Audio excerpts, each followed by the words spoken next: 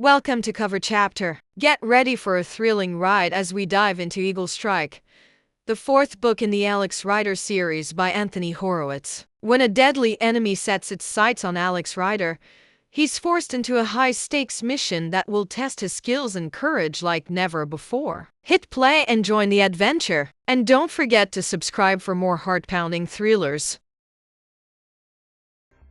It had taken them 5 days to make the journey, cutting their way through the dense, suffocating undergrowth, fighting through the very air which hung heavy, moist, and still. Trees as tall as cathedrals surrounded them, and a strange green light, almost holy, shimmered through the vast canopy of leaves. The rainforest seemed to have an intelligence of its own. Its voice was the sudden screech of a parrot, the flicker of a monkey swinging through the branches overhead. It knew they were there. But so far, they had been lucky. They had been attacked, of course, by leeches and mosquitoes and stinging ants. But the snakes and scorpions had left them alone. The rivers they had crossed had been free of piranhas. They had been allowed to go on. They were travelling light. They carried with them only their basic rations, map, compass, water bottles, iodine tablets, mosquito nets, and machetes. Their single heaviest item was the .88 Winchester rifle with sniper scope that they were going to use to kill the man who lived here in this impenetrable place 100 miles south of Iquitos in Peru. The two men knew each other's names, but never used them. It was part of their training. The older of the two called himself Hunter. He was English, although he spoke 7 languages so fluently that he could pass himself off as a native of many of the countries he found himself in. He was about 30, handsome, with the close-cut hair and watchful eyes of a trained soldier.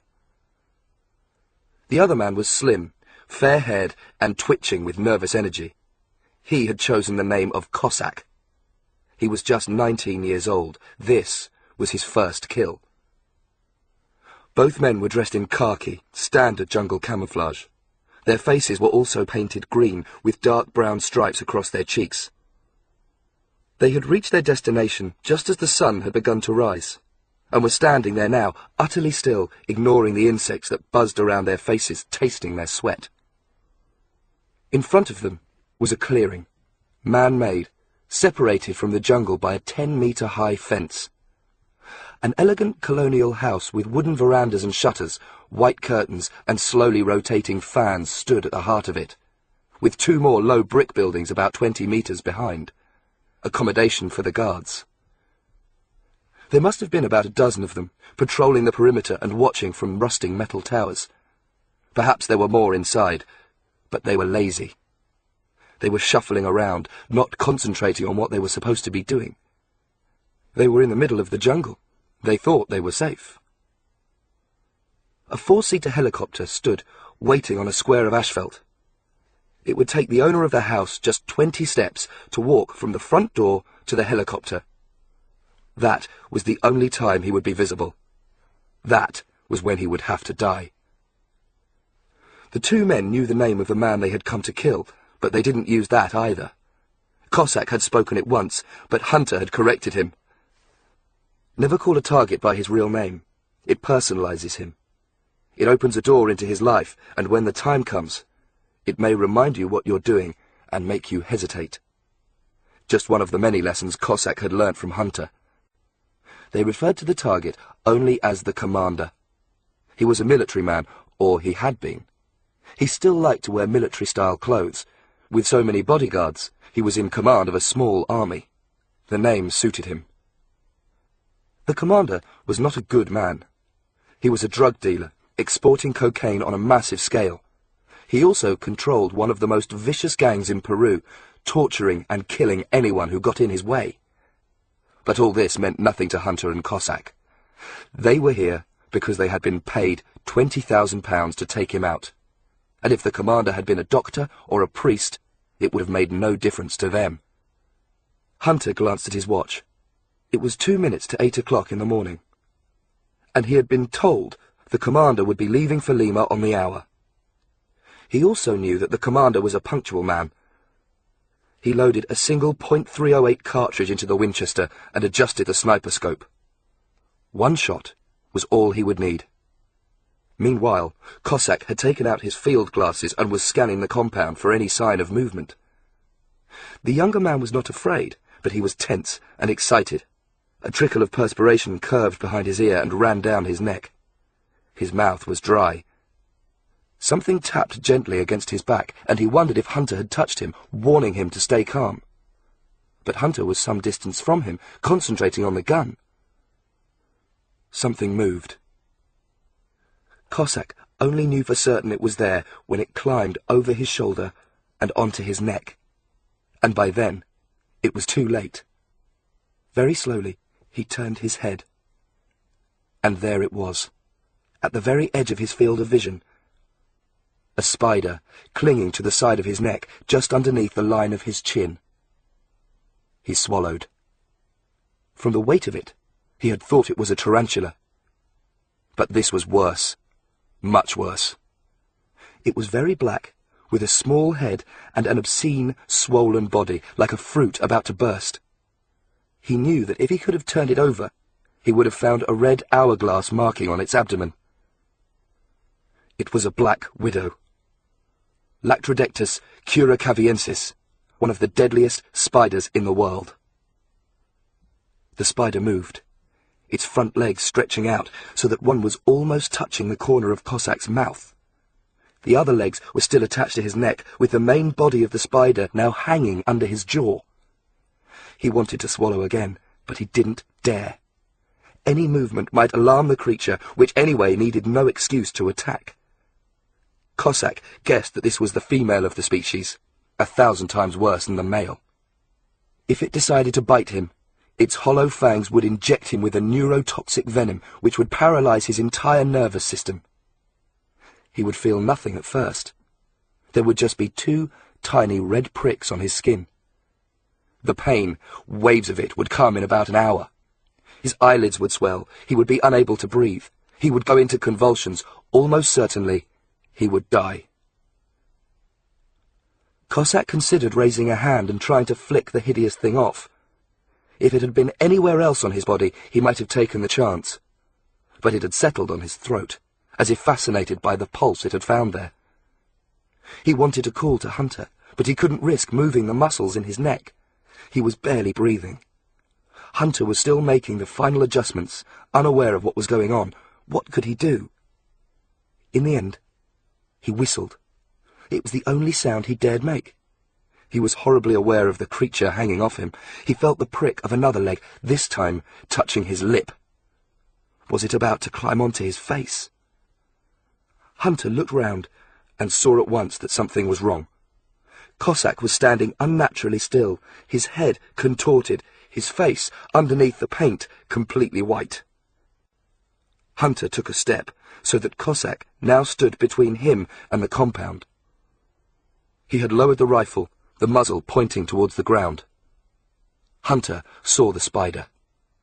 At the same moment, the door of the house opened and the commander came out. A short, plump man, dressed in a dark tunic hanging open at the collar. Unshaven, he was carrying a briefcase and smoking a cigarette. 20 steps to the helicopter, and he was already moving briskly, talking to the 2 bodyguards who accompanied him. Cossack's eyes flickered over to Hunter. He knew the organization that had employed them would not forgive failure, and this was the only chance they would get. The spider moved again, and looking down, Cossack saw its head, a cluster of tiny, gleaming eyes, 6 of them gazing up at him, uglier than anything else in the world. His skin was itching, the whole side of his face wanted to peel itself away. But he knew that there was nothing Hunter could do. He had to fire now. The commander was only 10 steps away from the helicopter. The blades were already turning. Cossack almost wanted to scream at him, "Do it!" The sound of the gunshot would frighten the spider, and it would bite. But that wasn't important. The mission had to succeed. It took Hunter less than 2 seconds to make a decision. He could use the tip of the gun to brush away the Black Widow. He might succeed in getting rid of it before it bit Cossack, but by then the commander would be in his helicopter behind bulletproof glass. or he could shoot the commander. But once he had fired the gun, he would have to turn and run immediately, disappear into the jungle. There would be no time to help Cossack. There would be nothing he could do. He made his decision, swept up the gun, aimed and fired. The bullet, white hot, flashed past, cutting a line in Cossack's neck. The Black Widow disintegrated instantly, blown apart by the force of the shot. The bullet continued across the clearing and through the fence, and still carrying tiny fragments of the Black Widow with it, buried itself in the commander's chest. The commander had been about to climb into the helicopter. He stopped as if surprised, put a hand to his heart, and crumpled. The bodyguards twisted round, shouting, staring into the jungle, trying to see where the enemy was. But Hunter and Cossack had already gone. The jungle swallowed them in seconds, although it was more than an hour before they stopped to catch their breath. Cossack was bleeding. There was a red line that could have been drawn with a ruler across the side of his neck, and the blood had seeped down, soaking into his shirt. But the Black Widow hadn't bitten him. He held out a hand, accepting a water bottle from Hunter, and drank. "You saved my life," he said. Hunter considered.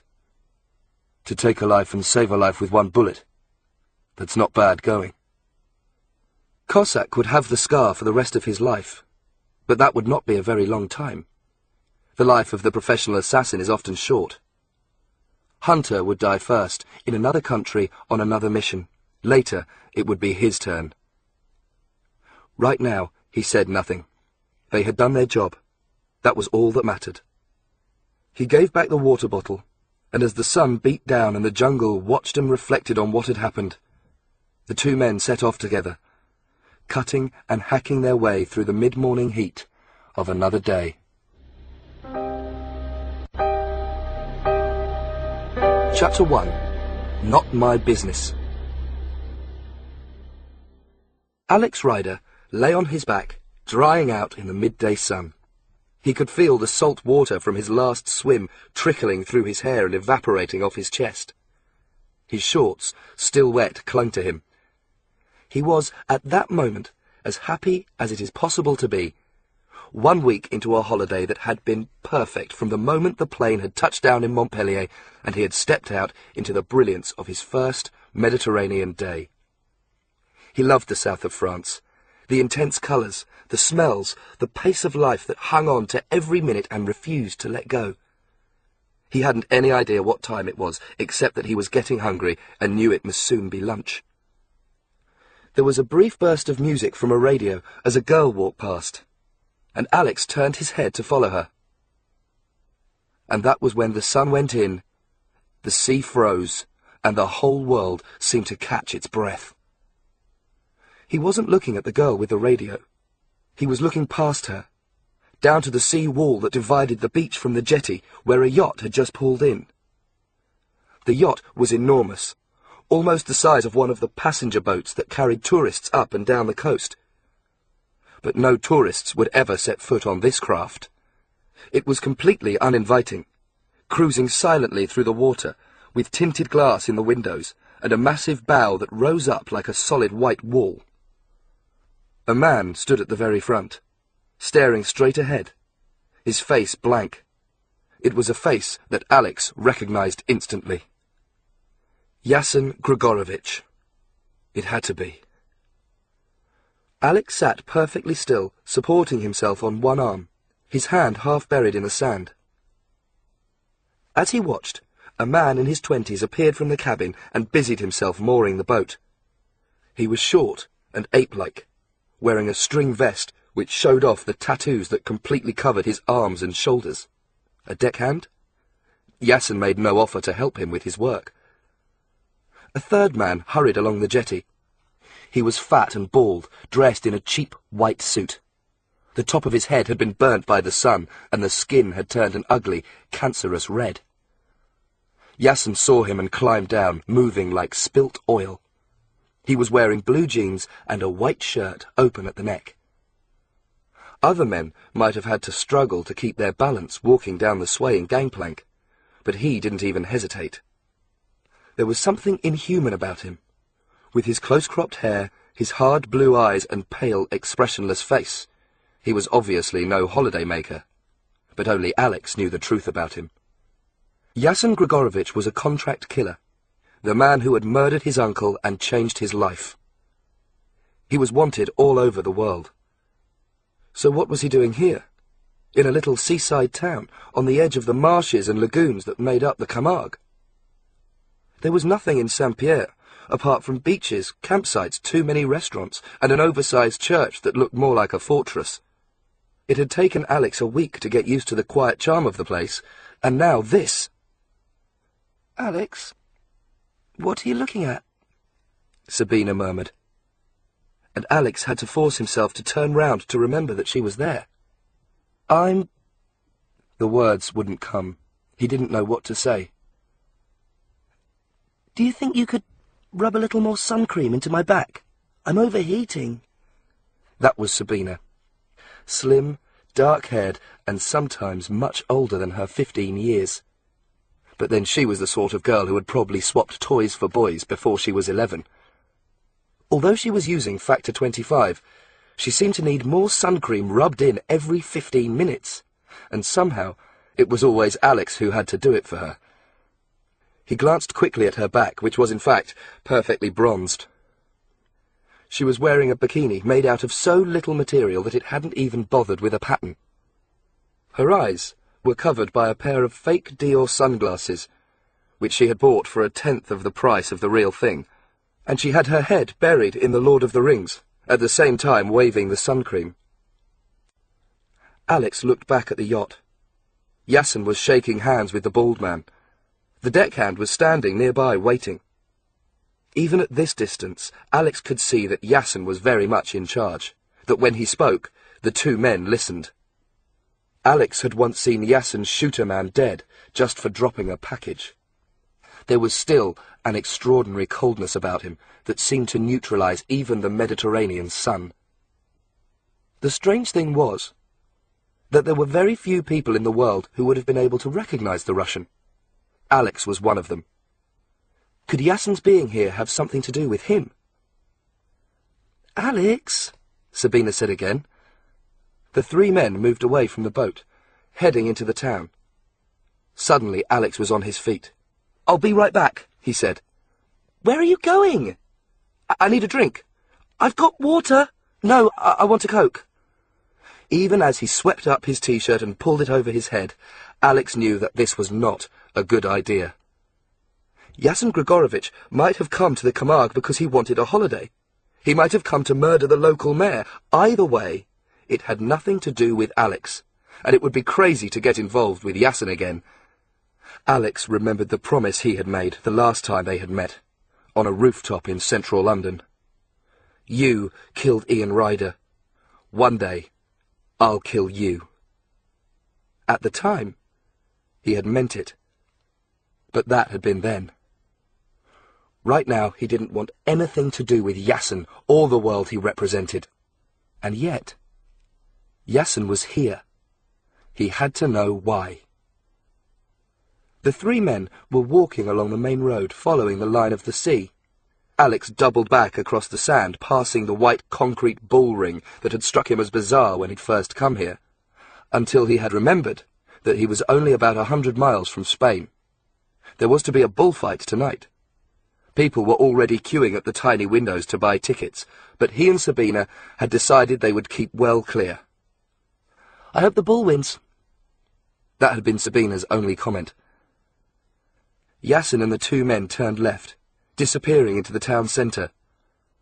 Alex quickened his pace, knowing how easy it would be to lose them in the tangle of lanes and alleyways that surrounded the church. He didn't have to be too careful about being seen. Yasen thought he was safe. It was unlikely that in a crowded holiday resort he would notice anyone following him. But with Yasen, you never knew. Alex felt his heart thumping with every step he took. His mouth was dry, and for once it wasn't the sun that was to blame. Yasen had gone. Alex looked left and right.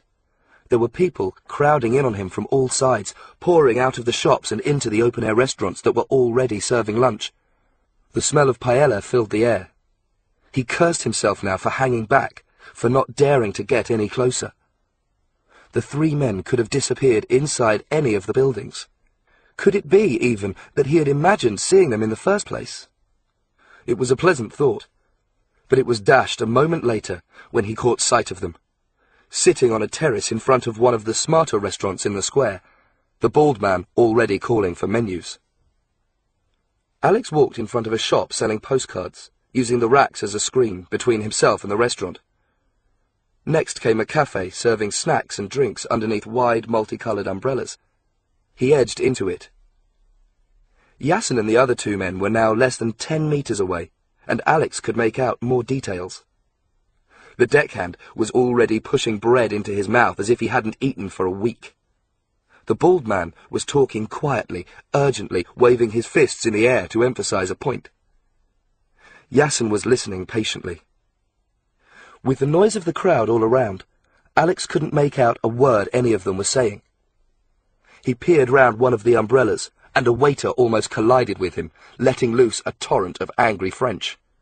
Yasin glanced in his direction, and Alex ducked away, afraid that he had drawn attention to himself. A line of plants in wooden tubs divided the cafe from the restaurant terrace where the men were eating. Alex slipped between two of the tubs, and moved quickly into the shadows of the restaurant interior. He felt safer here, less exposed. The kitchens were right behind him.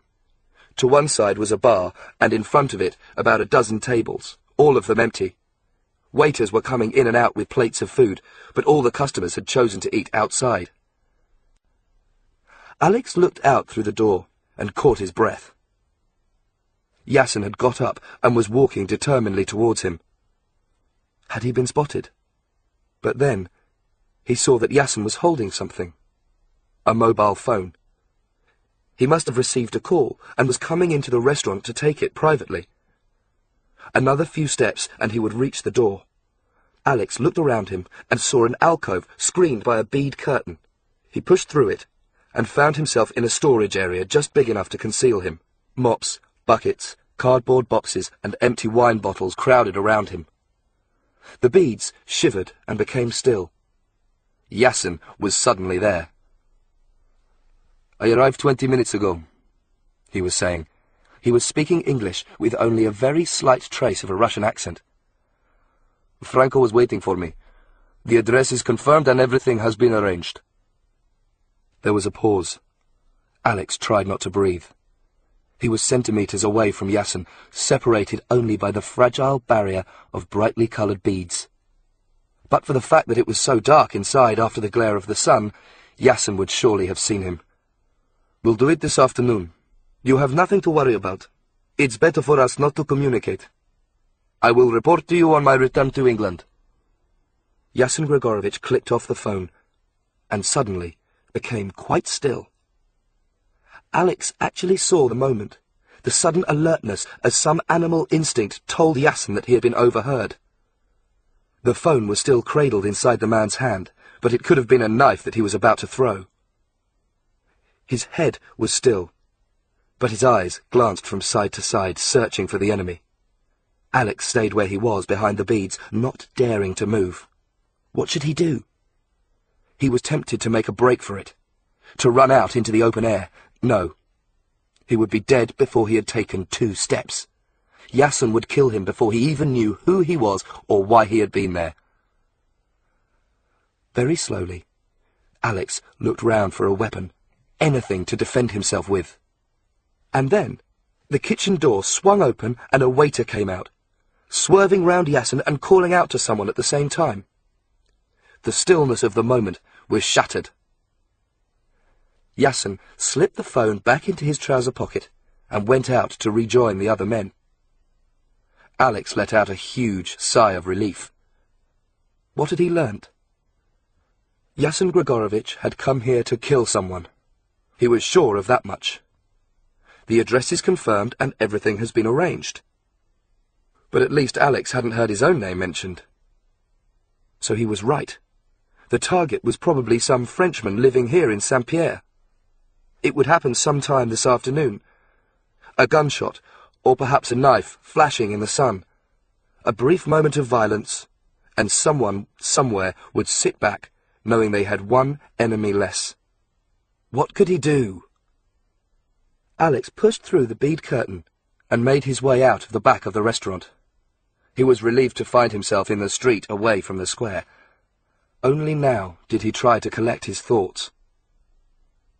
He could go to the police, of course. He could tell them that he was a spy, who had worked 3 times now for MI6, British military intelligence. He could say that he had recognized Yasin, knew him for what he was, and that a killing would almost certainly take place that afternoon unless he was stopped. But what good would it do? The French police might understand him, but they would never believe him. He was a 14-year-old English schoolboy with sand in his hair and a suntan. They would take one look at him and laugh. He could go to Sabina and her parents, but Alex didn't want to do that either. He was only here because they had invited him, and why should he bring murder into their holiday? Not that they would believe him any more than the police. Once, when he had been staying with her in Cornwall, Alex had tried to tell Sabina the truth. She had thought he was joking. Alex looked around at the tourist shops, the ice cream parlours, the crowds strolling happily along the streets. It was a typical picture postcard view. The real world. So what the hell was he doing getting mixed up again with spies and assassins? He was on holiday. This was none of his business. Let Yasin do whatever he wanted. Alex wouldn't be able to stop him even if he tried. Better to forget that he had ever seen him. Alex took a deep breath and walked back down the road towards the beach to find Sabina and her parents. As he went, he tried to work out what he would tell them, why he had left so suddenly, and why he was no longer smiling now that he was back. That afternoon, Alex and Sabina hitched a lift with a local farmer to Aigues-Mortes, a fortified town on the edge of the salt marshes. Sabina wanted to escape from her parents and hang out in a French cafe, where they could watch the locals and tourists rub shoulders in the street. She had devised a system for marking French teenagers for good looks, with points lost for weedy legs, crooked teeth, or bad dress sense. Nobody had yet scored more than 7 out of 20, and Alex would normally have been happy sitting with her, listening to her as she laughed out loud. But not this afternoon. Everything was out of focus. The great walls and towers that surrounded him were miles away, and the sightseers seemed to be moving too slowly, like a film that had run down. Alex wanted to enjoy being here. He wanted to feel part of the holiday again. But seeing Yasin had spoilt it all. Alex had met Sabina only a month before, when the two of them had been helping at the Wimbledon tennis tournament, but they had struck up an immediate friendship. Sabina was an only child. Her mother, Liz, worked as a fashion designer. Her father, Edward, was a journalist. Alex hadn't seen very much of him. He had started the holiday late, coming down on the train from Paris, and had been working on some story ever since. The family had rented a house just outside Saint-Pierre, on the edge of a river, the Petit Rhône. It was a simple place, typical of the area, bright white with blue shutters and a roof of sun-baked terracotta tiles. There were 3 bedrooms, and on the ground floor an airy, old-fashioned kitchen that opened onto an overgrown garden with a swimming pool and a tennis court with weeds pushing through the asphalt. Alex had loved it from the start. His bedroom overlooked the river, and every evening he and Sabina had spent hours sprawled out over an old wicker sofa, talking quietly and watching the water ripple past. The first week of the holiday had disappeared in a flash. They had swum in the pool, and in the sea, which was less than a mile away. They had gone walking, climbing, canoeing, and, once, it wasn't Alex's favourite sport, horse riding. Alex really liked Sabina's parents. They were the sort of adults who hadn't forgotten that they had once been teenagers, and more or less left him and Sabina to do whatever they wanted on their own. And for the last 7 days, everything had been fine. Until Yasin. The address is confirmed and everything has been arranged. We'll do it this afternoon. What was the Russian planning to do in Saint-Pierre?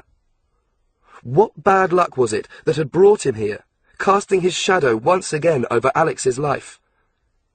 Despite the heat of the afternoon sun, Alex shivered. Alex? He realized that Sabina had been talking to him and looked round.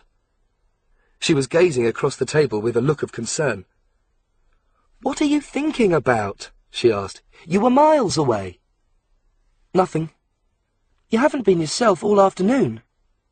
Did something happen this morning? Where did you disappear to on the beach? I told you I just needed a drink. He hated having to lie to her, but he couldn't tell her the truth. I was just saying we ought to get going. I promised we'd be home by 5. Oh my God! Look at that one! She pointed at another teenager walking past. 4 out of 20. Aren't there any good-looking boys in France? She glanced at Alex. Apart from you, I mean. So how many do I get out of 20? Alex asked. Sabina considered. 12.5, she said at last. But don't worry, Alex. Another 10 years and you'll be perfect. Sometimes, horror announces itself in the smallest of ways. On this day, it was a single police car racing along the wide, empty road that twisted down to Saint-Pierre. Alex and Sabina were sitting in the back of the same truck that had brought them. They were looking at a herd of cows grazing in one of the fields, when the police car, blue and white, with a light flashing on the roof, overtook them and tore off into the distance. Alex still had Yasin on his mind, and the sight of it tightened the knot in the pit of his stomach. But it was only a police car. It didn't have to mean anything. But then, there was a helicopter, taking off from somewhere not so far away and arcing into the brilliant sky. Sabina saw it and pointed with her finger. Something's happened, she said. That's just come from the town. Had the helicopter come from the town? Alex wasn't so sure. He watched it sweep over them and disappear in the direction of Aigues-Mortes.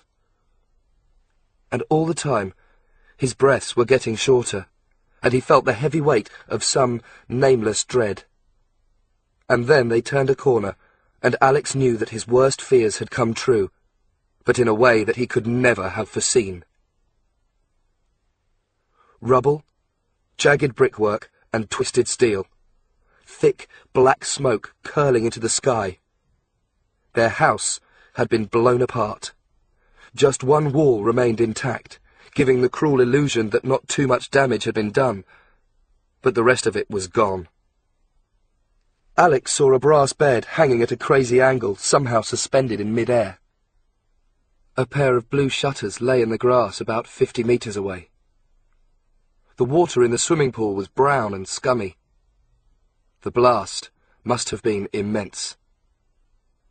A fleet of cars and vans was parked around the building. They belonged to the police, the hospital, the fire department, and the anti-terrorist squad. To Alex, they didn't look real, more like brightly coloured toys. In a foreign country, nothing looks more foreign than its emergency services. Mum! Dad! Alex heard Sabina shout the words and saw her leap out of the truck before they had stopped moving. Then she was running across the gravel drive, forcing her way between the men in their different uniforms. The truck stopped, and Alex climbed down, unsure whether his feet would come into contact with the ground, or if he would simply go on, right through it. His head was spinning. He thought he was going to faint. Nobody spoke to him as he continued forward. It was as if he wasn't there at all. Ahead of him he saw Sabina's mother appear from nowhere, her face streaked with ashes and tears, and he thought to himself that if she was all right, if she had been out of the house when the explosion happened, then maybe Edward Pleasure had escaped too. But then he saw Sabina begin to shake and fall into her mother's arms, and he knew the worst. He drew nearer, in time to hear Lizzie's words as she clutched hold of her daughter. We still don't know what happened, Dad's been taken by helicopter to Montpellier. He's alive, Sabina, but he's badly injured. We're going to him now. You know your dad's a fighter. But the doctors aren't sure if he's going to make it or not. We just don't know. The smell of burning reached out to Alex and engulfed him.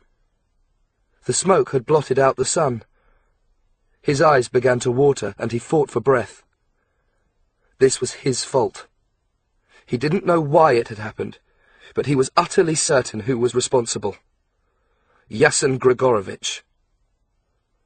None of my business. That was what Alex had thought. This was the result. Chapter 2. The Finger on the Trigger. The policeman facing Alex was young, inexperienced, and struggling to find the right words. It wasn't just that he was having difficulty with the English language, Alex realized. Down here, in this odd, quiet corner of France, the worst he would have to deal with usually would be the occasional drunk driver, or maybe a tourist losing his wallet on the beach. This was a new situation, and he was completely out of his depth. "It is, the most terrible affair," he was saying.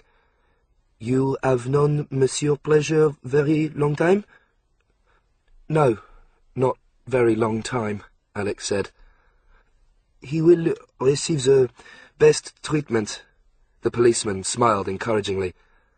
"Madame Pleasure and her daughter are going now to the hospital, but they have requested us to occupy us with you." Alex was sitting on a folding chair in the shadow of a tree. It was just after 5 o'clock, but the sun was still hot. The river flowed past a few meters away, and he would have given anything to dive into the water and swim and keep swimming until he had put this whole business behind him. Sabina and her mother had left about 10 minutes ago, and now he was on his own with this young policeman. He had been given a chair in the shade and a bottle of water, but it was obvious that nobody knew what to do with him. This wasn't his family. He had no right to be here. More officials had turned up, senior policemen, senior firemen. They were moving slowly through the wreckage, occasionally turning over a plank of wood or moving a piece of broken furniture, as if they might uncover the one simple clue that would tell them why this had taken place. "We have telephoned your consul," the policeman was saying. "They will come to take you home, but they must send a representative from Lyon. It is a long way, so tonight you must wait here in Saint-Pierre." "I know who did this," Alex said. "Comment?" "I know who was responsible." Alex glanced in the direction of the house. "You have to go into town. There is a boat tied to the jetty. I didn't see the name on it, but you can't miss it. It's huge, white. There is a man on the boat. His name is Yasen Grigorovich. You have to arrest him before he can get away." The policeman stared at Alex, astonished. Alex wondered how much he had understood. I am sorry, what is this you say? This man, Yasen Grigorovich. You know him?" "Yes. Who is he?" "He's a killer. He's paid to kill people. I saw him this morning. Please." The policeman held up a hand. He didn't want to listen to any more. "Wait here." Alex watched the policeman walk away, in the direction of the parked cars, presumably to find a senior officer. He took a sip of water, then stood up himself. He didn't want to sit here, watching the events from a folding chair like a picnicker. He walked towards the house. There was an evening breeze, but the smell of burnt wood still hung heavily all around. A scrap of paper, scorched and blackened, blew across the gravel. On impulse, Alex reached down and picked it up. He read, "Caviar for breakfast, and the swimming pool at his Wiltshire mansion is rumoured to have been built in the shape of Elvis Presley. But Damian Cray is more than the world's richest and most successful pop star. His business ventures, including hotels, TV stations and computers, have added millions more to his personal fortune. The questions remain. Why was Cray in Paris earlier this week? And why did he arrange a secret meeting with—" That was all there was. The paper turned black and the words disappeared. Alex realized what he was looking at. It must have been a page from the article that Edward Pleasure had been working on ever since he had arrived at the house. Something to do with the mega-celebrity Damian Cray. "Excusez-moi, jeune homme." He looked up and saw that the policeman had returned with the second man. This one a few years older, with a down-turned mouth and a small moustache. Alex's heart sank. He recognized the type before the man had even spoken. Oily and self-important, and wearing a uniform that was too neat. There was disbelief etched all over his face. "So you have something to tell us?" he asked. He spoke better English than his colleague. Alex repeated what he had said. How do you know about this man, the man on the boat?" "He killed my uncle." "Who was your uncle?" "He was a spy. He worked for MI6. Alex took a deep breath. "I think I may have been the target of the bomb. I think he was trying to kill me." The two policemen spoke briefly together, then turned back to Alex. Alex knew what was coming. The senior policeman had rearranged his features so that he now looked down at Alex with a mixture of kindness and concern. But there was arrogance there, too. "I am right, you are wrong, and nothing will persuade me otherwise." He was like a bad teacher in a bad school putting a cross beside a right answer. "You have had a terrible shock," the policeman said. "The explosion, we already knew that it was caused by a leak in the gas pipe." "No!" Alex shook his head. The policeman held up a hand. "There is no reason why an assassin would wish to harm a family on holiday. But I understand. You are upset. It is quite possible that you are in shock. You do not know what it is you are saying. Please, we have sent for someone from your consulate, and he will arrive soon. Until then, it would be better if you did not interfere." Alex hung his head. "Do you mind if I go for a walk?" he said. The words came out low and muffled. "A walk?" "Just 5 minutes. I want to be on my own." "Of course. Do not go too far. Would you like someone to accompany you?" "No, I'll be all right." He turned and walked away. He had avoided meeting the policeman's eyes, and they doubtless thought he was ashamed of himself. That was all right. Alex didn't want them to see his fury, the black anger that coursed through him like an Arctic river. They hadn't believed him. They had treated him like a stupid child. With every step he took, images stamped themselves on his mind. Sabina's eyes widening as she took in the sight of the house. Edward Pleasure being flown to some city hospital. Yassen Grigorovich on the deck of his yacht, sliding off into the sunset, another job done. And it was Alex's fault. That was the worst of it. That was the unforgivable part. Well, he wasn't going to sit there and take it. Alex allowed his rage to carry him forward. It was time to take control. When he reached the main road, he glanced back. The policeman had forgotten him. He took one last look at the burnt-out shell that had been his holiday home, and the darkness rose up in him again. He turned away and began to run. Saint-Pierre was just under a mile away. It was early evening by the time he arrived there, and the streets were packed with people in a festive mood. In fact, the town seemed busier than ever. Then he remembered. There was a bullfight tonight, and people had driven from all around to watch it. The sun was already dipping behind the horizon, but daylight still lingered in the air as if accidentally left behind. The street lamps were lit, throwing garish pools of orange onto the sandy pavements. An old carousel turned round and round, a spinning blur of electric bulbs and jangling music. Alex made his way through it all without stopping. Suddenly he was on the other side of town and the streets were quiet again. The night had advanced and everything was a little more grey. He hadn't expected to see the boat. In the back of his mind he had thought that Yassen would have left long ago. But there it still was, moored where he had seen it earlier that day, a lifetime ago. There was nobody in sight. It seemed that the whole town had gone to the bullfight. Then a figure stepped out of the darkness, and Alex saw the bald man with the sunburn. He was still dressed in the white suit. He was smoking a cigar, the smouldering tip casting a red glow across his face. There were lights glinting behind the portholes of the boat. Would he find Yassen behind one of them? He had no real idea what he was doing. Anger was still driving him blindly on. All he knew was that he had to get onto the boat, and that nothing was going to stop him. The man's name was Franco. He had stepped onto the jetty because Yassen hated the smell of cigar smoke. He didn't like Yassen. More than that, he was afraid of him. When the Russian had heard that Edward Pleasure had been injured, not killed, he had said nothing, but there had been something intense and ugly in his eyes. For a moment he had looked at Raoul, the deckhand. It had been Raoul who had actually placed the bomb, too far from the journalist's room, as it turned out. The mistake was his, and Franco knew that Yassen had very nearly killed him there and then. Perhaps he still would. God, what a mess. Franco heard a sandal scraping against loose rubble, and saw a boy walking towards him. He was slim and suntanned, wearing shorts and a faded Stone Age t-shirt with a string of beads around his neck. He had fair hair, which hung in strands over his forehead. He must be a tourist. He looked English. But what was he doing here? Alex had wondered how close he could get to the man before his suspicions were aroused. If it had been an adult approaching the boat, it would have been a different matter.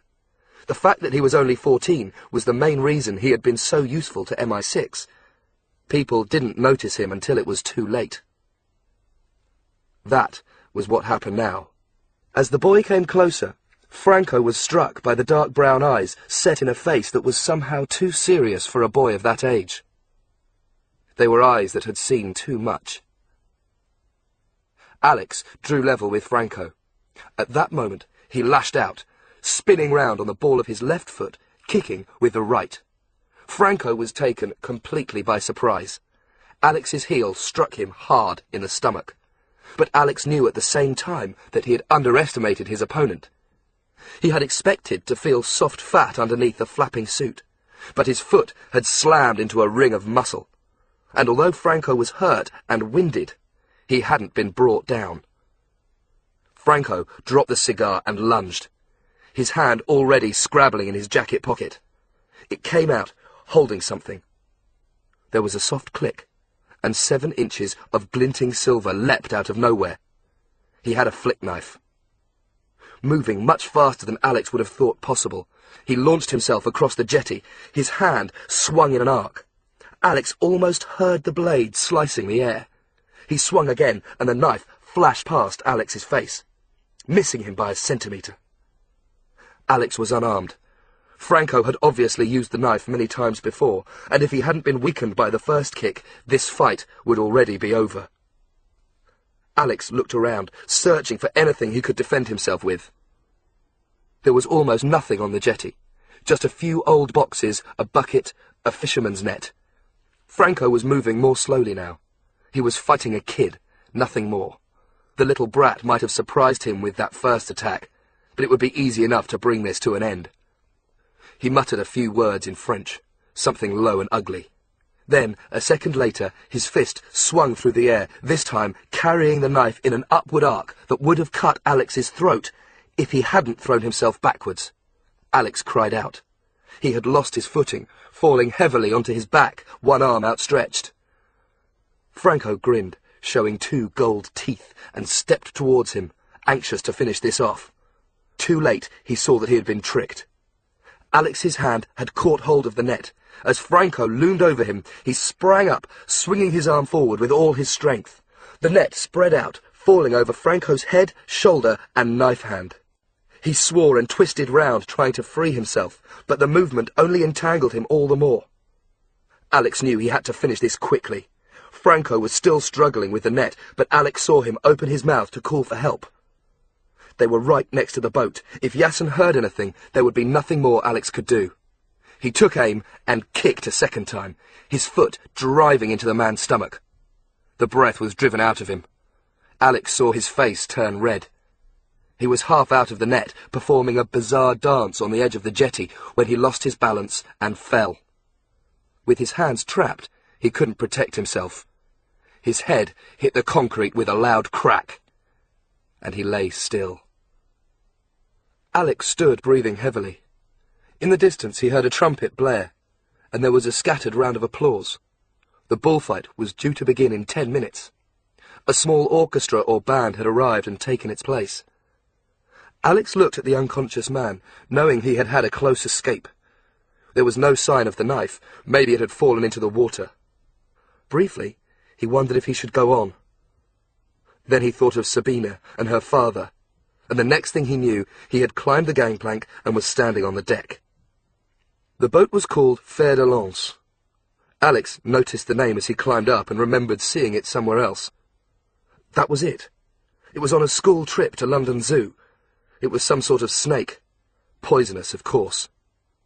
He was standing in a wide area, with a steering wheel and controls next to a door on one side and leather sofas across the back.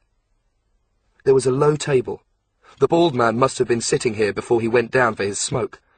Alex saw a crumpled magazine, a can of beer, a mobile phone, and a gun. He recognized the telephone. It was Yassin's. He had seen it in a Russian's hand back at the restaurant earlier that day. The phone was an odd colour, a shade of brown. Otherwise, Alex might have ignored it. But now he noticed that it was still turned on. He picked it up. Alex quickly scrolled to the main menu, and then to call register. He found what he was looking for, a record of all the calls that Yassin had received that day. At 12:53, he had been talking to a number that began 44207. The 44 was England. The 207 meant it was somewhere in London. That was the call Alex had overheard in the restaurant. Quickly, he memorized the number. It was the number of the person who had given Yassin his orders. It would tell him all he needed to know. He picked up the gun. He finally had it. Each time he had worked for MI6, he had asked them to give him a gun, and each time they had refused.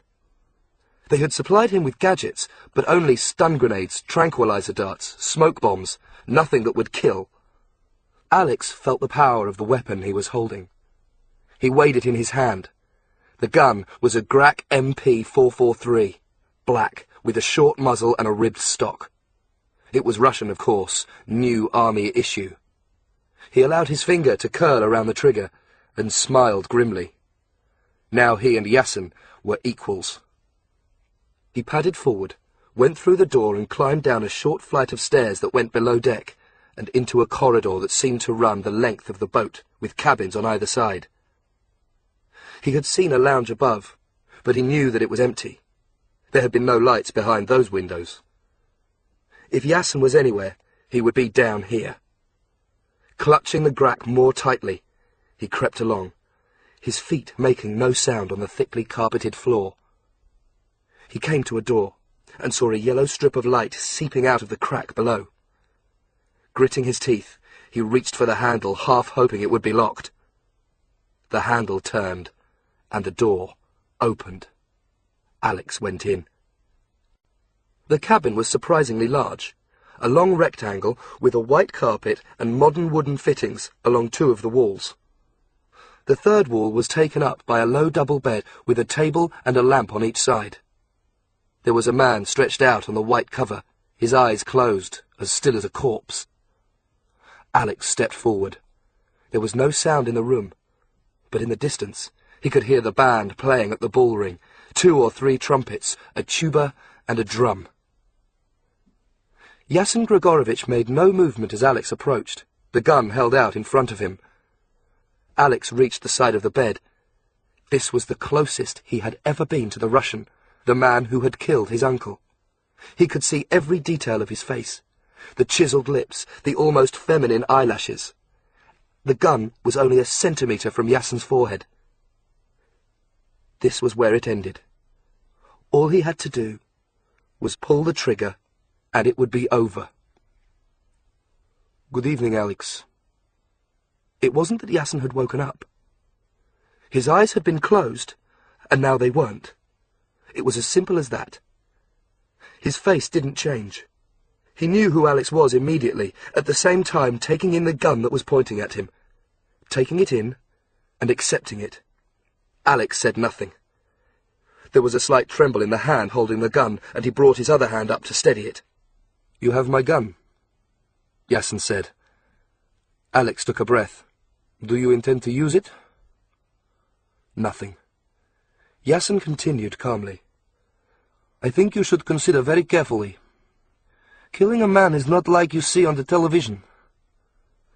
If you pull that trigger, you will fire a real bullet into real flesh and blood. I will feel nothing. I will be dead instantly. But you will live with what you have done for the rest of your life. You will never forget it." He paused, letting his words hang in the air. "Do you really have it in you, Alex? Can you make your finger obey you? Can you kill me?" Alex was rigid, a statue. All his concentration was focused on the finger curled around the trigger. It was simple. There was a spring mechanism. The trigger would pull back the hammer and release it. The hammer would strike the bullet, a piece of death just 19 millimeters long, sending it on its short, fast journey into the man's head. He could do it. "Maybe you have forgotten what I once told you. This isn't your life. This has nothing to do with you." Yasin was totally relaxed. There was no emotion in his voice. He seemed to know Alex better than Alex knew himself. Alex tried to look away, to avoid the calm blue eyes that were watching him with something like pity. "Why did you do it?" Alex demanded. "You blew up the house. Why?" The eyes flickered briefly. "Because I was paid." "Paid to kill me?" "No, Alex." For a moment, Yasin sounded almost amused. "It had nothing to do with you." "Then who?" But it was too late. He saw it in Yasin's eyes first. He knew that the Russian had been keeping him distracted as the cabin door opened quietly behind him. A pair of hands seized him and he was swung violently away from the bed. He saw Yasin roll aside as fast as a snake, as fast as a fer de lance. The gun went off, but Alex hadn't fired it intentionally, and the bullet smashed into the floor. He hit a wall and felt the gun drop out of his hand. He could taste blood in his mouth. The boat seemed to be swaying. In the far distance, a fanfare sounded, followed by an echoing roar from the crowd. The bullfight had begun.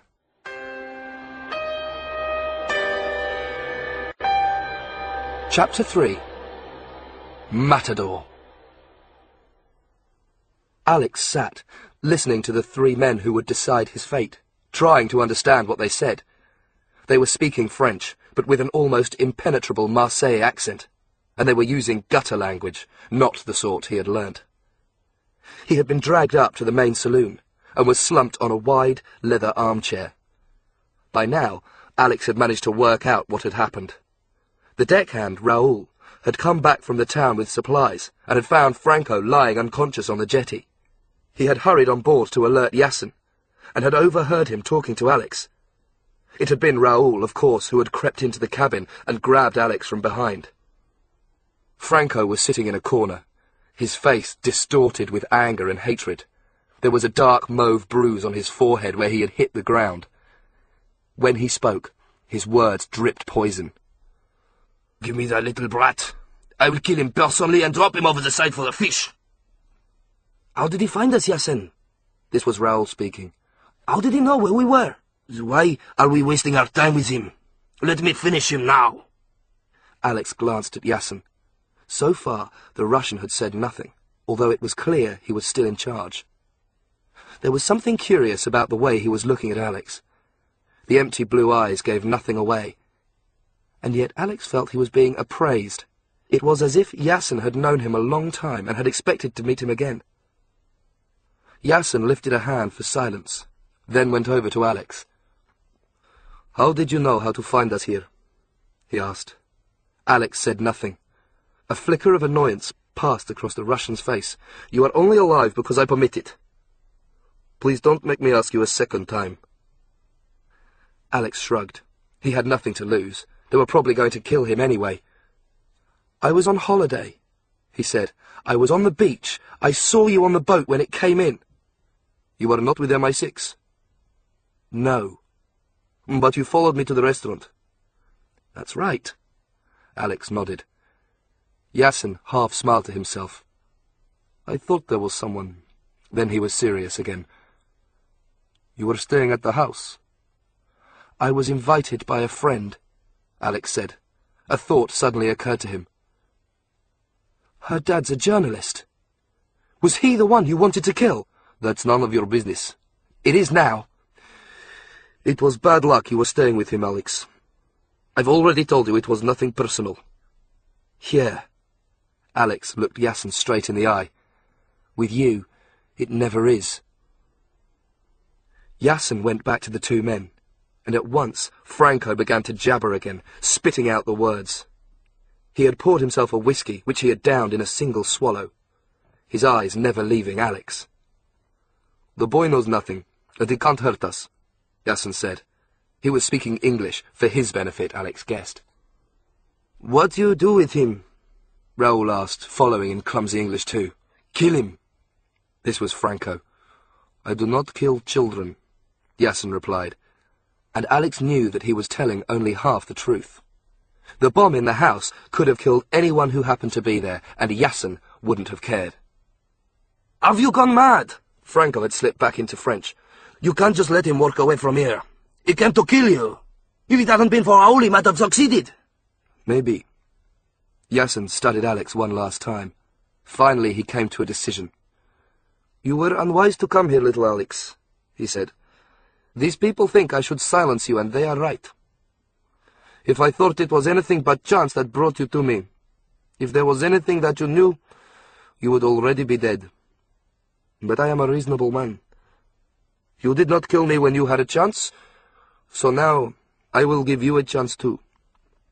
He spoke rapidly to Franco in French. At first, Franco seemed sullen, argumentative. But as Yasin continued, Alex saw a smile spread slowly across his face. "But how will we arrange this?" Franco asked. "You know people. You have influence. You just have to pay the right people." "But the boy will be killed." "Then you will have your wish." "Good." Franco spat. "I'll enjoy watching." Yasin came over to Alex and stopped just a short distance away. "You have courage, Alex," he said. "I admire that in you. Now I am going to give you the opportunity to display it." He nodded at Franco. "Take him." It was 9 o'clock. The night had rolled in over Saint-Pierre, bringing with it the threat of a summer storm. The air was still and heavy, and thick cloud had blotted out the stars. Alex stood on sandy ground in the shadow of a concrete archway, unable to take in what was happening to him. He had been forced at gunpoint to change his holiday clothes for a uniform so bizarre that but for his knowledge of the danger he was about to face, he would have felt simply ridiculous. First, there had been a white shirt and a black tie. Then came a jacket with shoulder pads hanging over his arms, and a pair of trousers that fitted tight around his thighs and waist, but stopped well short of his ankles. Both of these were covered in gold sequins and thousands of tiny pearls, so that as Alex moved in and out of the light, he became a miniature fireworks display. Finally, he had been given black shoes, an odd curving hat, and a bright red cape which was folded over his arm. The uniform had a name. Traje de luces. The suit of lights, worn by matadors in the bull ring. This was the display of courage that Yasin had somehow arranged. He wanted Alex to fight a bull. Now he stood next to Alex, listening to the noise of the crowd inside the arena. At a typical bullfight, he had explained, 6 bulls are killed. The third of these is sometimes taken by the least experienced matador, a noverillo, a young man who might be in the ring for the first time. There had been no noverillo on the program tonight. Not until Yasin had suggested otherwise. Money had changed hands, and Alex had been prepared. It was insane, but the crowd would love him. Once he was inside the arena, nobody would know that he had never been trained. He would be a tiny figure in the middle of the floodlit ring. His clothes would disguise the truth. Nobody would see that he was only 14. There was an explosion of shouting and cheering inside the arena. Alex guessed that the matador had just killed the second bull. Yasin was standing right next to him. "Why are you doing this?" Alex asked. Yasin shrugged. "I'm doing you a favor, Alex. I don't see it that way. Franco wanted to put a knife in you. It was hard to dissuade him. In the end, I offered him a little entertainment. As it happens, he greatly admires this sport. This way, he gets amused, and you get a choice." "A choice?" "You might say it's a choice between the bull and the bullet. Either way, I get killed." "Yes, that is the most likely outcome, I'm afraid. But at least you will have had a heroic death. 1,000 people will be watching you. Their voices will be the last thing you will hear." "Better than hearing yours," Alex growled. And suddenly, it was time. 2 men in jeans and black shirts ran forward and opened a gate. It was like a wooden curtain being drawn across a stage, and it revealed a fantastic scene behind. First, there was the arena itself, an elongated circle of bright yellow sand. As Yasin had promised, it was surrounded by 1,000 people tightly packed in tiers. They were eating and drinking, many of them waving programs in front of their faces, trying to shift the sluggish air, jostling and talking. Although all of them were seated, none of them was still. In the far corner, a band played, 5 men in military uniforms, looking like antique toys. The glare from the spotlights was dazzling. Empty, the arena was modern, ugly, and dead. But filled to the brim on this hot Mediterranean night, Alex could feel the energy buzzing through it, and he realized that all the cruelty of the Romans, with their gladiators and wild animals, had survived the centuries and was fully alive here.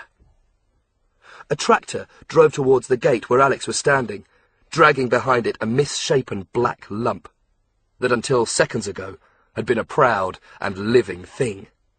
About 6 brightly coloured spears dangled out of the creature's back. As it drew nearer, Alex saw that it was leaving a comma of glistening red in the sand. He felt sick, and wondered if it was fear of what was to come, or disgust and hatred of what had been. He and Sabina had agreed that they would never, in 100 years, go to a bullfight. He certainly hadn't expected to break that promise so soon. Yasin touched his arm. "Remember," he said, "Raúl and Franco and I will be beside the barrera. That's right at the side of the ring. If you fail to perform, if you try to run, we will gun you down and disappear into the night." He raised his shirt to show Alex the grack tucked into his waistband. "But if you agree to fight, after 10 minutes we will leave. If by some miracle you are still standing, you can do as you please. You see, I'm giving you a chance." The trumpets sounded again, announcing the next fight. Alex felt a hand press into the small of his back, and he walked forward, giddy with disbelief. How had this been allowed to happen? Surely someone would see that underneath the fancy dress he was just an English schoolboy, not a matador or a noverillo or whatever it was called. Someone would have to stop the fight. But the spectators were already shouting their approval. A few flowers rained down in his direction. Nobody could see the truth, and Franco had paid enough money to make sure they didn't find out until it was too late. He had to go through with this. His heart was thumping. The smell of blood and animal sweat rose in his nostrils. He was more afraid than he had ever been.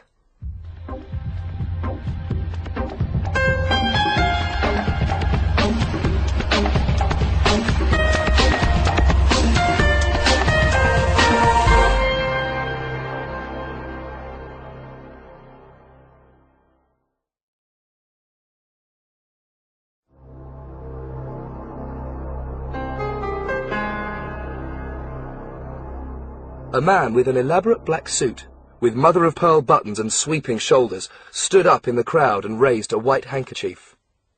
This was the president of the bullring, giving the signal for the next fight. The trumpet sounded. Another gate opened, and the bull that Alex was to fight thundered into the ring like a bullet fired from a gun. Alex stared. The creature was huge, a mass of black, shimmering muscle. It must have weighed 700 or 800 kilograms. If it ran into him, it would be like being run over by a bus, except that he would be impaled first on the horns that corkscrewed out of the bull's head, tapering to 2 lethal points. Right now, it was ignoring Alex, running madly in a jagged circle, kicking out with its back legs, enraged by the lights and shouting of the crowd.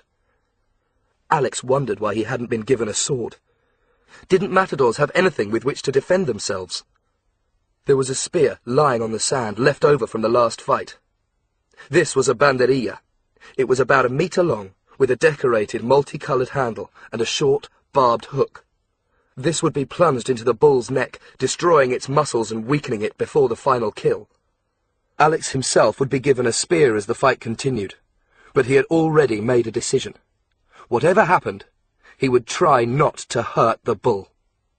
After all, it hadn't chosen to be here either. He had to escape. The gates had been closed, but the wooden wall enclosing the arena, the barrera, as Yasin had called it, was no taller than he was. He could run and jump over it. He glanced at the wall where he had just come in. Franco had taken his place in the front row. His hand was underneath his jacket, and Alex had no doubt what it was holding. He could make out Yasin at the far end. Raoul was over to his right. Between them, the 3 men had the whole ring covered. He had to fight. Somehow, he had to survive 10 minutes. Maybe there were only 9 minutes now. It felt as if an eternity had passed since he had entered the ring. The crowd fell silent. 1,000 faces waited for him to make his move. Then the bull noticed him. Suddenly, it stopped its circling and lumbered towards him, coming to a halt about 20 meters away, its head low and its horns pointing at him. Alex knew with a sick certainty that it was about to charge. Reluctantly, he allowed the red cape to drop, so that it hung down to the sand. God, he must look like an idiot in this costume, with no idea what he was meant to be doing. He was surprised the fight hadn't been stopped already. But Yasin and the 2 men would be watching his every move. Franco would need only the smallest excuse to draw his gun. He had to play his part. Silence. The heat of the coming storm pressed down on him. Nothing moved. The bull charged. Alex was shocked by the sudden transformation. The bull had been static and distant. Now it was bearing down on him as if a switch had been thrown, its massive shoulders heaving, its every muscle concentrated on the target that stood waiting, unarmed, alone. The animal was near enough for Alex to be able to see its eyes, black, white and red, bloodshot and furious. Everything happened very quickly.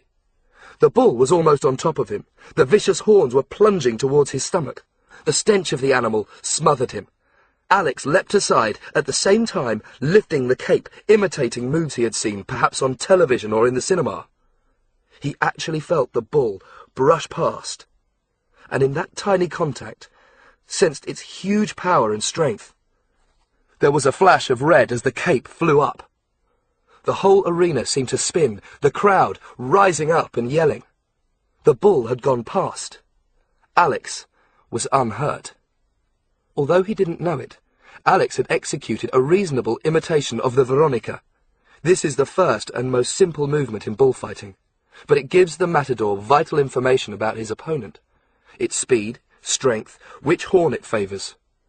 But Alex had learnt only 2 things. Matadors were braver than he thought. Insanely brave to do this out of choice. And he also knew he was going to be very lucky if he was to survive a second attack. The bull had stopped at the far end of the ring. It shook its head, and grey strings of saliva whipped on either side of its mouth. All around the spectators were still clapping. Alex saw Yasin Grigorovich sitting among them. He alone was still, not joining in the applause. Grimly, Alex let the cape hang down a second time, wondering how many minutes had passed. He no longer had any sense of time. He actually felt the crowd catch its breath as the bull began its second attack. It was moving even faster this time, its hooves pounding on the sand. The horns were once again levelled at him. If they hit him, they would cut him in half. At the very last moment, Alex stepped aside, repeating the movement he had made before. But this time, the bull had been expecting it. Although it was advancing too fast to change direction, it flicked its head, and Alex felt a searing pain along the side of his stomach. He was thrown off his feet, cartwheeling backwards and crashing down onto the sand. A roar exploded from the crowd. Alex waited for the bull to turn round and lay into him. But he had been lucky. The animal hadn't seen him go down. It had continued its run to the other side of the arena, leaving him alone. Alex got to his feet. He put a hand down to his stomach. The jacket had been ripped open, and when he took his hand away, there was bright red blood on his palm. He was winded and shaken, and the side of his body felt as if it were on fire. But the cut wasn't too deep. In a way, Alex was disappointed. If he had been more badly hurt, they would have had to stop the fight. Out of the corner of his eye, he saw a movement. Yasin had stood up and was walking out. Had the 10 minutes passed, or had the Russian decided that the entertainment was over and that there was no point in staying to watch the bloody end? Alex checked around the arena. Raoul was leaving too, but Franco was staying in his seat. The man was in the front row, only about 10 meters away, and he was smiling. Yasin had tricked him. Franco was going to stay there. Even if Alex did manage to escape the bull, he would take out his gun and finish it himself. Weakly, he leant down and picked up the cape. The material had got torn in the last encounter, and it gave Alex a sudden thought. Everything was in its right place. The cape, the bull, the single banderilla, Franco. Ignoring the pain in his side, he started to run. The audience muttered and then roared in disbelief. It was the bull's job to attack the matador, but suddenly, in front of them, it seemed to be happening the other way round. Even the bull was taken unawares, regarding Alex as if he had forgotten the rules of the game or decided to cheat. Before it had a chance to move, Alex threw the cape. There was a short wooden handle sewn into the cloth, and the weight of it carried the whole thing forward so that it landed perfectly over the creature's eyes. The bull tried to shake the cloth free, but one of its horns had passed through the hole. It snorted angrily and stamped at the ground, but the cape stayed in place. Everyone was shouting at the same time now. Half the spectators had risen to their feet, and the president was looking around him helplessly. Alex ran and snatched up the banderilla, noticing the ugly hook stained red with the blood of the last bull. He swung it round, and in a single movement threw it. His target wasn't the bull. Franco had started to rise out of his seat as soon as he realized what Alex was about to do. His hand was already scrabbling for his gun, but he was too late. Either Alex had been lucky, or sheer desperation had perfected his aim. The banderilla turned once in the air, then buried itself in Franco's shoulder. Franco screamed. The point wasn't long enough to kill him, but the barbed hook kept the banderilla in place, making it impossible to pull out. Blood spread along the sleeve of his suit. The whole arena was in uproar. The crowd had never seen anything like this. Alex continued running. He saw the bull free itself from the red cape. It was already searching for him, determined to take its revenge. Take your revenge another day, Alex thought. I have no quarrel with you. He had reached the barrera and leapt up, grabbing the top and pulling himself over. Franco was too shocked and in too much pain to react. Anyway, he had been surrounded by onlookers trying to help. He would never have been able to produce his gun and take aim. Everybody seemed to be on the edge of panic. The president signalled furiously, and the band struck up again, but the musicians all began at different times, and none of them played the same tune. One of the men in jeans and black shirts ran towards him, shouting something in French. Alex ignored him. He hit the ground and ran. At the very moment that Alex ran out into the night, the storm broke. The rain fell like an ocean thrown from the sky. It crashed into the town, splattered off the pavements, and formed instant rivers that raced along the gutters and overwhelmed the drains. There was no thunder, just this avalanche of water that threatened to drown the world. Alex didn't stop. In seconds, his hair was soaked. Water ran in rivulets down his face, and he could barely see. As he ran, he tore off the outer parts of the matador's costume, first the hat, then the jacket and tie, throwing each item away, leaving their memory behind. The sea was on his left, the water black and boiling as it was hit by the rain. Alex twisted off the road and felt sand underneath his feet. He was on the beach, the same beach where he had been lying with Sabina when all this began. The sea wall and the jetty were beyond. He leapt onto the sea wall and climbed the heavy boulders. His shirt hung out of his trousers. It was already sodden, clinging to his chest. Yassen's boat had left. Alex couldn't be sure, but he thought he could see a vague shape disappearing into the darkness and the rain, and he knew that he must have missed it by seconds. He stopped, panting. What had he been thinking of, anyway? If the Fer de Lance had still been there, would he really have climbed aboard a second time? Of course not. He had been lucky to survive the first attempt. He had come here just in time to see it leave, and he had learnt nothing. No. There was something. Alex stood there for a few moments with the rain streaming down his face, then turned and walked back into town. He found the phone box in a street just behind the main church. He had no money, so he was forced to make a reverse charges call, and he wondered if it would be accepted. He dialed the operator and gave the number that he had found and memorized in Yassen's mobile phone. Who is speaking?" the operator asked. Alex hesitated, then, "My name is Yassen Grigorovich," he said. There was a long silence as the connection was made. Would anyone even answer?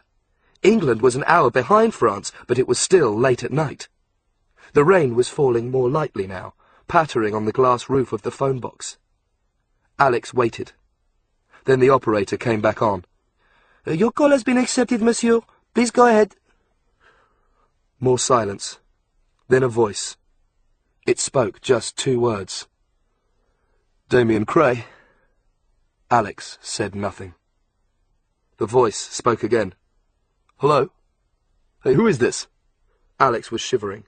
Maybe it was the cold. Maybe it was a reaction to everything that had happened. He couldn't speak. He heard the man breathing at the end of the line. Then there was a second click, and the phone went dead.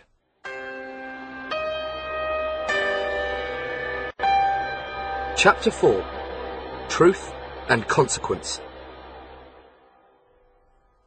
London greeted Alex like an old and reliable friend.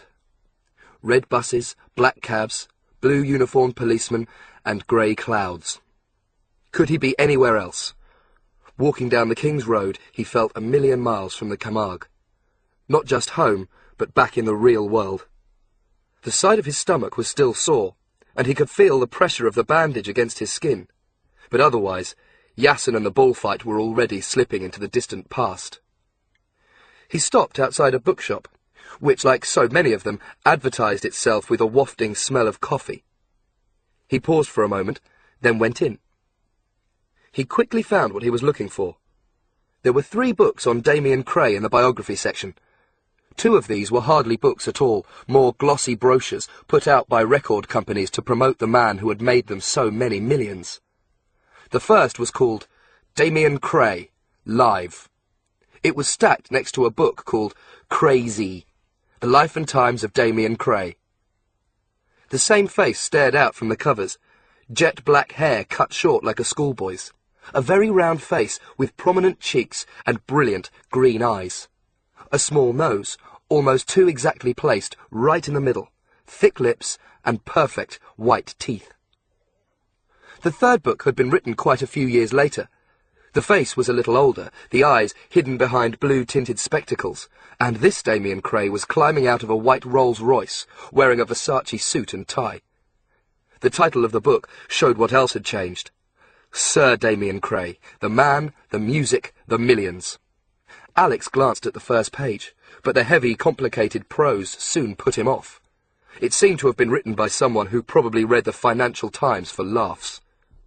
In the end, he didn't buy any of the books.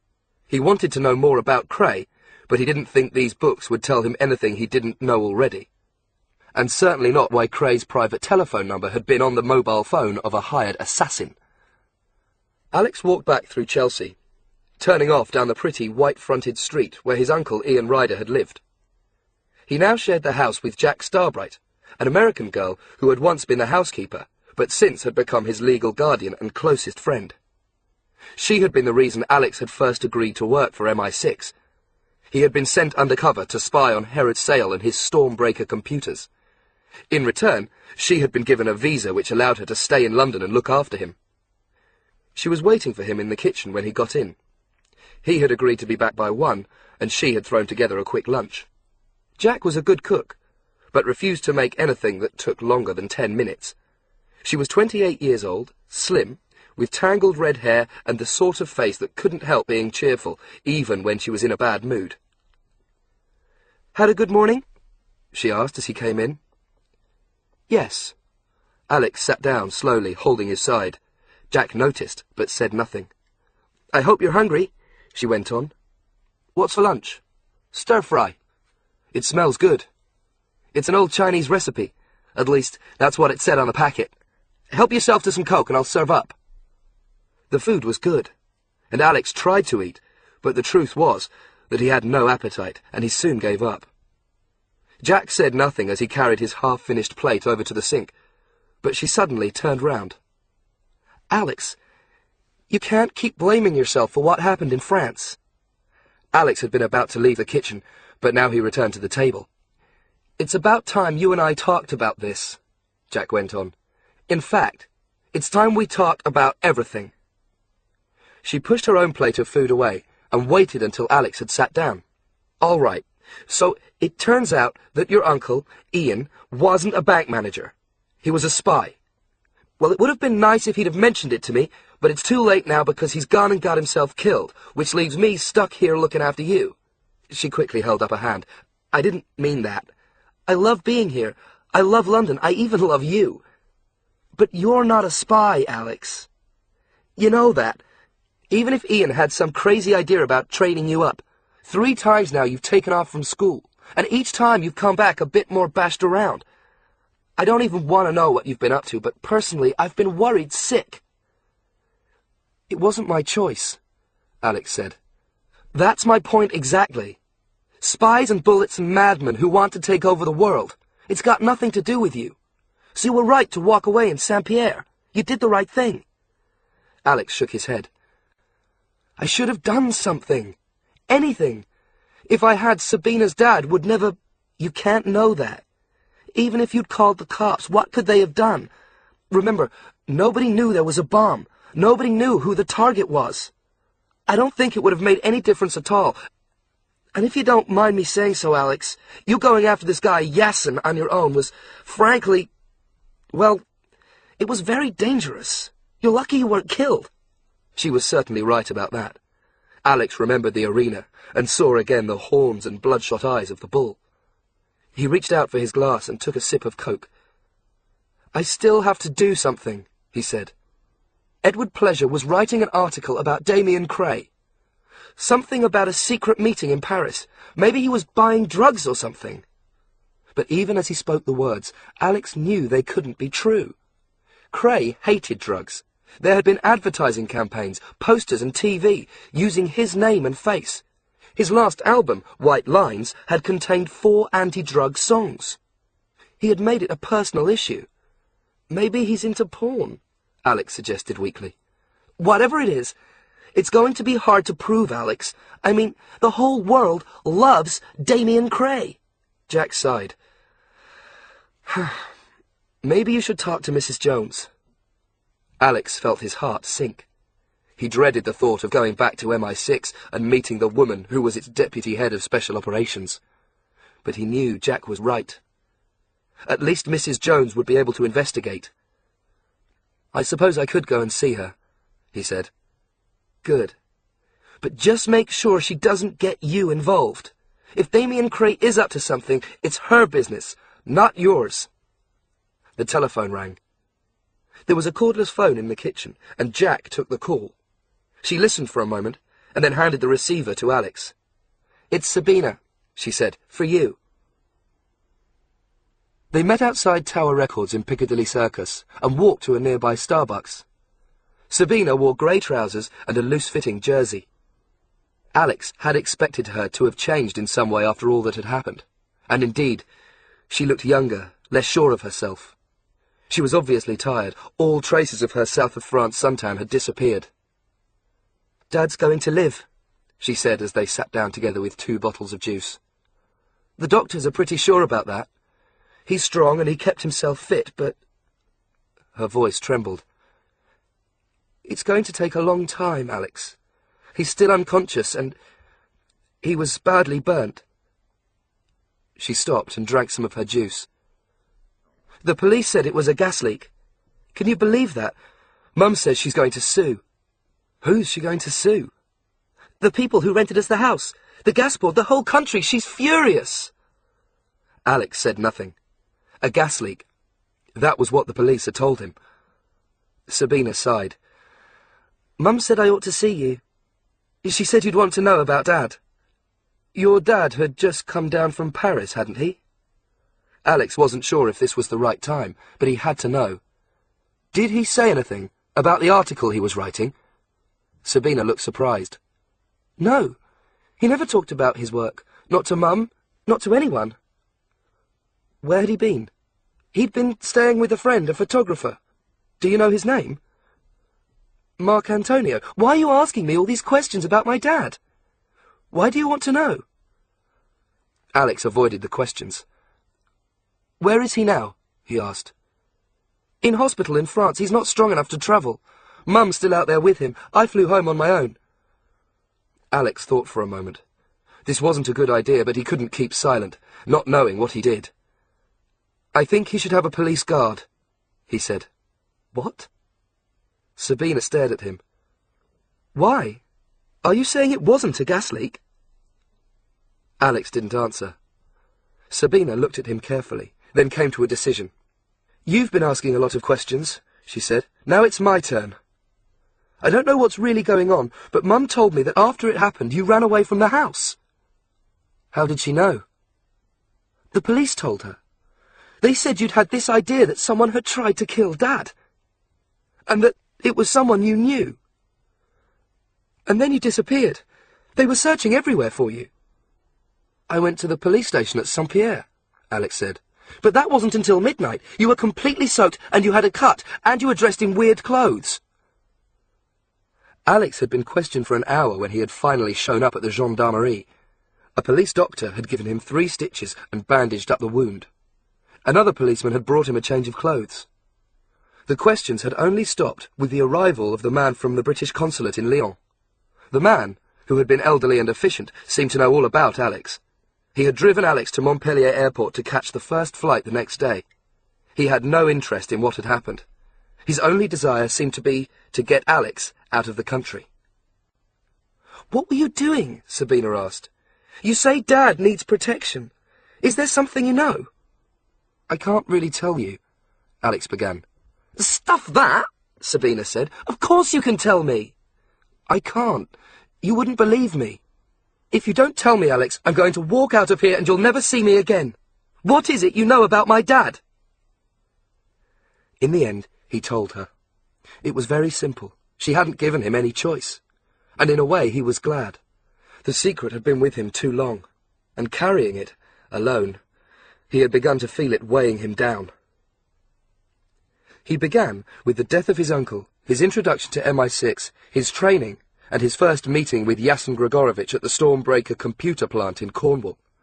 He described as briefly as he could how he had been forced twice more to work for MI6, in the French Alps and off the coast of America. Then he told her what he had felt the moment he had seen Yasin on the beach in Saint-Pierre, how he had followed him to the restaurant, why, in the end, he had done nothing. He thought he had skimmed over it all, but in fact, he had talked for half an hour before arriving at his meeting with Yasin on the Fer de Lens. He had avoided looking directly at Sabina for much of the time as he talked. But when he reached the bullfight, describing how he dressed up as a matador and walked out in front of a crowd of 1,000, he glanced up and met her eyes. She was looking at him as if seeing him for the first time. She almost seemed to hate him. "I told you it wasn't easy to believe," he concluded lamely.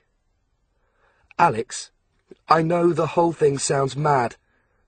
But that's what happened. I'm so sorry about your dad. I'm sorry I couldn't stop it from happening. But at least I know who was responsible. Who? Damian Cray.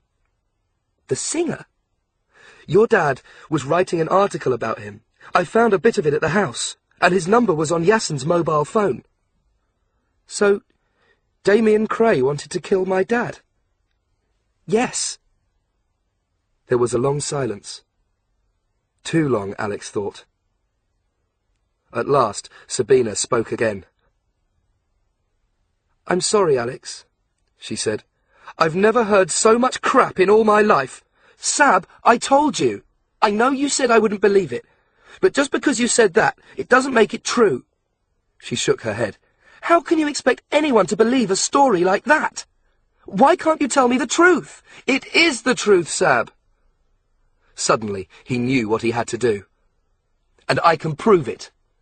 They took the tube across London to Liverpool Street Station and walked up the road to the building that Alex knew housed the Special Operations Division of MI6.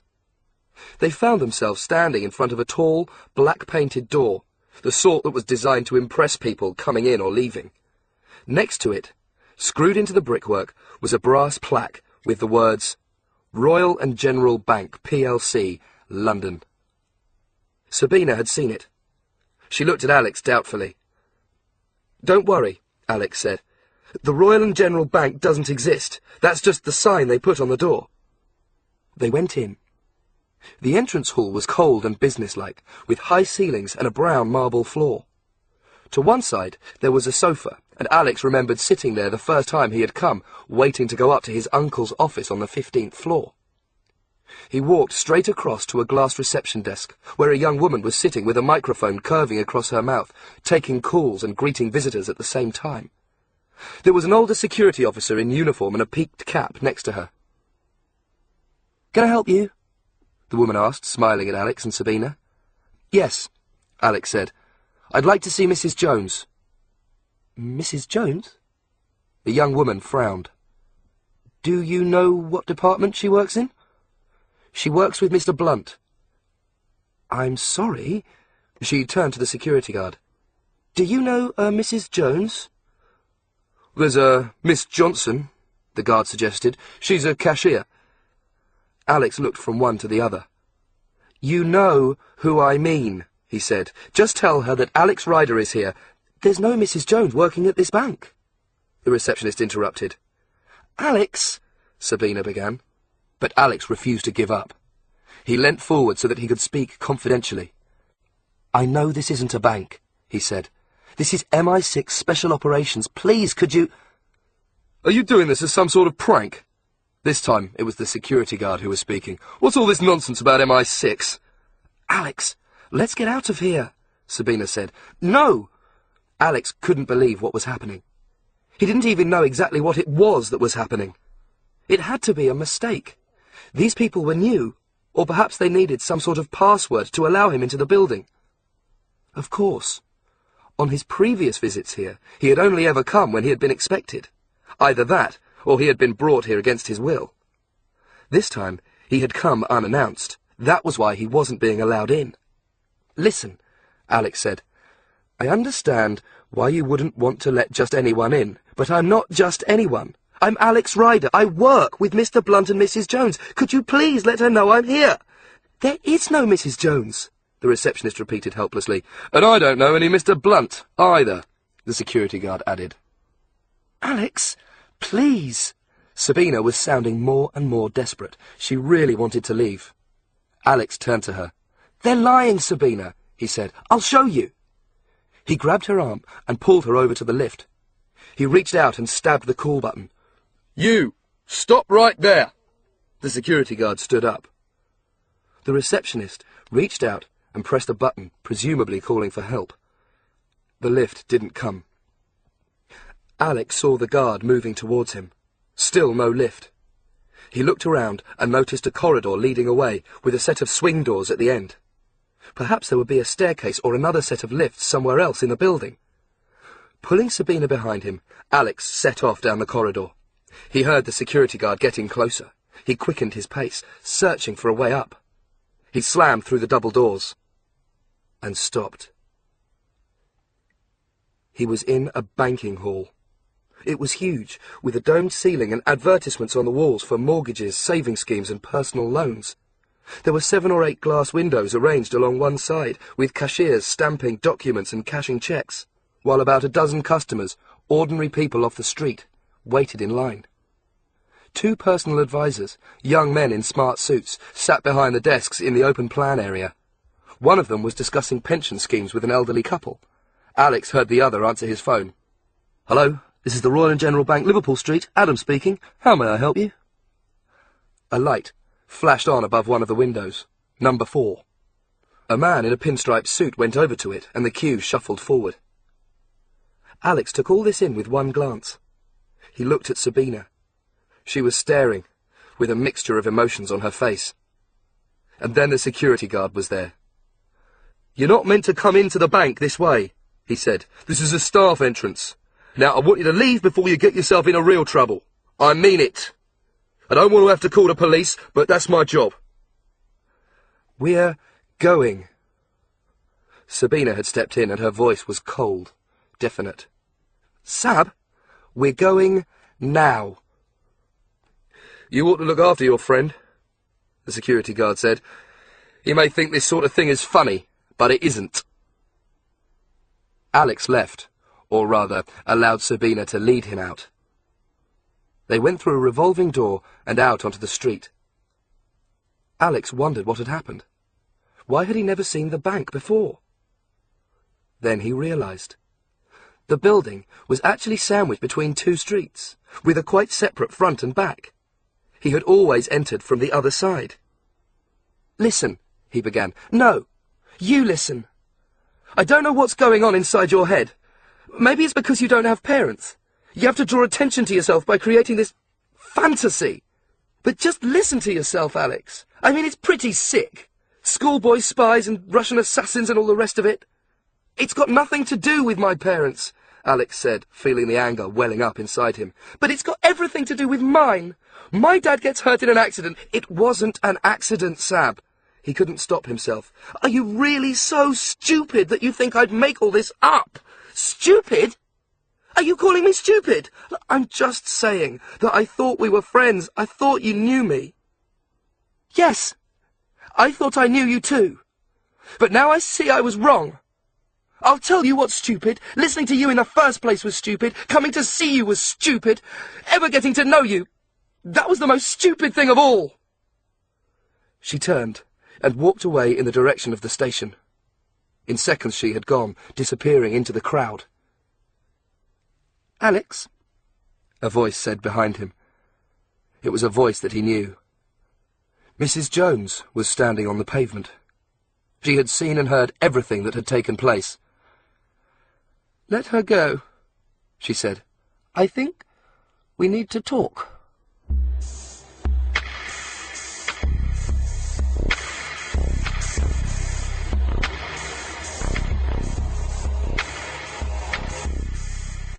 Chapter 5. Saint or Singer. The office was the same as it had always been. The same ordinary modern furniture, the same view, the same man behind the same desk. Not for the first time, Alex found himself wondering about Alan Blunt, head of MI6 Special Operations. What had his journey to work been like today? Was there a suburban house with a nice, smiling wife and 2 children waving goodbye as he left to catch the tube? Did his family know the truth about him? Had he ever told them that he wasn't working for a bank or an insurance company or anything like that? And that he carried with him, perhaps in a smart leather case given to him for his birthday, files and documents full of death? Alex tried to see the teenager in the man in the grey suit. Blunt must have been his own age once. He would have gone to school, sweated over exams, played football, tried his first cigarette, and got bored at weekends like anybody else. But there was no sign of any child in the empty grey eyes, the colourless hair, the mottled, tightly drawn skin. So when had it happened? What had turned him into a civil servant, a spy master, An adult with no obvious emotions and no remorse. And then, Alex wondered if the same thing would one day happen to him. Was that what MI6 were preparing him for? First they had turned him into a spy. Next, they would turn him into one of them. Perhaps they already had an office waiting with his name on the door. The windows were closed, and it was warm in the room. But he shuddered. He had been wrong to come here with Sabina. The office on Liverpool Street was poisonous, and one way or another it would destroy him if he didn't stay away. "We couldn't allow you to bring that girl here, Alex," Blunt was saying. "You know perfectly well that you can't just show off to your friends whenever—" "I wasn't showing off," Alex cut in. "Her dad was almost killed by a bomb in the south of France." "We know all about the business in Saint-Pierre," Blunt murmured. "Do you know that it was Yassen Grigorovich who planted it?"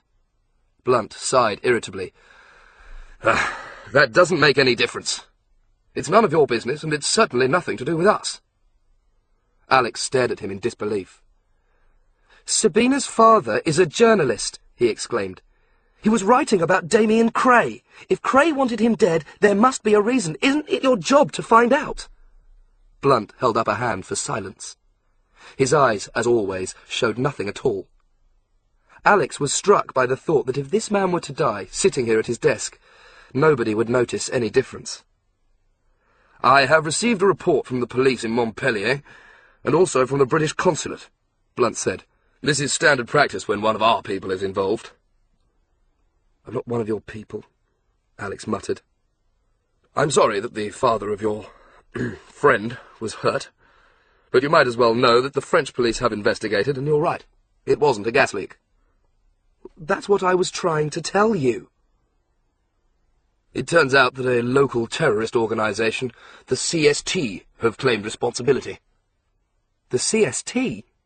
Alex's head spun. "Who are they?" "They're very new," Mrs. Jones explained. "CST stands for Camargue Sans Touriste. Essentially, they're French nationalists who want to stop local houses in the Camargue being sold off for tourism and second homes." "It's got nothing to do with the CST," Alex insisted. "It was Yassen Grigorovich. I saw him, and he admitted it. And he told me that the real target was Edward Pleasure. Why won't you listen to what I'm saying? It was this article Edward was writing, something about a meeting in Paris. It was Damian Cray who wanted him dead." There was a brief pause. Mrs. Jones glanced at her boss, as if needing permission to speak. He nodded almost imperceptibly. "Did Yassen mention Damian Cray?" she asked. "No, but I found his private telephone number in Yassen's phone. I rang it, and I actually heard him speak." "You can't know it was Damian Cray." "Well, that was the name he gave." "This is complete nonsense." It was Blunt who had spoken, and Alex was amazed to see that he was angry. It was the first time Alex had ever seen him show any emotion at all, and it occurred to him that not many people dared to disagree with the chief executive of Special Operations. Certainly not to his face. "Why is it nonsense?" "Because you're talking about one of the most admired and respected entertainers in the country. A man who has raised millions and millions of pounds for charity. Because you're talking about Damian Cray." Blunt sank back into his chair. For a moment he seemed undecided. Then he nodded briefly. "All right," he said. "Since you have been of some use to us in the past, and since I want to clear this matter up once and for all, I will tell you everything we know about Cray." "We have extensive files on him," Mrs. Jones said. "Why?" "We keep extensive files on everyone who's famous." "Go on." Blunt nodded again, and Mrs. Jones took over. She seemed to know all the facts by heart. Either she had read the files recently, or more probably she had the sort of mind that never forgot anything. "Damian Cray was born in North London on the 5th of October 1950, she began. "That's not his real name, by the way. He was christened Harold Eric Lunt. His father was Sir Arthur Lunt, who made his fortune building multi-storey car parks. As a child, Harold had a remarkable singing voice, and aged 11 he was sent to the Royal Academy of Music in London. In fact, he used to sing regularly there with another boy who also became famous, That was Elton John. But when he was 13, there was a terrible disaster. His parents were killed in a bizarre car accident. What was bizarre about it? The car fell on top of them. It rolled off the top floor of one of their car parks. As you can imagine, Harold was distraught. He left the Royal Academy and travelled the world. He changed his name and turned to Buddhism for a while. He also became a vegetarian. Even now, he never touches meat. The tickets for his concert are made out of recycled paper. He has very strict values, and he sticks to them.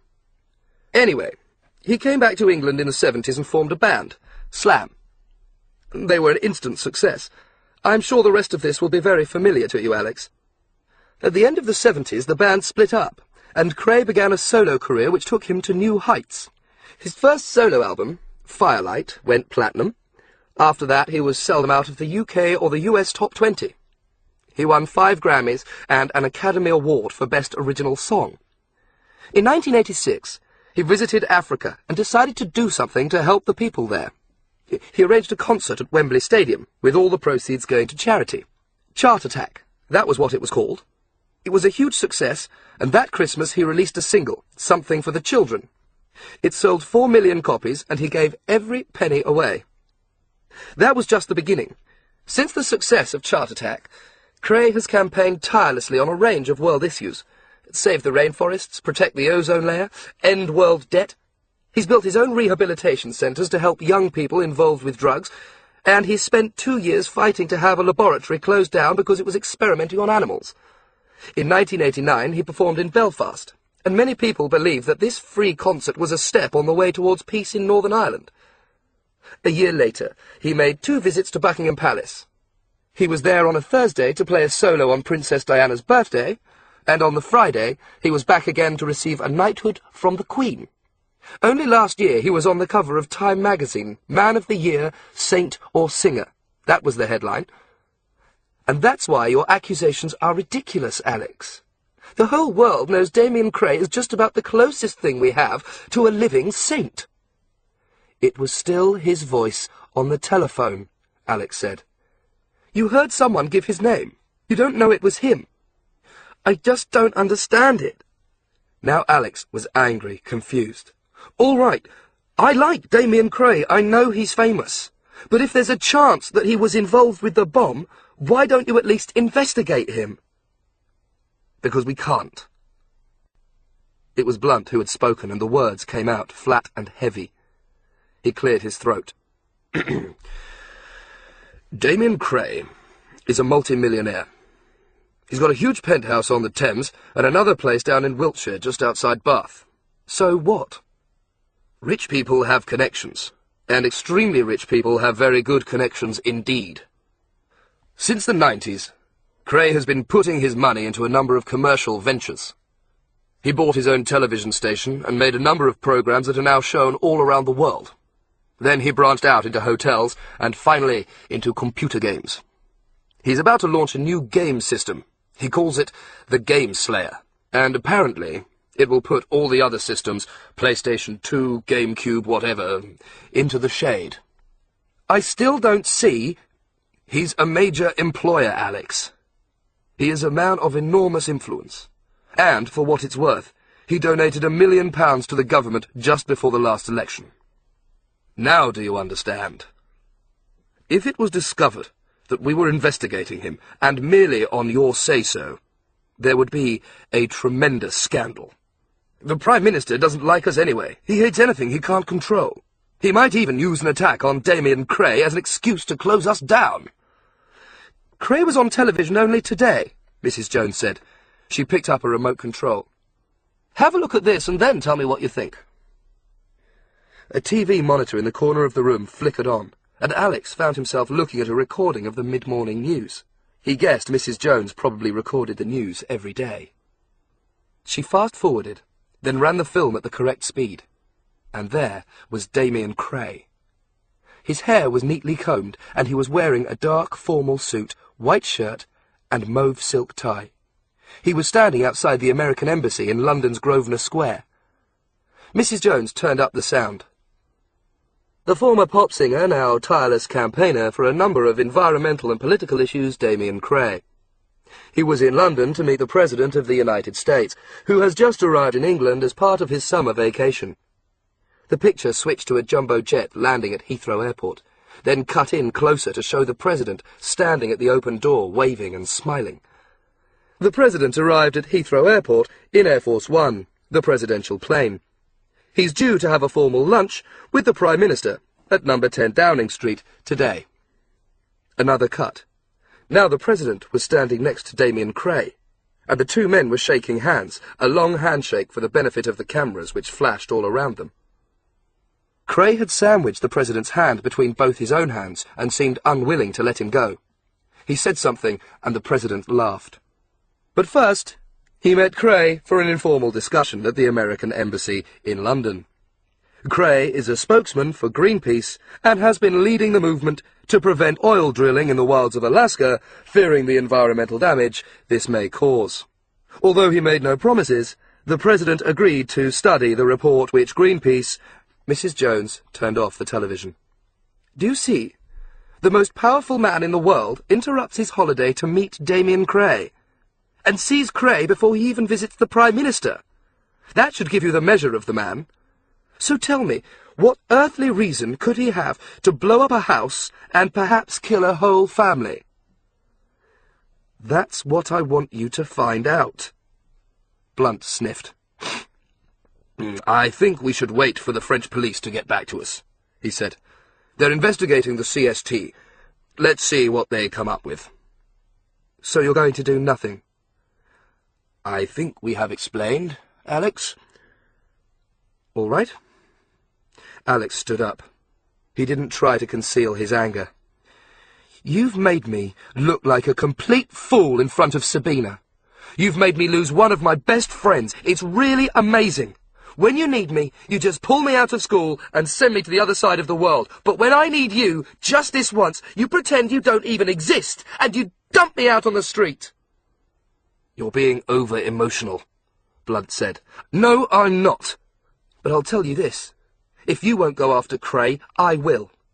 He may be Father Christmas, Joan of Arc and the Pope all rolled into one, but it was his voice on a phone, and I know he was somehow involved in what happened in the south of France. I'm going to prove it to you." Alex stood up, and without waiting to hear another word, left the room. There was a long pause. Blunt took out a pen and made a few notes on a sheet of paper, then looked at Mrs. Jones. "Well?" he demanded. "Maybe we should go over the files one more time," Mrs. Jones suggested. "After all, Herod Sale pretended to be a friend of the British people, and if it hadn't have been for Alex—" "You can do what you like," Blunt said. He drew a ring round the last sentence he had written. Mrs. Jones could see the words Yasin Grigorovich upside down on the page. "Curious that he should have run into Yasin a second time," he muttered. "And more curious still that Yasin didn't kill him when he had the chance." "I wouldn't say that, all things considered." Mrs. Jones nodded. "Maybe we ought to tell Alex about Yasin," she suggested. "Absolutely not." Blunt picked up the piece of paper and crumpled it up. "The less Alex Ryder knows about Yasin Grigorovich, the better. I very much hope the two of them don't run into each other again." He dropped the paper ball into the bin underneath his desk. At the end of the day, everything in the bin would be incinerated. "And that," he said, "is that." Jack was worried. Alex had come back from Liverpool Street in a bleak mood and had barely spoken a word to her since. He had come into the sitting room where she was reading a book, and she had managed to learn that the meeting with Sabina hadn't gone well, and that Alex wouldn't be seeing her again.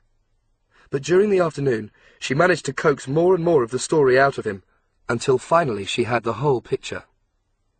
"They're all idiots," Alex exclaimed. "I know they're wrong, but just because I'm younger than them, they won't listen to me." "I've told you before, Alex, you shouldn't be mixed up with them." "I won't be. Never again. They don't give a damn about me." The doorbell rang. "I'll go," Alex said. There was a white van parked outside.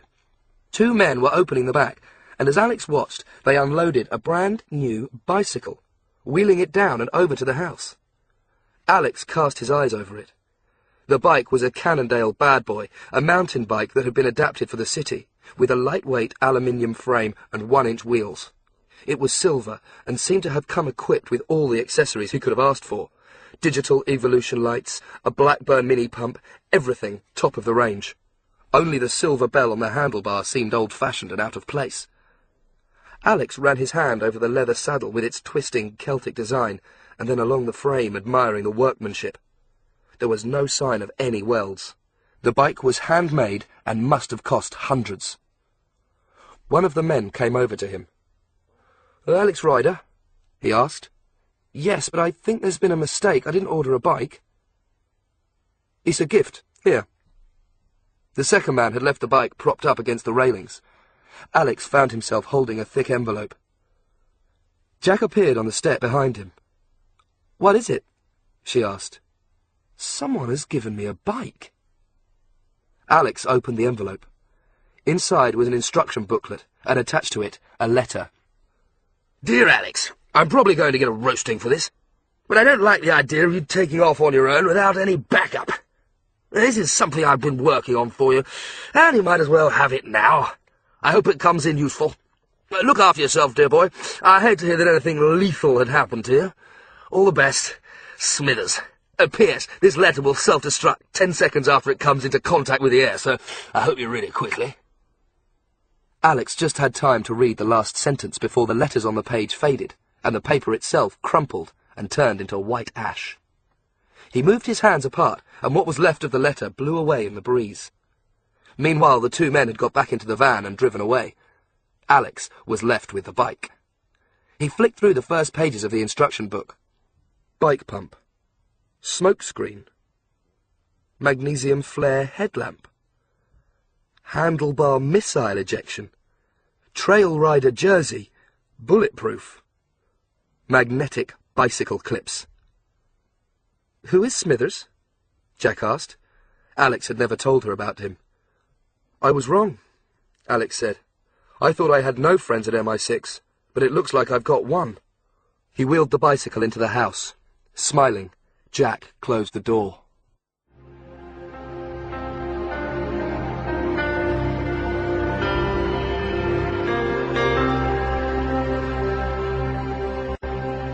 Chapter 6. The Pleasure Dome. It was only in the cold light of morning that Alex began to see the impossibility of the task before him. How was he supposed to investigate a man like Cray? Blunt had mentioned that he had homes in London and Wiltshire, but hadn't supplied addresses.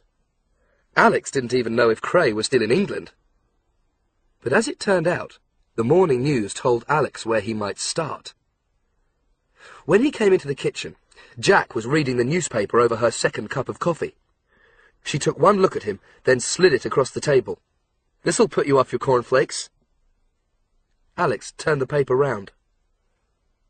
And there it was, on the second page. Damian Cray looking out at him. A headline ran below the picture. "Cray launches £100 million game slayer." It's definitely the hottest ticket in London. Today, game players get to see the eagerly anticipated Game Slayer, developed by Cray Software Technology, a company based in Amsterdam at a cost rumoured to be in excess of £100 million. The state-of-the-art game system will be demonstrated by Sir Damian Cray himself in front of an invited audience of journalists, friends, celebrities and industry experts. No expense has been spared on the launch, which kicks off at 1 o'clock and includes a lavish champagne buffet inside the Pleasure Dome that Cray has constructed inside Hyde Park. This is the first time that a royal park has been used for a purely commercial venture, and there were some critics when permission was given earlier this year. But Damian Cray is no ordinary businessman. He has already announced that 20% of profits from the Game Slayer will be going to charity, this time helping disabled children throughout the UK. Yesterday, Cray met with the United States President to discuss oil drilling in Alaska. It is said that the Queen herself approved the temporary construction of the Pleasure Dome, which uses aluminium and PTFE fabric, the same material used in the Millennium Dome. Its futuristic design has certainly proved an eye-opener for passing Londoners. Alex stopped reading. "We have to go," he said. "Do you want your eggs scrambled or boiled?" Jack asked. "Jack." "Alex, it's a ticket-only event. What will we do?" "I'll work something out." Jack scowled. "Are you really sure about this?" "I know, Jack. It's Damian Cray. Everyone loves him. But here's something they may not have noticed." He folded the paper and slid it back to her. "The terrorist group that claimed responsibility for the bomb in France was called Camargue Sans Touriste." "I know." "And this new computer game has been developed by Cray Software Technology." "What about it, Alex?" "Maybe it's just another coincidence, but CST, it's the same letters." Jack nodded. "All right," she said. "So how do we get in?" They took a bus up to Knightsbridge and crossed over into Hyde Park. Before he had even passed through the gates and into the park itself, Alex could see just how much had been invested in the launch. There were hundreds of people streaming along the pavements, getting out of taxis and limousines, milling around in a crowd that seemed to cover every centimetre of grass. Policemen on foot and on horseback stood at every corner, giving directions and trying to form people into orderly lines. Alex was amazed that the horses could remain so calm, surrounded by so much chaos. And then there was the Pleasure Dome itself. It was as if a fantastic spaceship had landed in the middle of the lake at the centre of Hyde Park. It seemed to float on the surface of the water. A black pod, surrounded by a gleaming aluminium frame, silver rods criss-crossing in a dazzling pattern. Blue and red spotlights swivelled and rocked, the beams flashing even in the daylight. A single metal bridge stretched across from the bank to the entrance, but there were more than a dozen security men barring the way. Nobody was allowed to cross the water without showing their tickets. There was no other way in. Music blared out of hidden speakers, Cray singing from his last album, White Lines. Alex walked down to the edge of the water. He could hear shouting, and even in the hazy afternoon sun, he was almost blinded by 100 flashbulbs, all exploding at the same time. The Mayor of London had just arrived, and was waving at the press pack, at least 100 strong, herded together into a pen next to the bridge. Alex looked around him and realised that he knew quite a few of the faces converging on the Pleasure Dome. There were actors, television presenters, models, DJs, politicians, all waving their invitations and queuing up to be let in. This was more than the first appearance of a new game system. This was the most exclusive party London had ever seen. And somehow, he had to get in. He ignored a policeman who was trying to move him out of the way and continued towards the start of the bridge, walking confidently, as if he had been invited. Jack was a few steps away from him, and he nodded at her. It had been Ian Ryder, of course, who had taught him the basics of pickpocketing. At the time, it had just been a game, shortly after Alex's 10th birthday, when the two of them were together in Prague. They were talking about Oliver Twist, and his uncle was explaining the techniques of the Artful Dodger, even providing his nephew with a quick demonstration. It was only much later that Alex had discovered that all this had been yet another aspect of his training, that all along his uncle had secretly been turning him into something he had never wanted to be. But it would be useful now. Alex was close to the bridge. He could see the invitations being checked by the burly men in their security uniforms. Silver cards with the Gameslayer logo stamped in black. There was a natural crush here as the crowd arrived at the bottleneck and sorted itself into a single line to cross the bridge. He glanced one last time at Jack. She was ready. Alex stopped. "Somebody's stolen my ticket!" he shouted. Even with the music pounding out, his voice was loud enough to carry to the crowd in the immediate area. It was a classic pickpocket's trick. Nobody cared about him, but suddenly they were worried about their own tickets. Alex saw one man pull open his jacket and glance into his inside pocket. Next to him, a woman briefly opened and closed her handbag. Several people took their tickets out and clutched them tightly in their hands. A plump, bearded man reached round and tapped his back jeans pocket. Alex smiled. Now he knew where the tickets were. He signalled to Jack. The plump man with the beard was going to be the mark, the one that had been chosen. He was perfectly placed, just a few steps in front of Alex, and the corner of his ticket was actually visible poking out of the back pocket. Jack was going to play the part of the stall. Alex was in position to make the dip. Everything was set. Jack walked ahead and seemed to recognize the man with the beard. "Harry!" she exclaimed, and threw her arms around him. "I'm not—" the man began. At that exact moment, Alex took 2 steps forward, swerved round a woman he vaguely recognized from a television drama series, and slipped the ticket out of the man's pocket and placed it quickly under his own jacket, holding it in place with the side of his arm. It had taken less than 3 seconds, and Alex hadn't even been particularly careful. This was the simple truth about pickpocketing. It demanded organisation as much as skill. The mark was distracted. All his attention was on Jack, who was still embracing him. Pinch someone on the arm, and they won't notice if, at the same time, you're touching their leg. That was what Ian Ryder had taught Alex all those years ago. "Don't you remember me?" Jack was exclaiming. "We met at the Savoy." "No, I'm sorry. You've got the wrong person." Alex was already brushing past on his way to the bridge. In a few moments the mark would reach for his ticket and find it missing. But even if he grabbed hold of Jack and accused her, there would be no evidence. Alex and the ticket would have disappeared. He showed the ticket to a security man and stepped onto the bridge.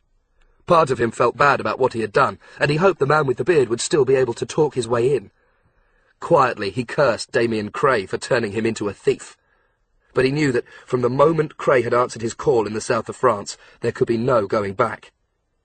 He crossed the bridge and gave the ticket up on the other side. Ahead of him was a triangular entrance. Alex stepped forward and went into the dome. A huge area fitted out with high-tech lighting and a raised stage with a giant plasma screen displaying the letters CST.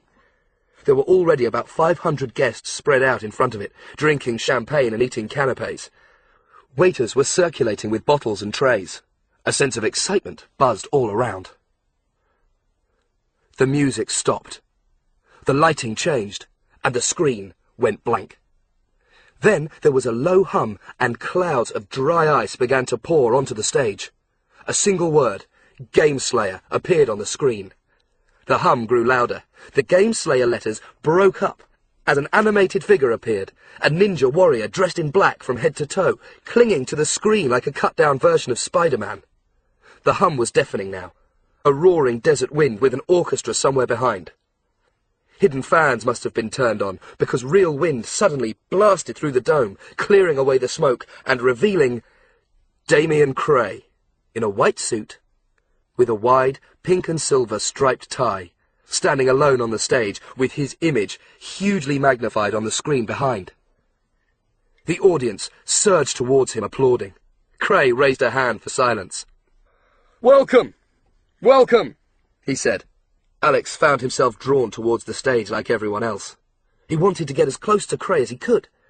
Already he was feeling that strange sensation of actually being in the same room as a man he had known all his life, but a man he had never met. Cray was smaller in real life than he seemed in his photographs. That was Alex's first thought. Nevertheless, Cray had been an A-list celebrity for 30 years.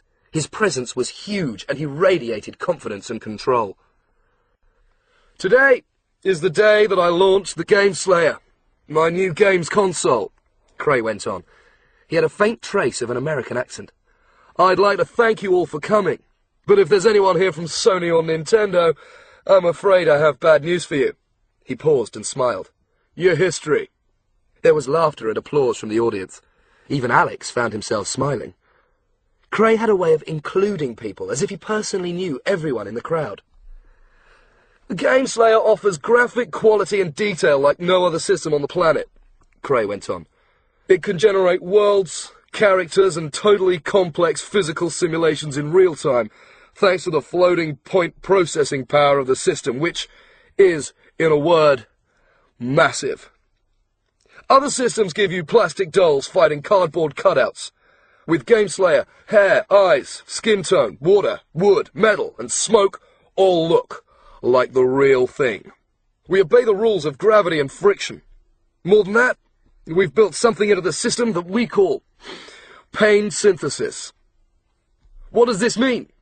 Well, in a minute, you'll find out." He paused, and the audience clapped again.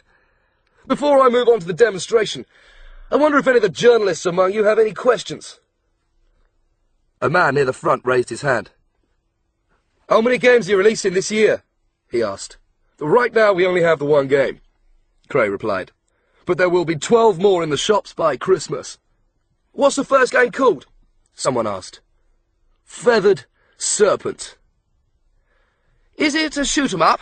A woman asked. Well, yeah, it's a stealth game, Cray admitted. So it involves shooting? Yeah. The woman smiled, but not humorously. She was in her 40s with grey hair and a severe schoolteacher face. It's well known that you have a dislike of violence, she said. So how can you justify selling children violent games? A ripple of unease ran through the audience. The woman might be a journalist, but somehow it seemed wrong to question Cray in this manner, not when you were drinking his champagne and eating his food. Cray, however, didn't seem offended. That's, a good question, he replied in his soft, lilting voice. And I'll tell you, when we began with the game Slayer, we did develop a game where the hero had to collect different coloured flowers from a garden and then arrange them in vases. It had bunnies and egg sandwiches too, but you know what? Our research team discovered that modern teenagers didn't want to play it. Can you imagine? They told me it wouldn't sell a single copy. Everyone broke into laughter. Now it was the female journalist who was looking uncomfortable. Cray held up a hand again. Actually, you've made a fair point, he went on. It's true. I hate violence. Real violence. War. But you know, modern kids do have a lot of aggression in them. That's the truth of it. I suppose it's human nature. And I've come to think it's better for them to get rid of that aggression playing harmless computer games like mine than out on the streets. Your games still encourage violence, the woman insisted. Damian Cray frowned. I think I've answered your question, so maybe you should stop questioning my answer, he said. He was greeted by more applause, and Cray waited until it had died down. But enough talk, he said. I want you to see the Game Slayer for yourself. And the best way to see it is to play it. I wonder if we have any teenagers in the audience. Although now I come to think of it, I don't remember inviting any. There's one here, someone shouted, and Alex felt himself being pushed forward. Suddenly everyone was looking at him, and Cray himself was peering down from the stage. No, Alex started to protest. But the audience was already clapping, urging him on. A corridor opened up in front of him. Alex stumbled forward, and before he knew it, he was climbing up onto the stage. The room seemed to tilt. A spotlight spun round, dazzling him. And there it was. He was standing on the stage with Damian Cray.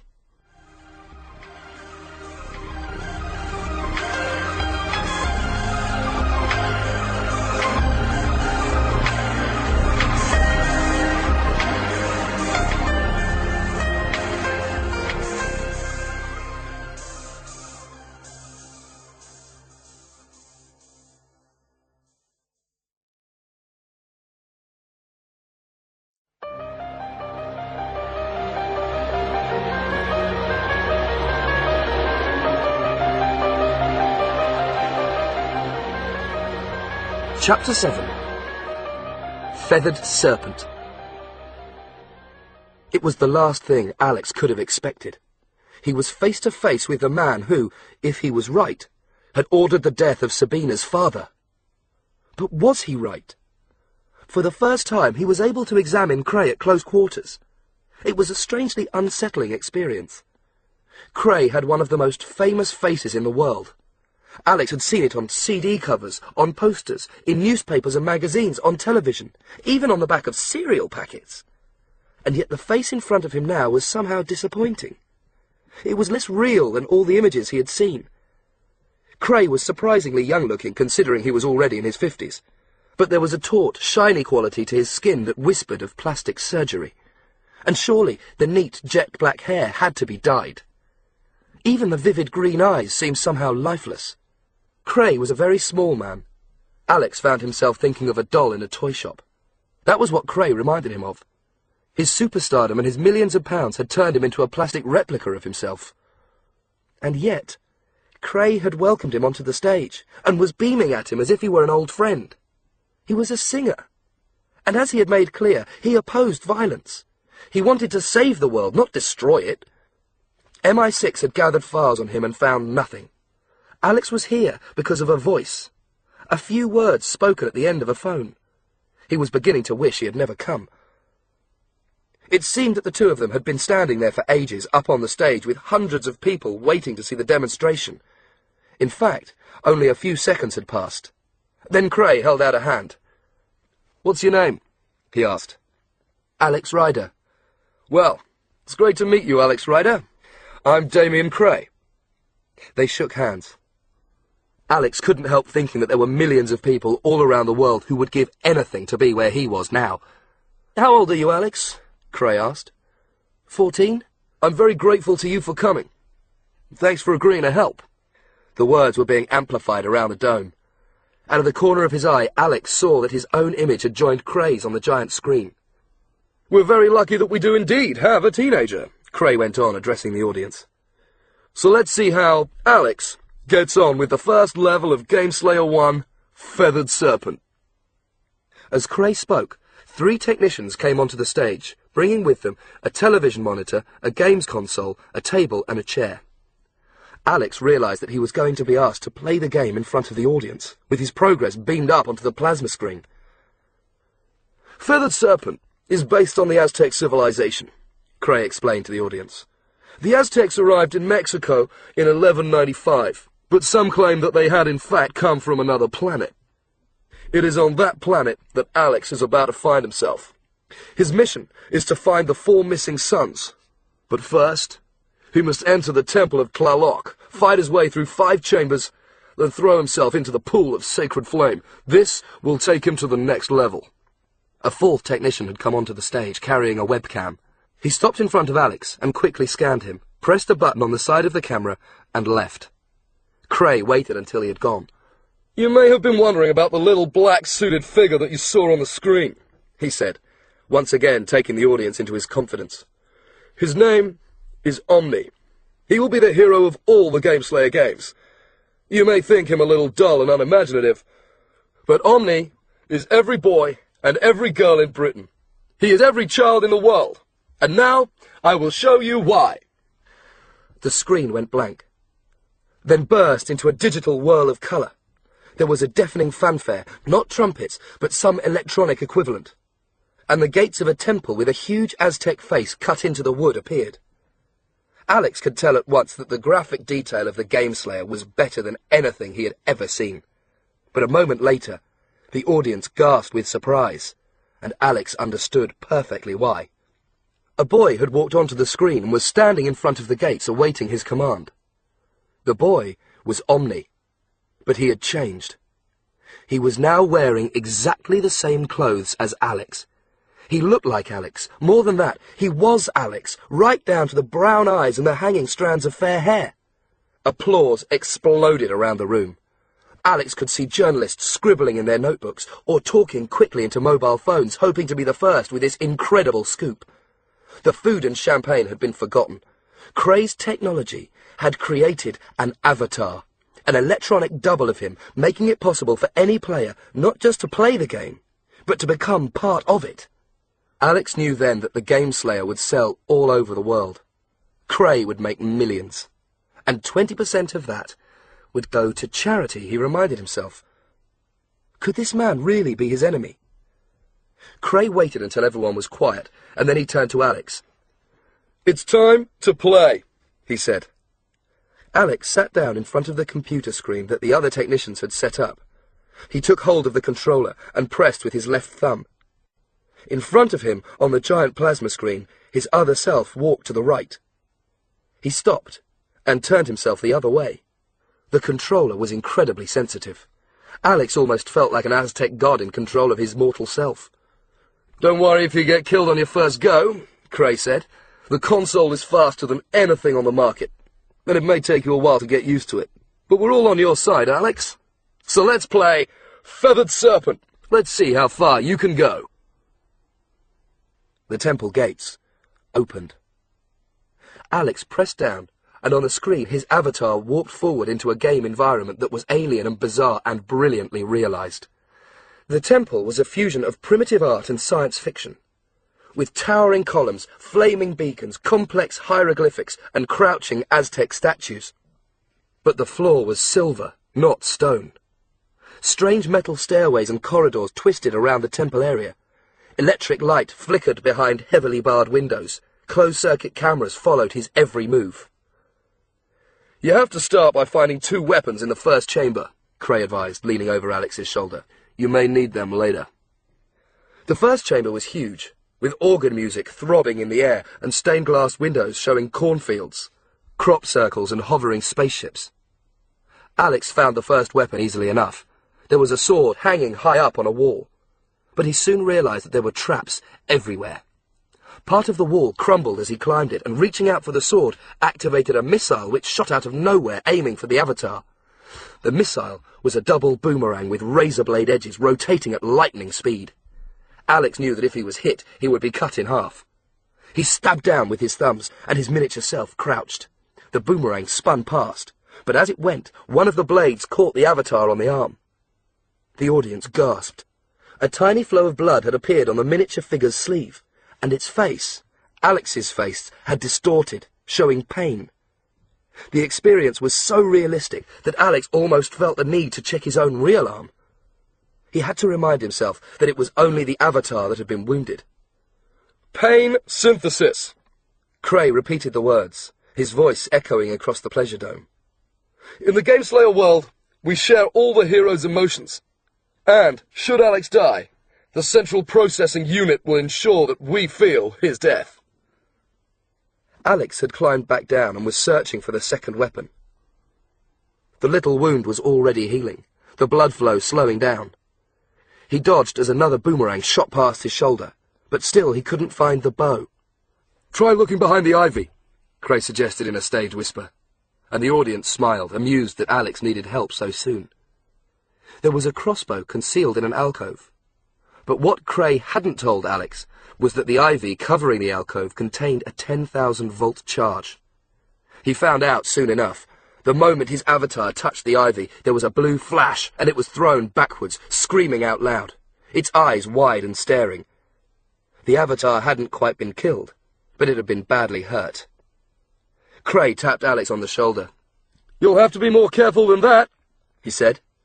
A buzz of excitement travelled through the audience.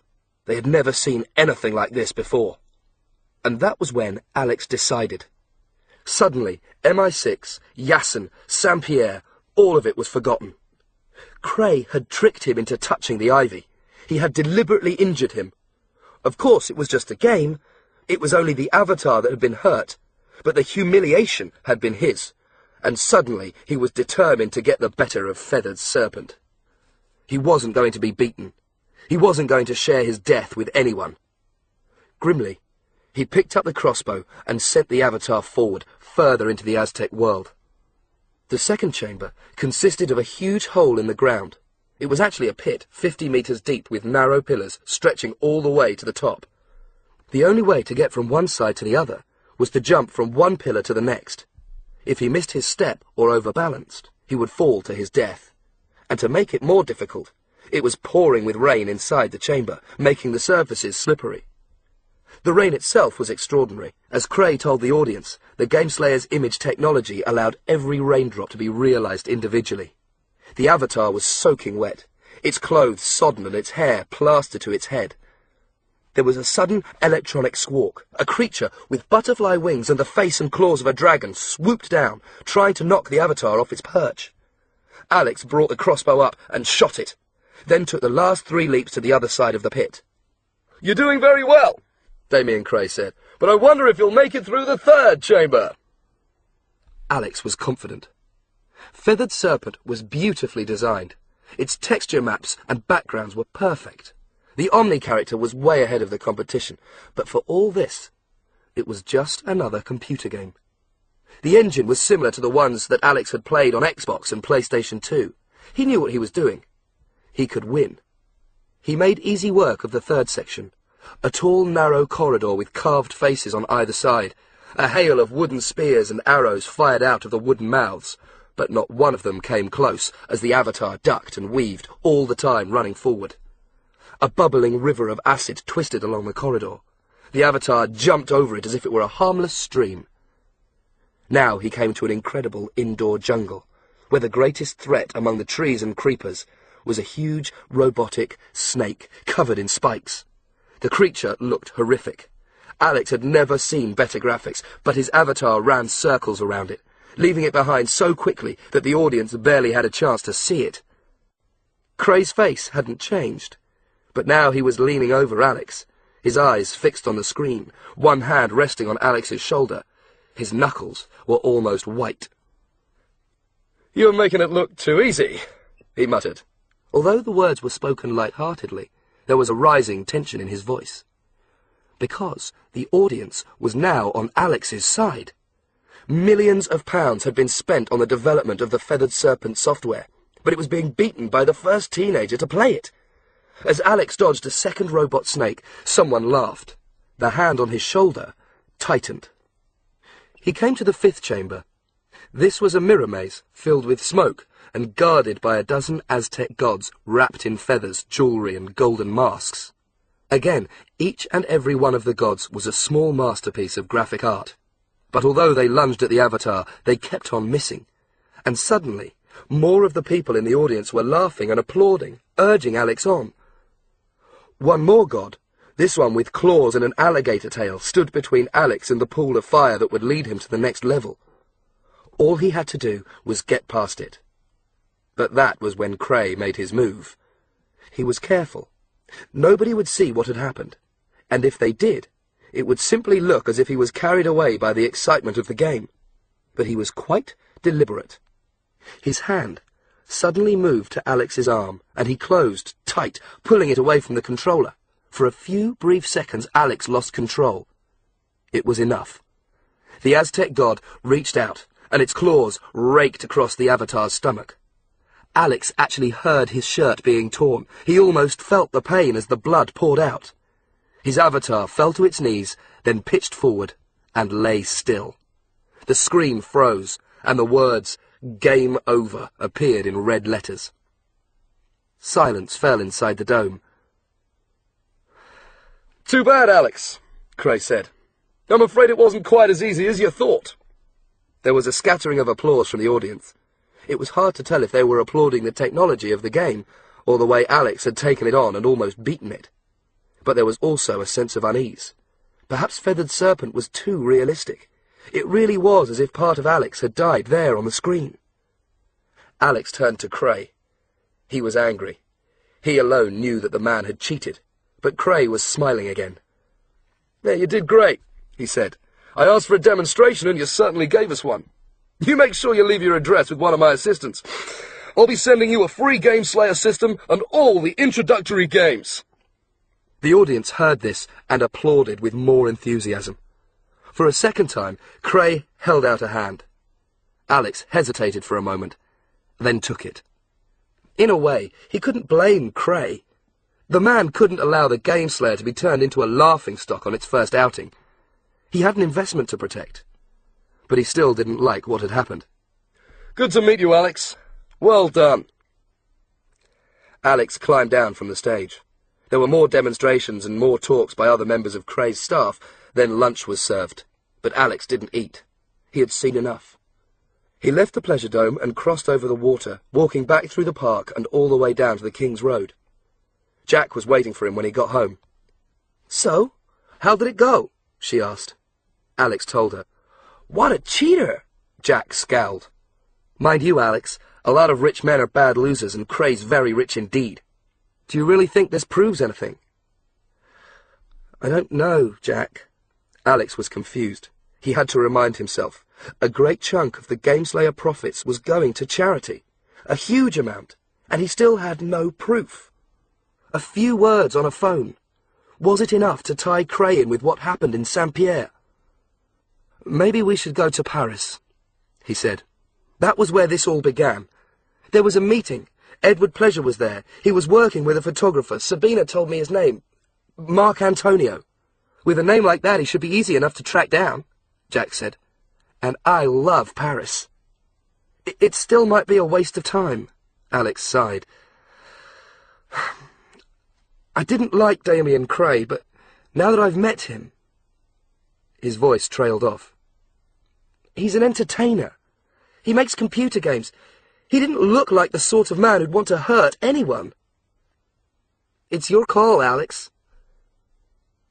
Alex shook his head. I don't know, Jack. I just don't know. The launch of the Gameslayer was on the news that night. According to the reports, the entire industry had been knocked out by the graphic quality and the processing power of the new system. The part that Alex had played in the demonstration wasn't mentioned. However, something else was. An event had taken place that cast a cloud over what would otherwise have been a perfect day. It seemed that someone had died. A picture flashed up onto the screen. A woman's face. And Alex recognized her at once. It was the school-teacherly woman who had put Cray on the spot, asking him an awkward question about violence. A policeman explained that she had been run over by a car as she left Hyde Park. The driver hadn't stopped. The following morning, Alex and Jack went to Waterloo and bought 2 tickets for Eurostar. By lunchtime, they were in Paris.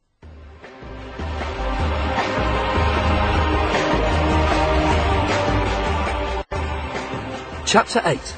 Rue Britannia. Do you realize, Alex, Jack said, Picasso sat exactly where we're sitting now, and Chagall, and Salvador Dali. At this very table, at this very cafe. All the big artists came here. What are you trying to say, Jack? Well, I was just wondering if you'd like to forget this whole adventure thing and come with me to the Picasso Museum. Paris is such a fun place. I've always found looking at pictures a lot more enjoyable than getting myself shot. Nobody's shooting at us. Yet.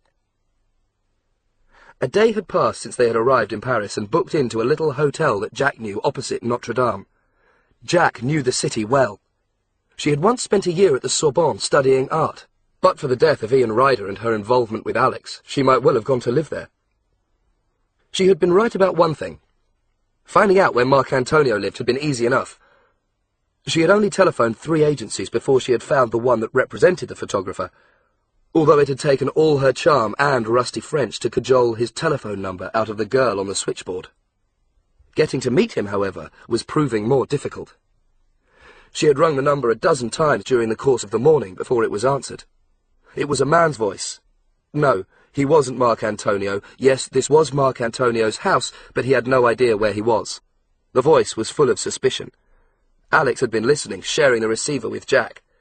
In the end, he took over. "Listen," he said. His French was almost as good as Jack's, but then he had started learning when he was 3 years old. "My name is Alex Ryder. I'm a friend of Edward Pleasure. He's an English journalist." "I know who he is." "Do you know what happened to him?" A pause. "Go on." "I have to speak to Marc Antonio. I have some important information." Alex considered for a moment. Should he tell this man what he knew? "It's about Damian Cray," he said. The name seemed to have an effect. There was another pause, longer this time, then... "Come to Le Palette. It's a café on the Rue de Seine. I will meet you there at 1 o'clock. There was a click as the man hung up. It was now 1:10. La Palette was a small, bustling café on the corner of a square surrounded by art galleries. Waiters with long white aprons were sweeping in and out, carrying trays laden with drinks high above their heads. The place was packed, but Alex and Jack had managed to get a table right on the edge where they would be most conspicuous. Jack was drinking a glass of beer. Alex had a bright red fruit juice, a sirop de grenadine with ice. It was his favourite drink when he was in France. He was beginning to wonder if the man he had spoken to on the telephone was going to show up, or could he be here already? How were they going to find each other in this crowd? Then he noticed a motorcyclist, sitting on a beaten-up Piaggio 125cc motorbike on the other side of the street. He was a young man in a leather jacket, with black curling hair and stubble on his cheeks. He had pulled in a few minutes before, but hadn't dismounted, as if he was waiting for someone. Alex met his eye. There was a flash of contact. The young man looked puzzled, but then he got off his bike and came over, moving warily as if afraid of a trap. "Are you Alex Ryder?" he asked.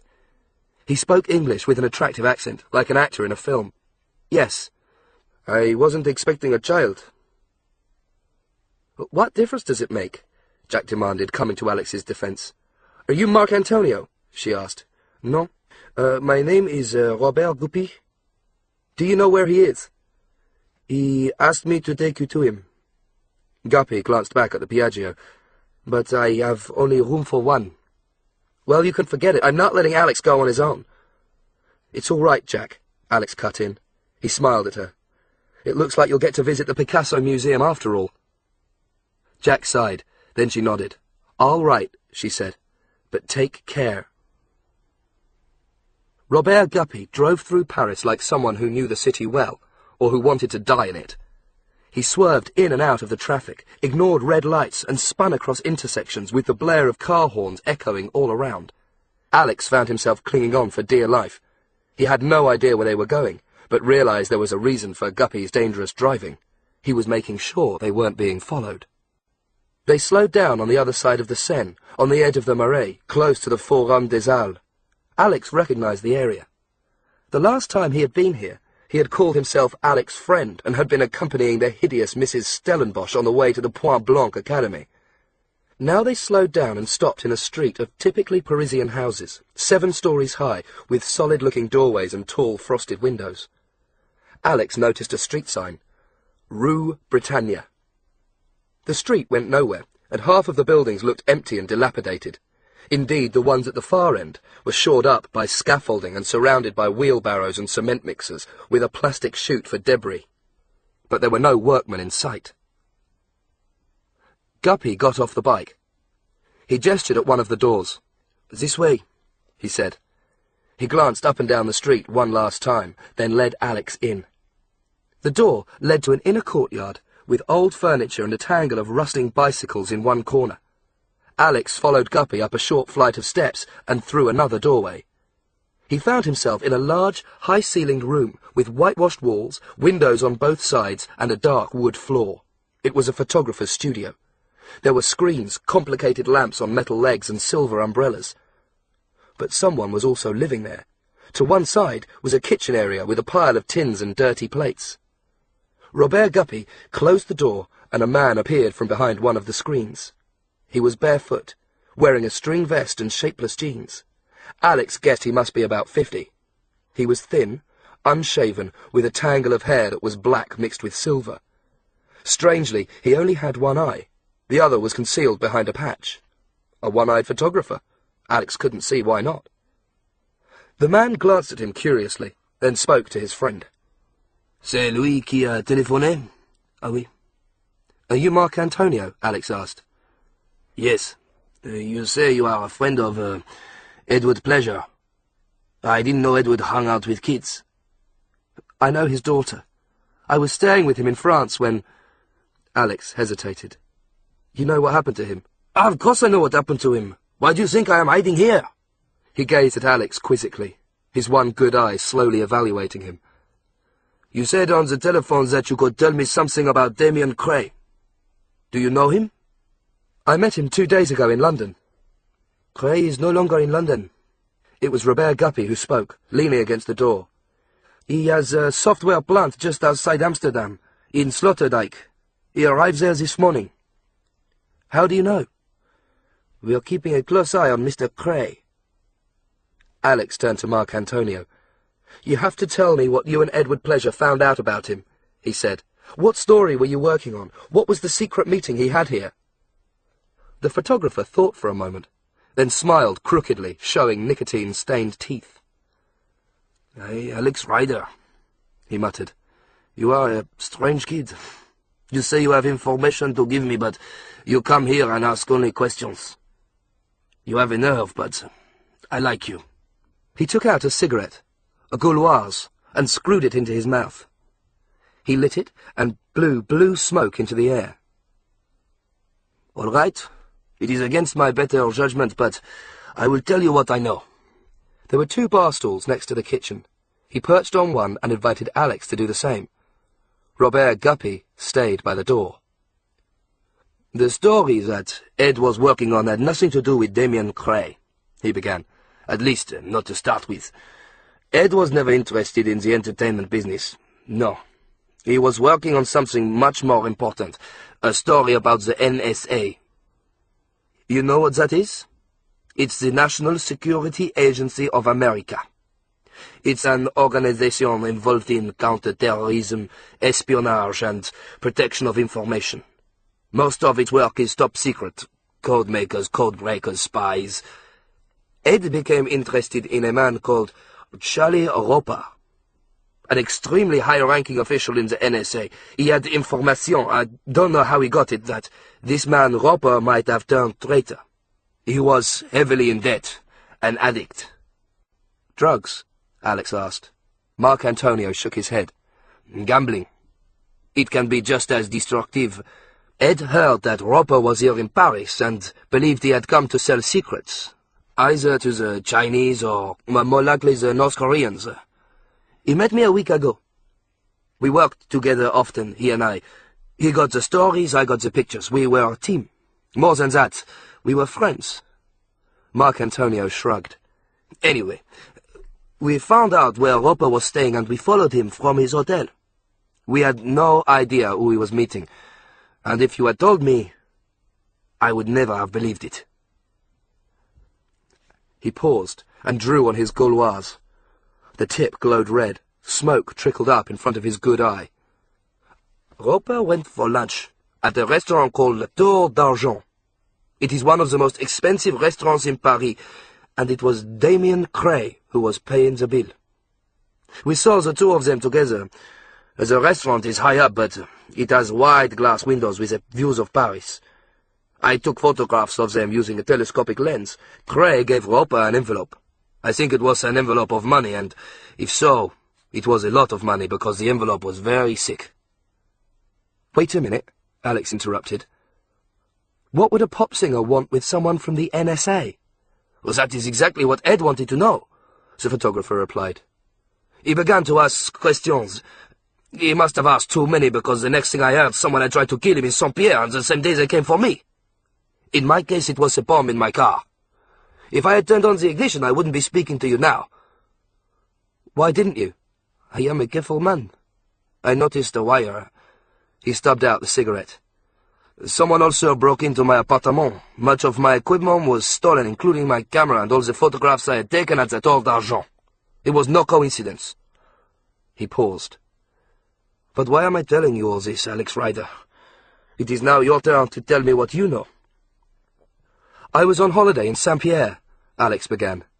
But that was as far as he got. A car had stopped somewhere outside the building. Alex hadn't heard it approach. He only became aware of it when its engine stopped. Robert Guppy took a step forward, raising a hand. Mark Antonio's head snapped round. There was a moment's silence, and Alex knew that it was the wrong sort of silence. It was empty, final. And then there was an explosion of bullets, and the windows shattered, one after another, the glass falling in great slabs to the floor. Robert Guppy was killed instantly, thrown off his feet with a series of red holes stitched across his chest. A light bulb was hit and exploded. Chunks of plaster crumbled off the wall. The air rushed in, and with it came the sound of men shouting and footsteps stamping across the courtyard. Mark Antonio was the first to recover. Sitting by the kitchen, he had been out of the line of fire and hadn't been hit. Alex, too, was shocked but uninjured. "This way!" the photographer shouted, and propelled Alex across the room even as the door burst open with a crash of splintering wood. Alex just had time to glimpse a man dressed in black with a machine gun cradled in his arms. Then he was pulled behind one of the screens he had noticed earlier. There was another exit here. Not a door, but a jagged hole in the wall. Mark Antonio had already climbed through. Alex followed. "Up!" Mark Antonio pushed Alex ahead of him. "It is the only way!" There was a wooden staircase, seemingly unused, old and covered in plaster dust. Alex started to climb. 3 floors, 4, with Mark Antonio just behind him. There was a single door on each floor, but Mark Antonio urged him on. He could hear the man with the machine gun. He had been joined by someone else. The 2 killers were following them up. He arrived at the top. Another door barred his way. He reached out and turned the handle, and at that moment there was another burst of gunfire, and Mark Antonio grunted and curved away, falling backwards. Alex knew he was dead. Mercifully, the door had opened in front of him. He tumbled through, expecting at any moment to feel the whiplash of bullets across his shoulders. But the photographer had saved him, falling between Alex and his pursuers. Alex had made it onto the roof of the building. He lashed out with his heel, slamming the door shut behind him. He found himself in a landscape of skylights and chimney stacks, water tanks and TV aerials. The roofs ran the full length of Rue Britannia, with low walls and thick pipes dividing the different houses. What had Marc Antonio intended, coming up here? He was 7 floors above street level. Was there a fire escape, a staircase leading down? Alex had no time to find out. The door flew open, and the 2 men came out, moving more slowly now, knowing he was trapped. Somewhere deep inside Alex, a voice whispered, "Why couldn't they leave him alone? They'd come for Marc Antonio, not for him. He was nothing to do with this." But he knew they would have their orders. Kill the photographer and anyone associated with him. It didn't matter who Alex was. He was just part of the package. And then he remembered something that he had seen when he entered the Rue Britannia. And suddenly he was running, without even being sure that he was going in the right direction. He heard the clatter of machine gun fire, and black tiles disintegrated centimetres behind his feet. Another burst. He felt a spray of bullets passing close to him, and part of a chimney stack shattered, showering him with dust. He jumped over a low partition and kept running. The edge of the roof was getting closer. The men behind him paused, thinking he had nowhere to go. Alex kept running. He reached the edge and launched himself into the air. To the men with guns, it must have seemed that he had jumped to a certain death on the pavement 7 floors below. But Alex had seen building works, scaffolding, cement mixers, and an orange pipe designed to carry builders' debris from the different floors down to the street. The pipe actually consisted of a series of buckets, each one bottomless, interlocking like a flume at a swimming pool. Alex couldn't judge his leap, but he was lucky. For a second or two, he fell, arms and legs sprawling. Then he saw the entrance to the pipe and managed to steer himself towards it. First his outstretched legs, then his hips and shoulders entered the tube perfectly. The tunnel was filled with cement dust, and he was blinded. He could just make out the orange walls flashing past. The back of his head, his thighs and shoulders were battered mercilessly. He couldn't breathe, and realized with a sick dread that if the exit was blocked, he would break every bone in his body. The tube was shaped like a stretched-out J. As Alex reached the bottom, he felt himself slowing down. Suddenly, he was spat back out into daylight. There was a mound of sand next to one of the cement mixers, and he thudded into it. All the breath was knocked out of him. Sand and cement filled his mouth, but he was alive. Painfully, he got to his feet and looked up. The 2 men were still on the roof far above him. They had decided not to attempt his stunt. The orange tube had been just wide enough to take him. They would have got jammed before they were halfway. Alex glanced up the street. There was a car parked outside the entrance to Marc Antonio's studio, but there was nobody in sight. He spat and dragged the back of his hand across his lips. Then he limped quickly away. Marc Antonio was dead, but he had given Alex another piece of the puzzle. And Alex knew where he had to go next. Sloterdijk, a software plant outside Amsterdam, just a few hours on a train from Paris. He reached the end of the Rue Britannia and turned the corner, moving faster all the time. He was bruised, filthy, and lucky to be alive. He just wondered how he was going to explain all this to Jack.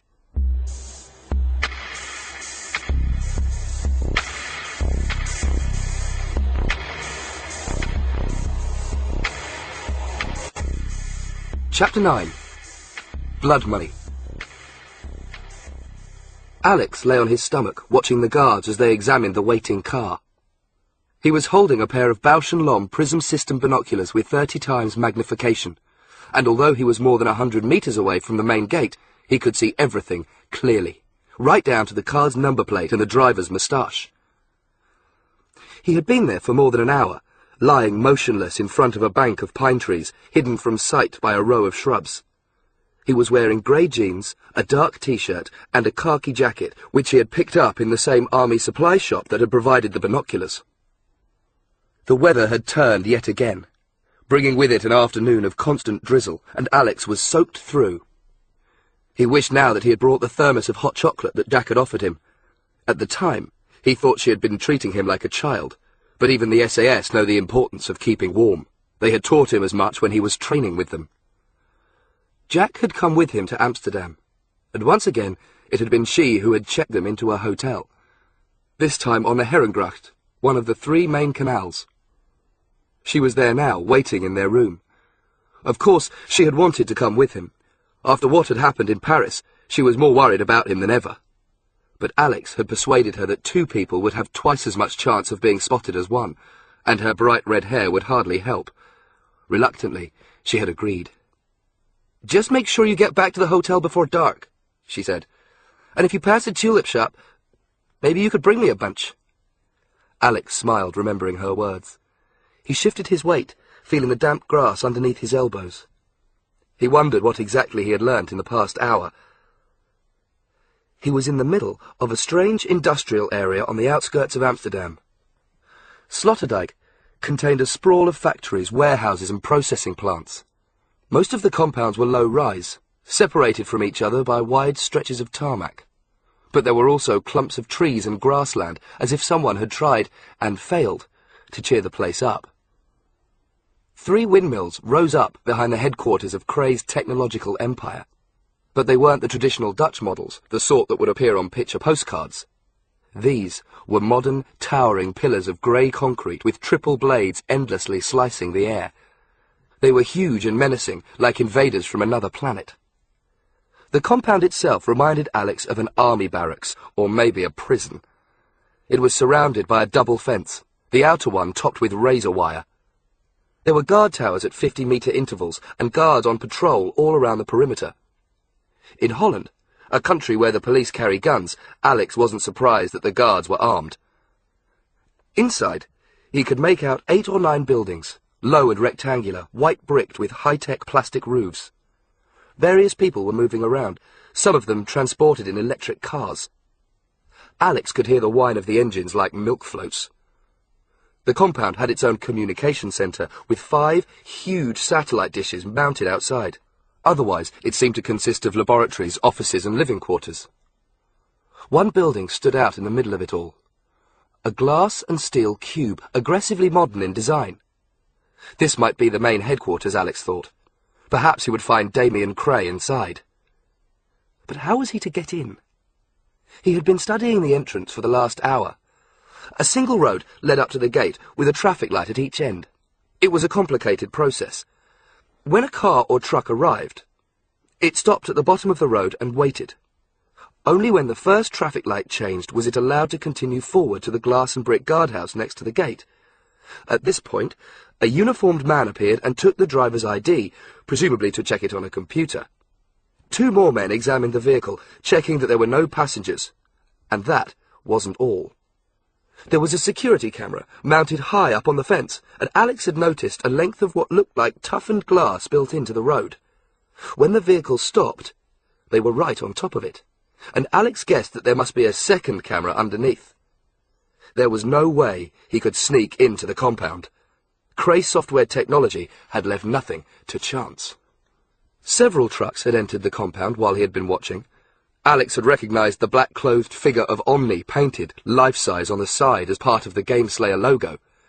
He wondered if it might be possible to sneak inside one of the trucks, perhaps as it was waiting at the first set of lights. But the road was too open. At night it would be floodlit. Anyway, the doors would almost certainly be locked. He couldn't climb the fences. The razor wire would see to that. He doubted he could tunnel his way in. Could he somehow disguise himself and mingle with the evening shift? No. For once his size and age were against him. Maybe Jack would have been able to attempt it, pretending to be a replacement cleaner or a technician, but there was no way he would be able to talk his way past the guards, particularly without speaking a word of Dutch. Security was too tight. And then Alex saw it, right in front of his eyes. Another truck had stopped, and the driver was being questioned while the cabin was searched. Could he do it? He remembered the bicycle that was chained to a lamppost just a couple of 100 metres down the road. Before he had left England, he had gone through the manual that came with it, and had been amazed how many gadgets Smithers had been able to conceal in and around such an ordinary object. Even the bicycle clips were magnetic.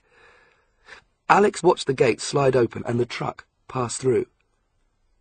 Yes! It would work.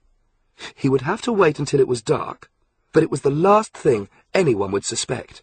Despite everything, Alex suddenly found himself smiling.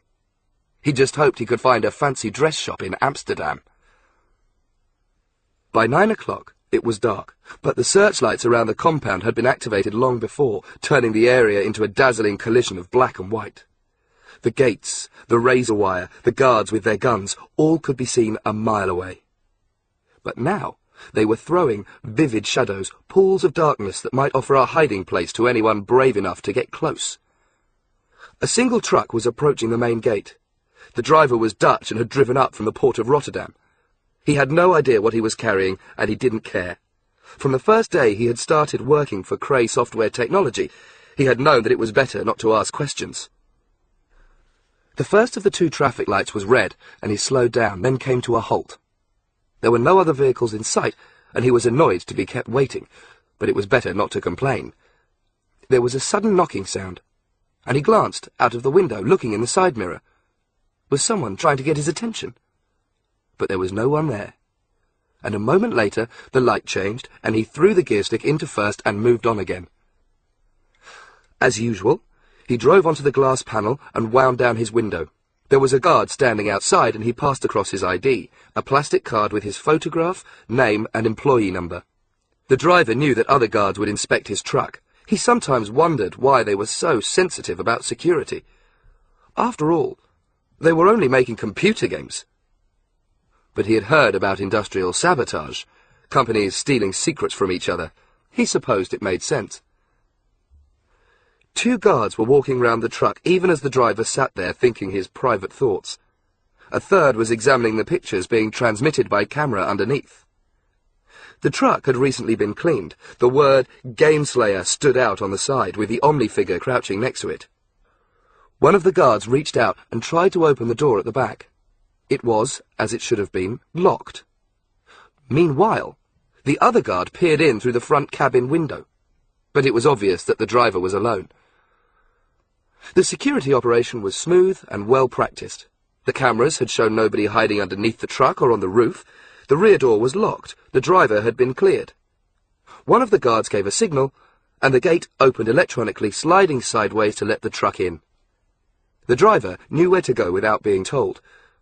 After about 50 meters, he branched off the entrance road and followed a narrower track that brought him to the unloading bay. There were about a dozen other vehicles parked here, with warehouses on both sides.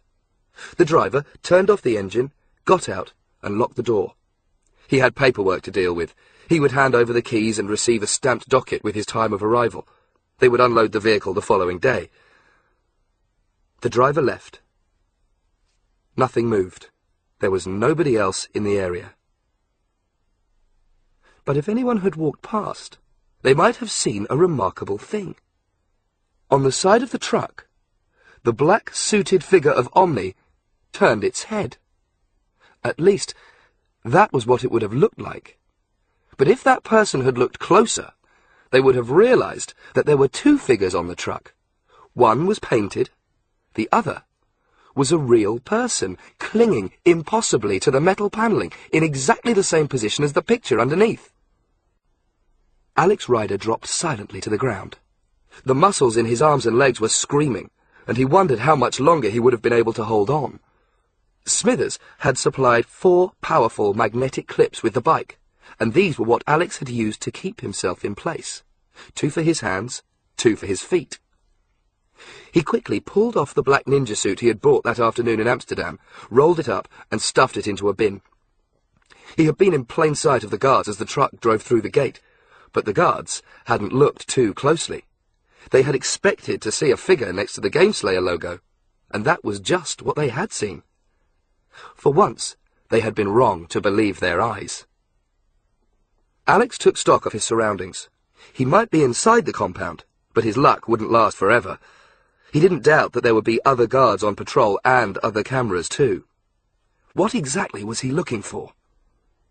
The strange thing was, He had no real idea, but something told him that if Damian Cray went in for all this security, that it must be because he had something to hide. Of course, it was still possible that Alex was wrong, that Cray was innocent. It was a comforting thought. He made his way through the compound, making for the great cube that stood at its heart. He heard a whining sound and ducked into the shadows next to a wall as an electronic car sped past with 3 passengers and a woman in blue overalls at the wheel. He became aware of activity somewhere ahead of him. An open area, brilliantly lit, stretched out behind one of the warehouses. A voice suddenly echoed in the air, amplified by a speaker system. It was a man speaking, but in Dutch. Alex couldn't understand a word. Moving more quickly, he hurried on, determined to see what was happening. He found a narrow alley between 2 of the buildings and ran the full length, grateful for the shadows of the walls. At the end, he came to a fire escape, a metal staircase spiralling upwards, and he threw himself breathlessly behind it. He could hide here, but looking between the steps, he had a clear view of what was happening ahead. There was a square of black tarmac with glass and steel office blocks on all sides. The largest of these was the cube that Alex had seen from outside. Damian Cray was standing in front of it, talking animatedly to a man in a white coat, with 3 more men just behind him. Even from a distance, Cray was unmistakable. He was the smallest person there, dressed in yet another designer suit. He had come out to watch some sort of demonstration. About half a dozen guards stood waiting, dotted around the square. Harsh white lights were being beamed down from 2 metal towers that Alex hadn't noticed before. Gazing through the fire escape, Alex saw that there was a cargo plane in the middle of the square. It took him a moment or two to accept what he was seeing. There was no way the plane could have landed there. The square was only just wide enough to contain it, and there wasn't a runway inside the compound as far as he knew. It must have been carried here on a truck, possibly assembled on site. But what was it doing here? The plane was an old-fashioned one. It had propellers rather than jets and wings high up, almost sitting on top of the main body.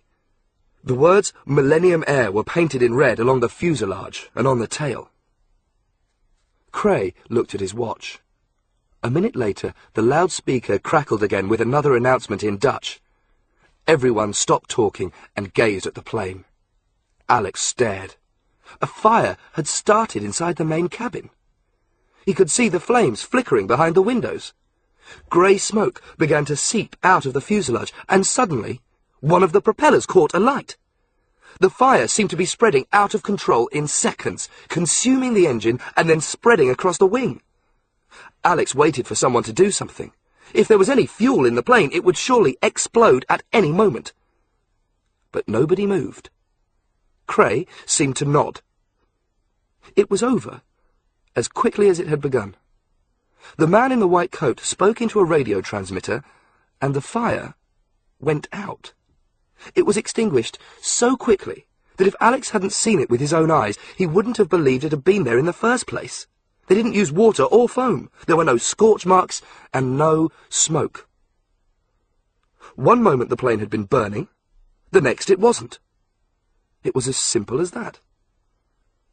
Cray and the 3 men with him spent a few seconds talking before turning and strolling back into the cube. The guards in the square marched off. The plane was left where it was. Alex wondered what on earth he had got himself into. This had nothing to do with computer games. It made absolutely no sense at all. But at least he had spotted Damian Cray. Alex waited until the guards had gone, then twisted out from behind the fire escape. He made his way as quickly as he could around the square, keeping in the shadows. Cray had made a mistake. Breaking into the compound was virtually impossible, so he had worried less about security on the inside. Alex hadn't spotted any cameras, and the guards in the towers were looking out rather than in. For the meantime, he was safe. He followed Cray into the building and found himself crossing the white marble floor of what was nothing more than a huge glass box. Above him, he could see the night sky with the 3 windmills looming in the distance. The building contained nothing, but there was a single round hole in one corner of the floor and a staircase leading down. Alex heard voices. He crept down the stairs, which led directly into a large underground room. Crouching on the bottom step, concealed behind wide steel banisters, he could see everything.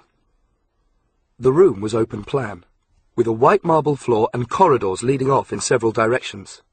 The architecture made him think of a vault in an ultra-modern bank. But the gorgeous rugs, the fireplace, the Italian furniture, and the dazzling white Bechstein grand piano could have come out of a palace. To one side was a curving desk with a bank of telephones and computer screens. All the lighting was at floor level, giving the room a bizarre, unsettling atmosphere, with all the shadows going the wrong way. A portrait of Damian Cray holding a poodle covered an entire wall. The man himself was sitting on a sofa, sipping a bright yellow drink. He had a cherry on a cocktail stick, and Alex watched him pick it off with his perfect white teeth and slowly eat it.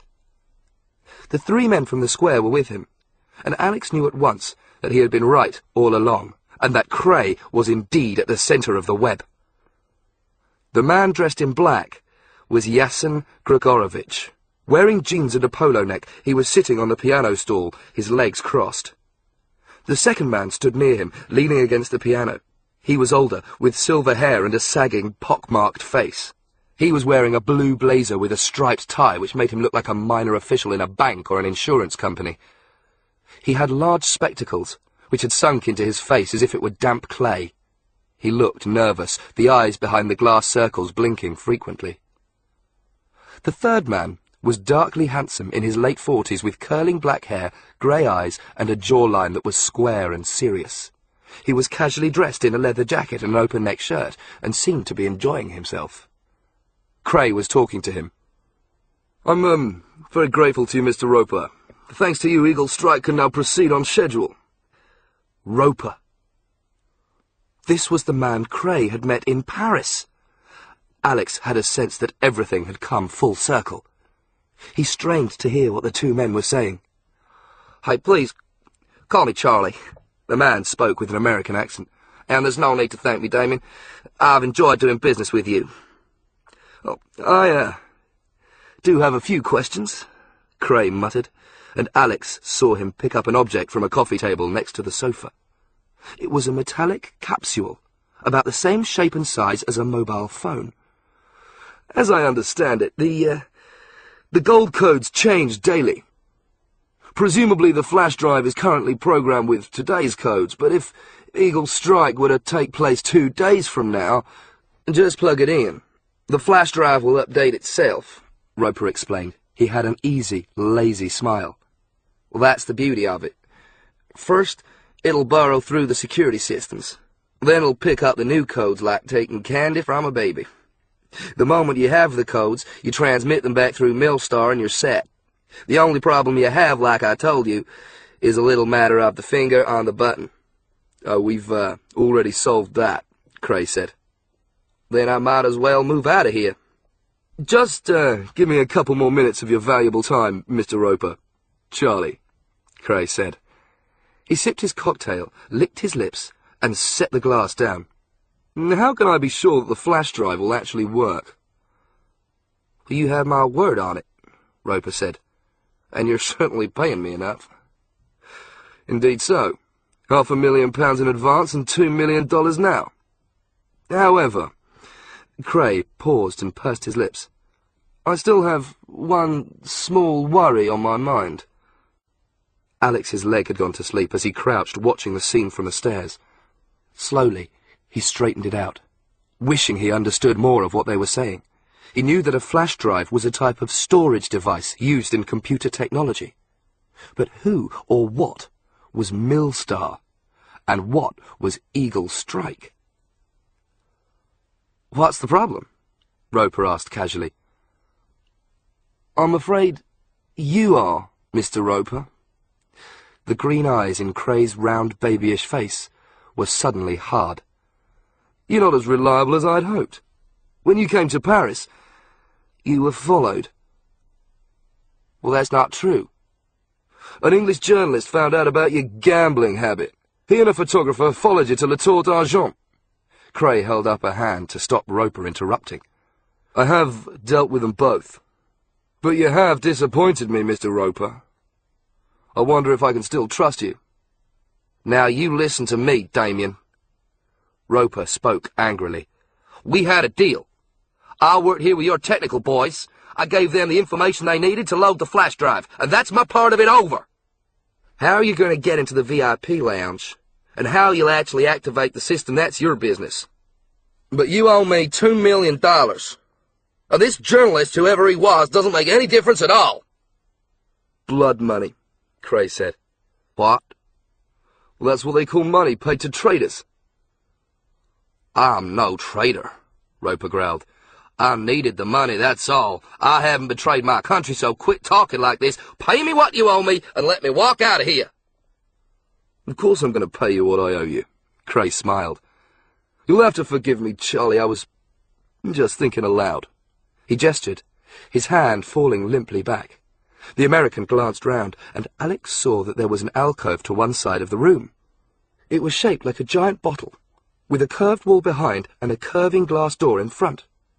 Inside was a table, and on the table, a leather attaché case. Your money is in there, Cray said. Thank you.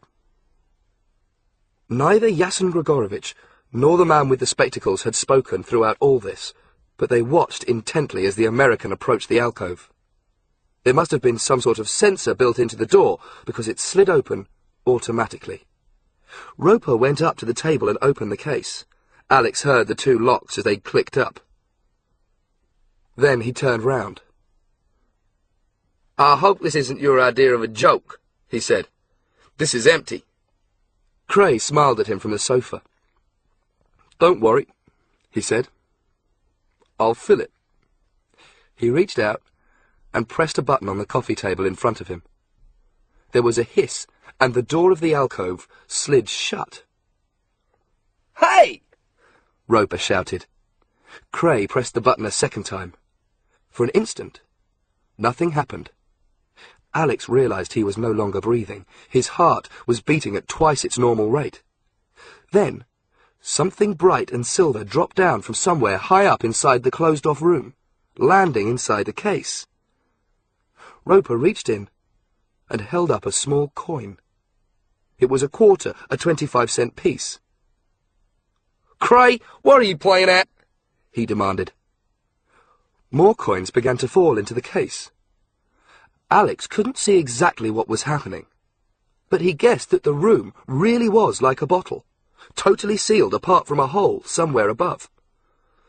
The coins were falling through the hole, the trickle rapidly turning into a cascade. In seconds, the attaché case was full, and still the coins came, tumbling onto the pile, spreading out over the table and onto the floor. Perhaps Charlie Roper had an inkling of what was about to happen. He forced his way through the shower of coins and pounded on the glass door. Stop this! He shouted. Let me out of here! But I haven't paid you all your money, Mr. Roper, Cray replied. I thought you said I owed you $2 million. Suddenly, the cascade became a torrent. Thousands and thousands of coins poured into the room. Roper shouted, bending an arm over his head, trying to protect himself. Alex tried to work out the mathematics. $2 million, 25 cents at a time. The payment was being made in just about the smallest of small change. How many coins would there be?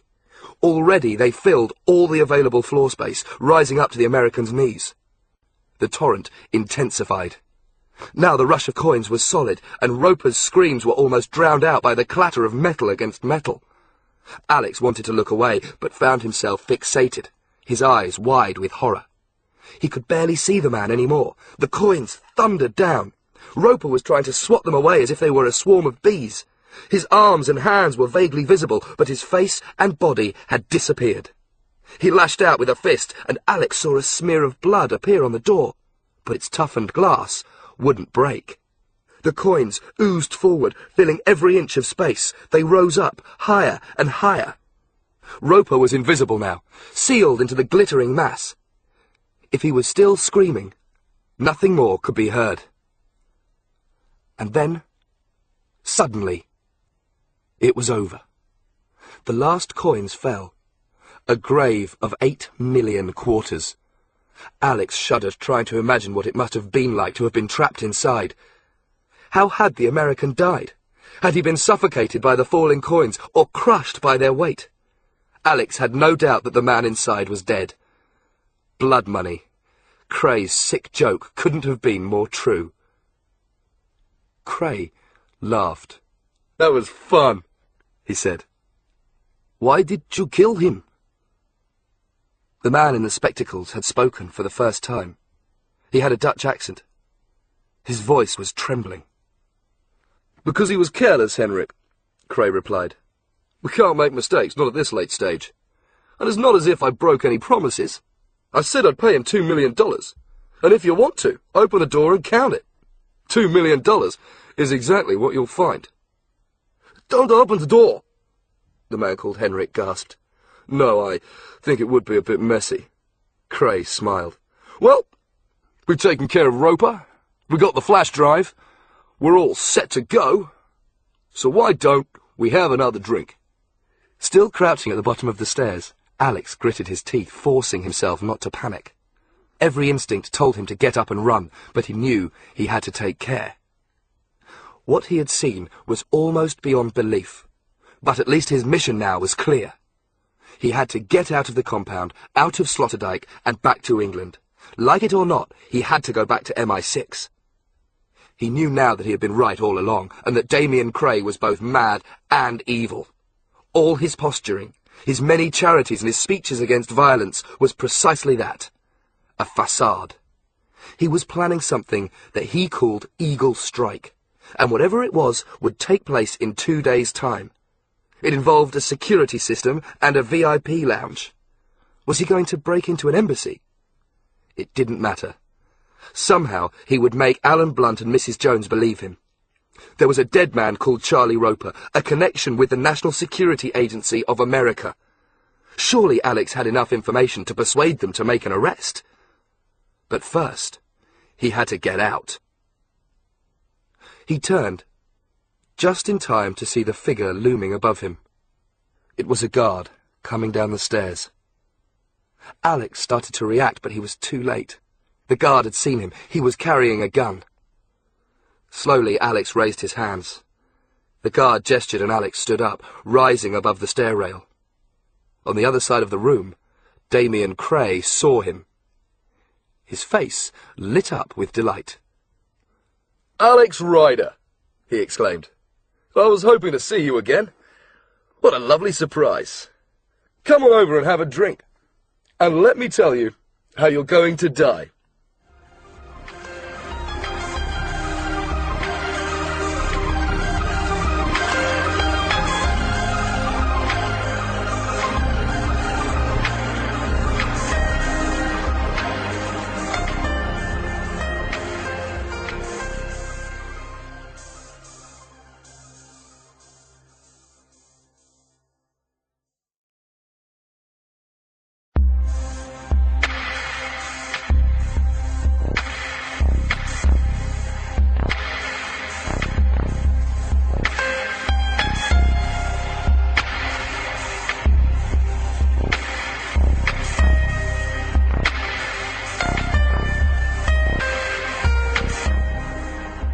Chapter 10.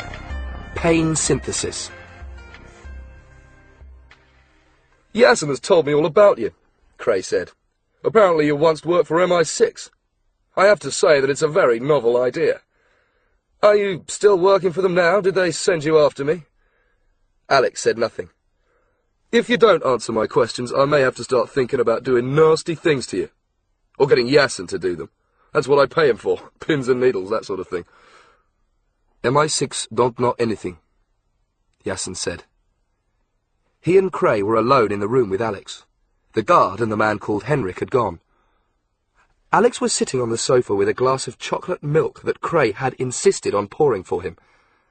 Cray was now perched on the piano stool, his legs were crossed, and he seemed completely relaxed as he sipped another cocktail. "There's no way the intelligence services could know anything about us," Yassen went on, "and if they did, they wouldn't have sent Alex." "Then why was he at the Pleasure Dome? Why is he here?" Cray turned to Alex. "I don't suppose you've come all this way to get my autograph." As a matter of fact, Alex, I'm rather pleased to see you. I was planning to come and find you one day anyway. You completely spoilt the launch of my Game Slayer. Much too clever by half. I was very cross with you, and although I'm rather busy at the moment, I was going to arrange a little accident, like you did for that woman in Hyde Park, Alex asked. She was a nuisance. She asked impertinent questions. I hate journalists, and I hate smart-ass kids, too. As I say, I'm very glad you managed to find your way here. Makes my life a lot easier. You can't do anything to me, Alex said. MI6 know I'm here. They know all about Eagle's strike. You may have the codes, but you'll never be able to use them. And if I don't report in this evening, this whole place will be surrounded before tomorrow, and you'll be in jail. Cray glanced at Yassen. The Russian shook his head. He's lying. He must have heard us talking from the stairs. He knows nothing. Cray licked his lips. Alex realized that he was enjoying himself. He could see now just how crazy Cray was. The man didn't connect with the real world, and Alex knew that whatever he was planning, it was going to be on a big scale, and probably lethal. Well, it doesn't make any difference, Cray said. Eagle's strike will have taken place in less than 48 hours from now. I agree with you, Yassen. This boy knows nothing. He's irrelevant. I can kill him, and it won't make any difference at all. You don't have to kill him, Yassen said. Alex was surprised.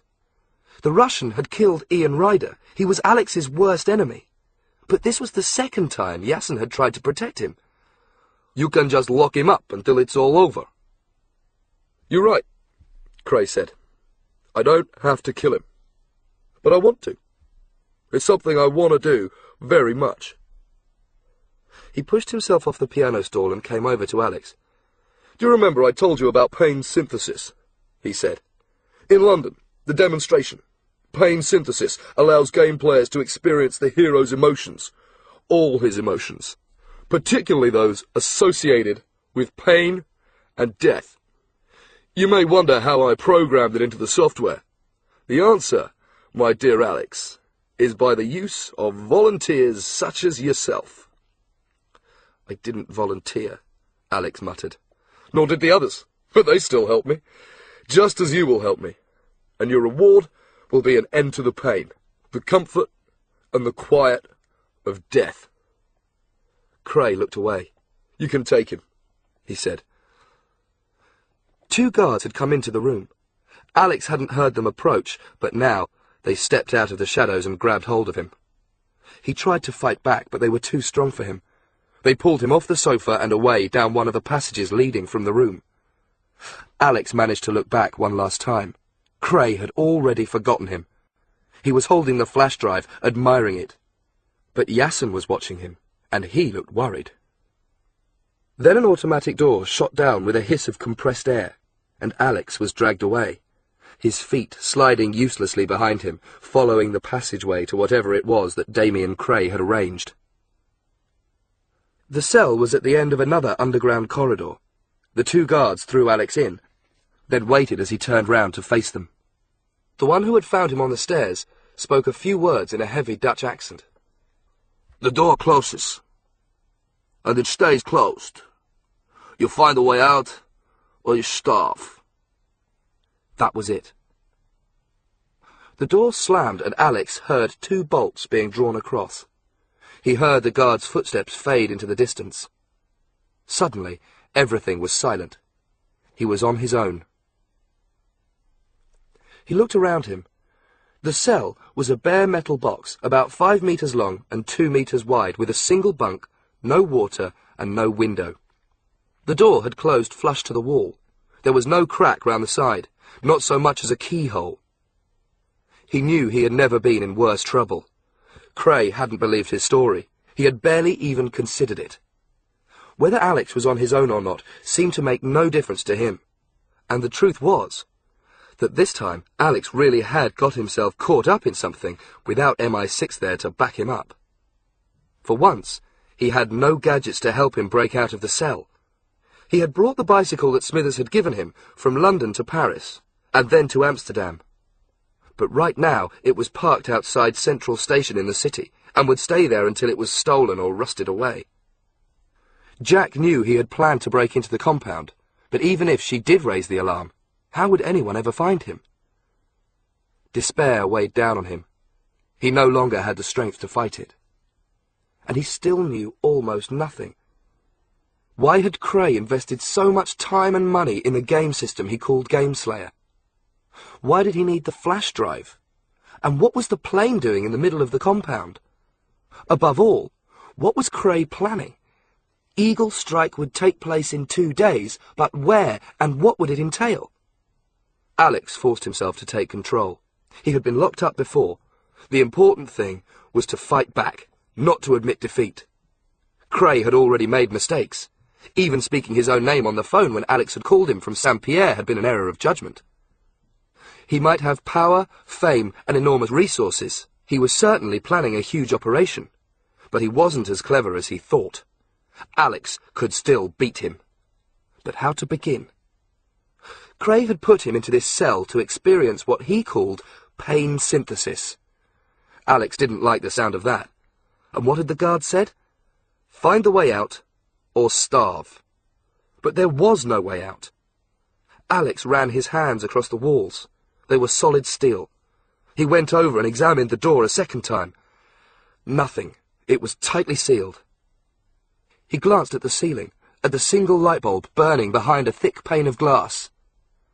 That only left the bunk. He found the trapdoor underneath, built into the wall. It was like a cat flap, just big enough to take a human body. Gingerly wondering if it might be booby-trapped, Alex reached out and pushed it. The metal flap swung inward. There was some sort of tunnel on the other side, but he couldn't see anything. If he crawled into it, he would be entering a narrow space with no light at all, and he couldn't even be sure that the tunnel actually went anywhere. Did he have the courage to go in? There was no alternative. Alex examined the cell one last time, knelt down, and pushed himself forward. The metal flap swung open in front of him, then travelled down his back as he crawled into the tunnel. He felt it hit the back of his heels, and there was a soft click. What was that? He couldn't see anything. He lifted a hand and waved it in front of his face. It was as if it wasn't there. He reached out in front of him and felt a solid wall. God, he had crawled rather, into a trap. This wasn't the way out after all. He pushed himself back the way he had come, and that was when he discovered the flap was now locked. He kicked out with his feet, but it wouldn't move. Panic, total and uncontrollable, overwhelmed him. He was buried alive in total darkness with no air. This was what Cray had meant by pain synthesis, a death too hideous to imagine. Alex went mad. Unable to control himself, he screamed out, his fists lashing against the walls of this metal coffin. He was suffocating. His flailing hand hit a section of the wall, and he felt it give way. There was a second flap. Gasping for air, he twisted round and into a second tunnel, as black and as chilling as the first. But at least there was some faint flicker of hope burning in his consciousness. There was a way through. If he could just keep a grip on himself, he might yet find his way back into the light. The second tunnel was longer. Alex slithered forward, feeling the sheet metal under his hands. He forced himself to slow down. He was still completely blind. If there was a hole ahead of him, he would plunge into it before he knew what had happened. As he went, he tapped against the walls, searching for other passageways. His head knocked into something and he swore. The bad language helped him. It was good to direct his hatred against Damian Cray, and hearing his own voice reminded him he was still alive. He had bumped into a ladder. He took hold of it with both hands and felt for the opening that must be above his shoulders. He was lying flat on his stomach, but slowly he manipulated himself round and began to climb up, feeling his way in case there was a ceiling overhead. His hand came into contact with something, and he pushed. To his huge relief, light flooded in. He had opened some sort of trapdoor with a large, brightly lit room on the other side. Gratefully, he climbed the last rungs and passed through. The air was warm. Alex sucked it into his lungs, allowing his feelings of panic and claustrophobia to fade away. Then he looked up. He was kneeling on a straw-covered floor in a room that was bathed in yellow light. 3 of the walls seemed to have been built with huge blocks of stone. Blazing torches slanted in towards him, fixed to metal brackets. Gates, at least 10 meters high, stood in front of him. They were made out of wood, with iron fastenings and a huge face carved into the surface, some sort of Mexican god with saucer eyes and solid block-like teeth. Alex had seen the face before, but it took him a few moments to work out where. And then he knew exactly what lay ahead of him. He knew how Cray had programmed pain synthesis into his game. The gates had appeared at the start of Feathered Serpent, the game that Alex had played in a pleasure dome in Hyde Park. Then it had been a computerized image projected onto a screen, and Alex had been represented by an avatar, a 2-dimensional version of himself. But Cray had also built an actual, physical version of the game. Alex reached out and touched one of the walls. Sure enough, they weren't really stone, but some sort of toughened plastic. The whole thing was like one of those walkthroughs at Disneyland, an ancient world reproduced with high-tech modern construction. There had been a time when Alex wouldn't have believed it possible, but he knew with a sick certainty that once the gates opened, he would find himself in a perfect reconstruction of the game, and that meant he would be facing the same challenges. Only this time, it would be for real. Real flames, real acid, real spears, and, if he made a mistake, real death. Cray had told him that he had used other volunteers. Presumably they had been filmed fighting their way through the various challenges. And all the time their emotions had been recorded, and then somehow digitally transferred and programmed into the GameSlayer system. It was sick. Alex realized that the darkness of the underground passages hadn't even been part of the real challenge. That began now. He didn't move. He needed time to think, to remember as much as he could about the game he had played at the Pleasure Dome. There had been 5 zones. First, some sort of temple, with a crossbow and a sword concealed in the walls. Would Cray provide him with weapons in this reconstruction? He would have to wait and see. What came after the temple? There had been a pit with a flying creature, half butterfly, half dragon. After that, Alex had run down a corridor, spears shooting out of the walls, and into a jungle, the home of the metallic snakes. Then there had been a mirror maze, guarded by Aztec gods, and finally, a pool of fire, his exit to the next level. A pool of fire. If that was reproduced here, it would kill him.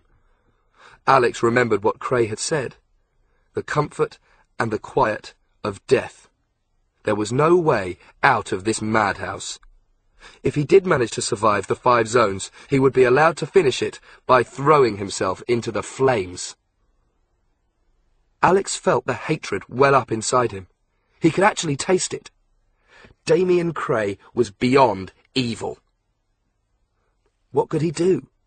There would be no way back through the tunnels, and Alex wasn't sure he had the nerve to even try.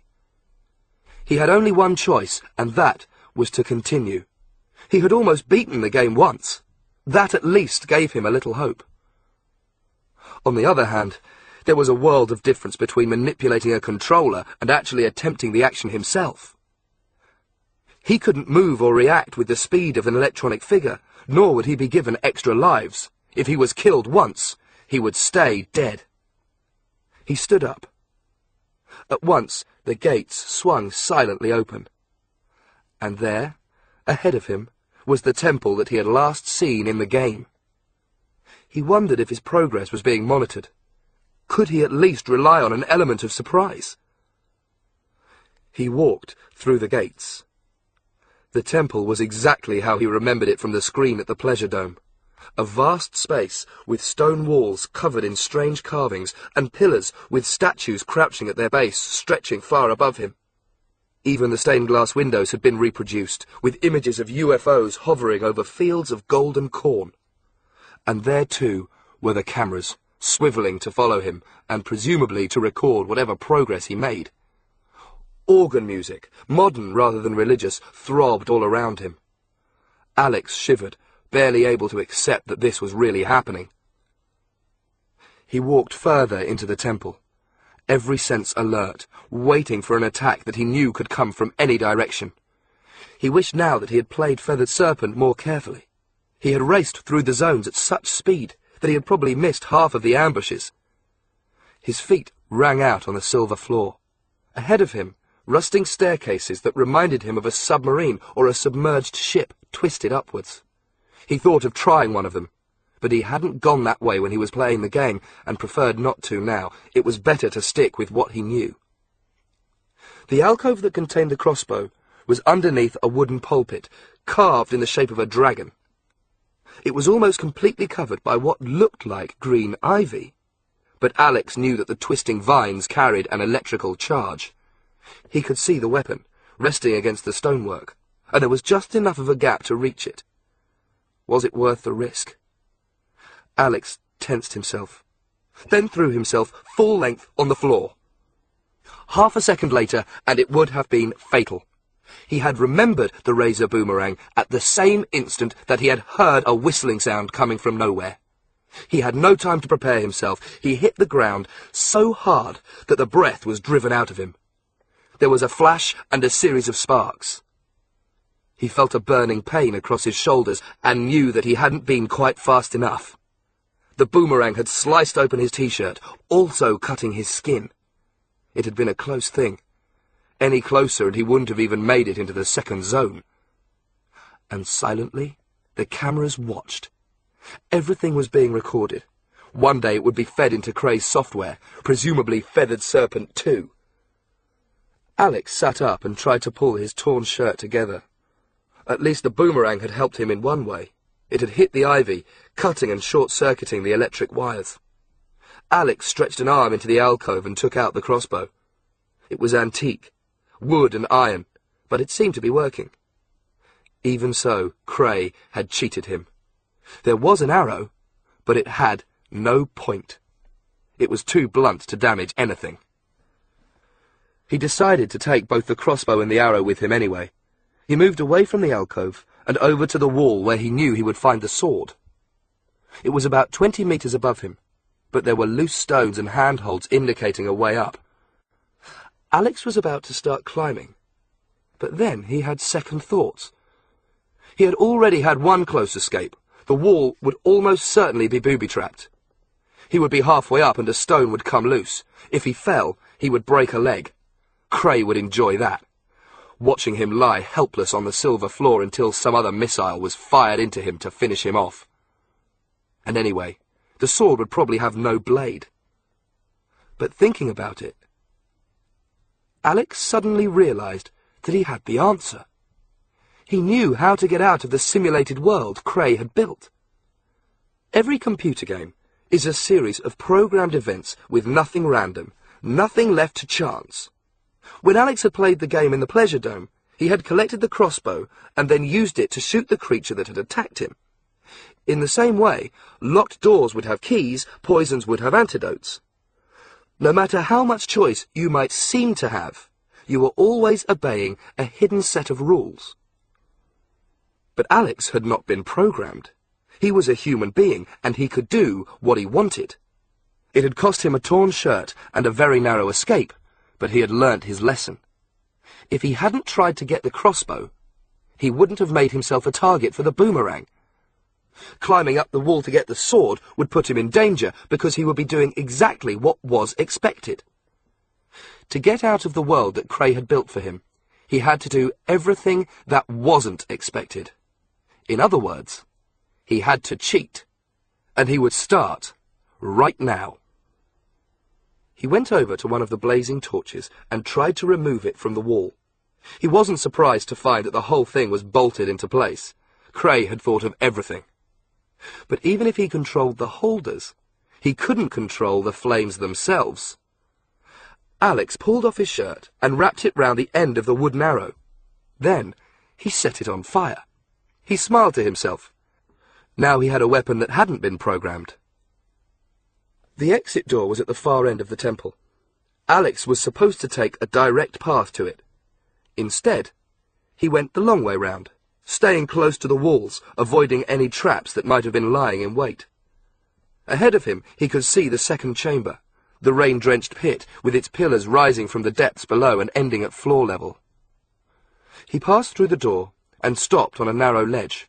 The tops of the pillars, barely bigger than soup plates, offered him a path of stepping stones across the void. Alex remembered the flying creature that had attacked him. He looked up. Yes, there it was, almost lost in the gloom, a nylon wire running from the opposite side to the door above his head. He thrust upwards with the burning arrow, holding the flame against the wire.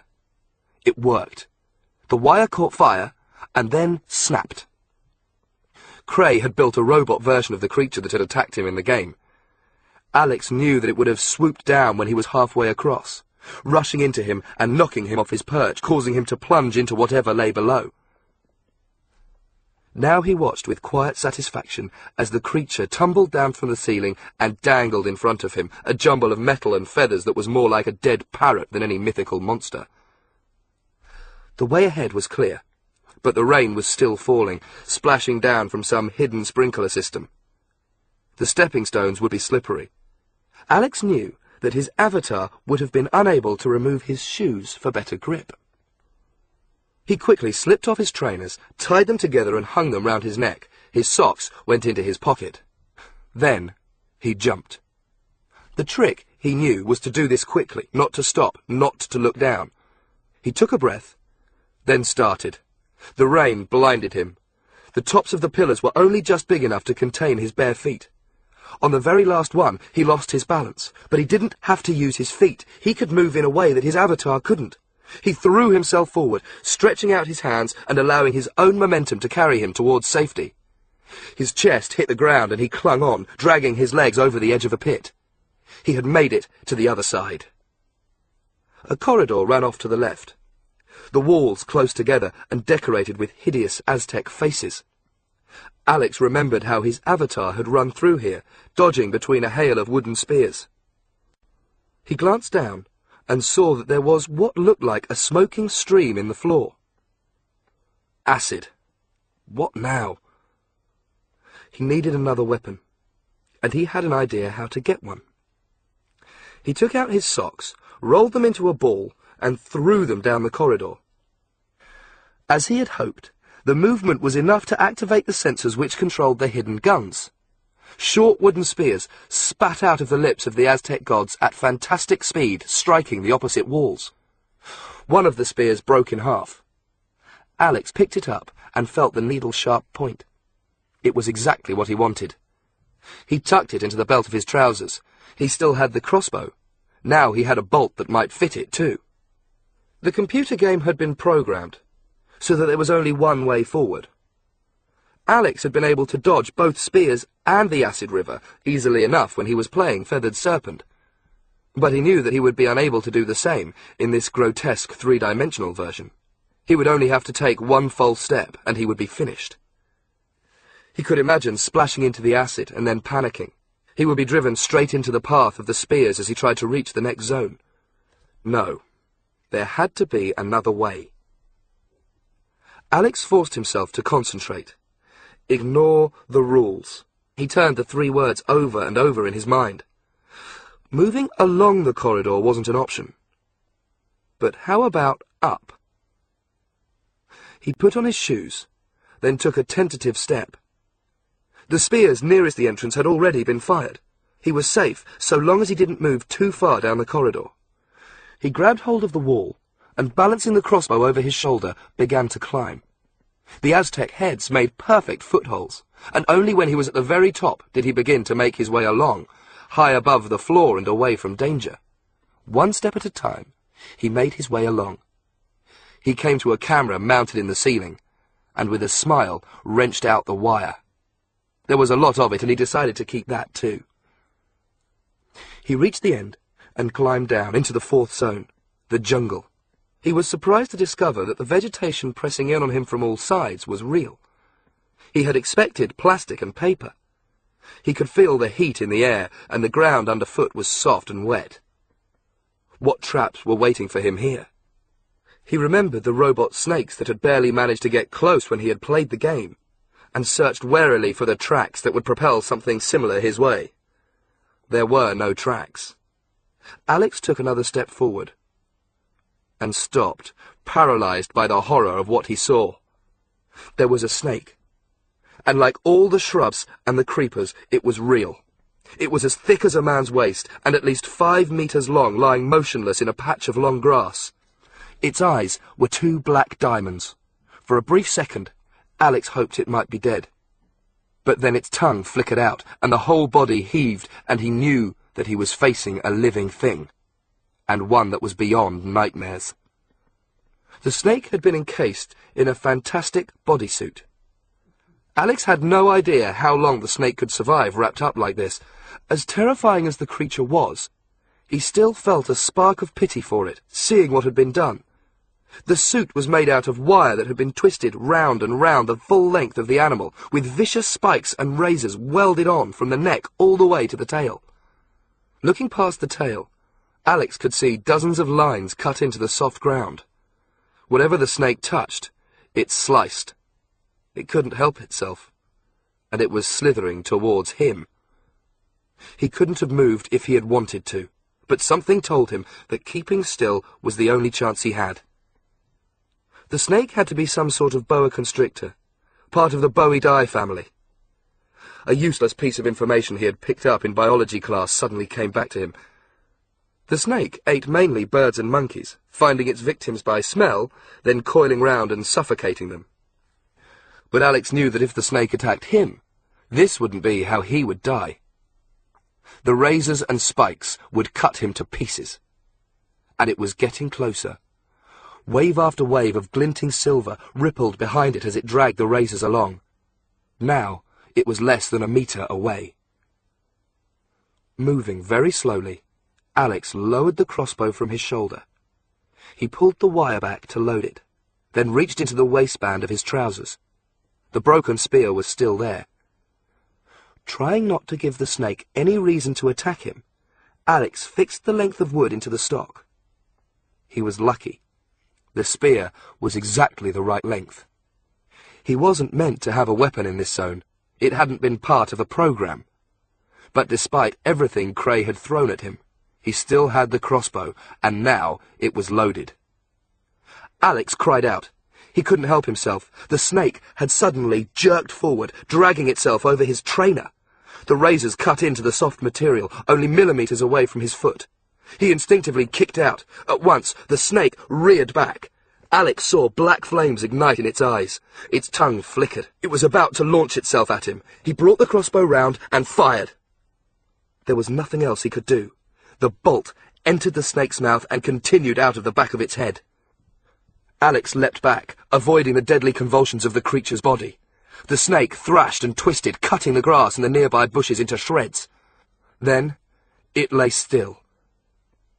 Alex knew that he had killed it, and he wasn't sorry. What had been done to the snake was revolting. He was glad he had put it out of its misery. There was one more zone left, the mirror maze. Alex knew that there would be Aztec gods waiting for him, probably guards in fancy dress. Even if he got past them, he would only find himself facing the pool of fire. But he'd had enough. To hell with Damian Cray. He looked up. He had disabled one of the security cameras, and there weren't any others in view. He had found a blind spot in this insane playground. That suited him perfectly. It was time to find his own way out.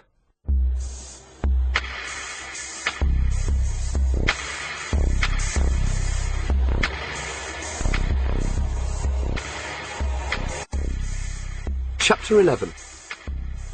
The Truth About Alex. There are no gods crueler or more ferocious than those of the Aztecs. It was the reason why Damian Cray had chosen them to inhabit his computer game. He had summoned 3 of them to patrol the mirror maze, the 5th and last zone in the huge arena he had built beneath the compound. Tlaloc, the god of rain, was half human, half alligator, with jagged teeth, claw-like hands and a thick, scaly tail that dragged behind him. Jipe Totek, the Lord of Spring, had torn out his own eyes. They were still dangling in front of his gruesome, pain-distorted face. And Xolotl, bringer of fire, walked on feet that had been smashed and wrenched round to face backwards. Flames leapt out of his hands, reflected 100 times in the mirrors and adding to the twisting clouds of smoke. Of course, there was nothing supernatural about the three creatures waiting for Alex to appear.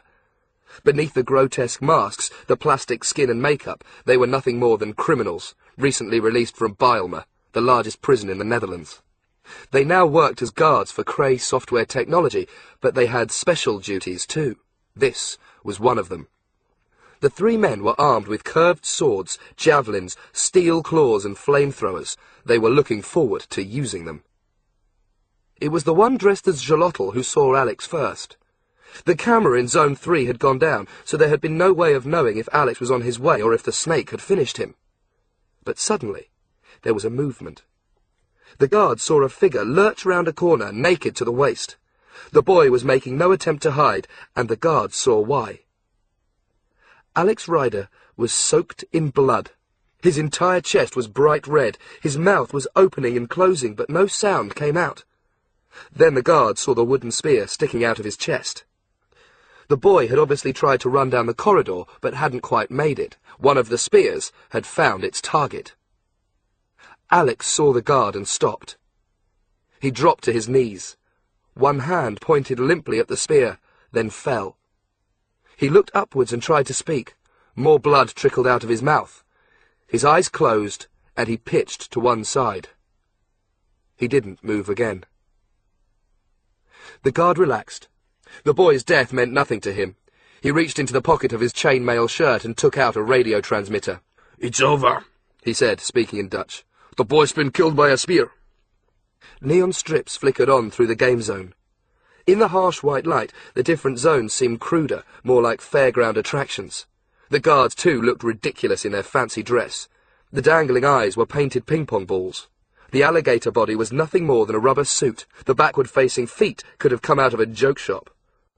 The three of them formed a circle around Alex. "He's still breathing," one of them said. "Not for much longer." The second guard glanced at the point of the spear, covered in rapidly congealing blood. "What shall we do with him?" "Let's leave him here. It's not our job. Disposal can pick him up later." They walked away. One of them stopped beside a wall painted to look like crumbling stone and pulled open a concealed panel to reveal a button. He pressed it, and the wall slid open. There was a brightly lit corridor on the other side. The three men went off to change. Alex opened his eyes. The trick he had played was so old that he was almost ashamed. If it had been done on stage, it wouldn't have fooled a 6-year-old. But he supposed that circumstances were a little different here. Left on his own in the miniature jungle, he had reclaimed the broken spear that he had used to kill the snake. He had tied the whole thing to his chest using the wire that he had torn out of the security camera. Then he had covered himself with blood taken from the dead snake. That had been the worst part, but he'd had to make sure that the illusion would work. Steeling himself, he'd scooped up some more of the blood and put it in his mouth. He could still taste it now, and he was having to force himself not to swallow. But he had fooled the men completely. None of them had looked too close. They had seen what they wanted to see. Alex waited until he was certain he was alone. Then he sat up and untied the spear. He would just have to hope that the cameras had all been turned off when the game had ended.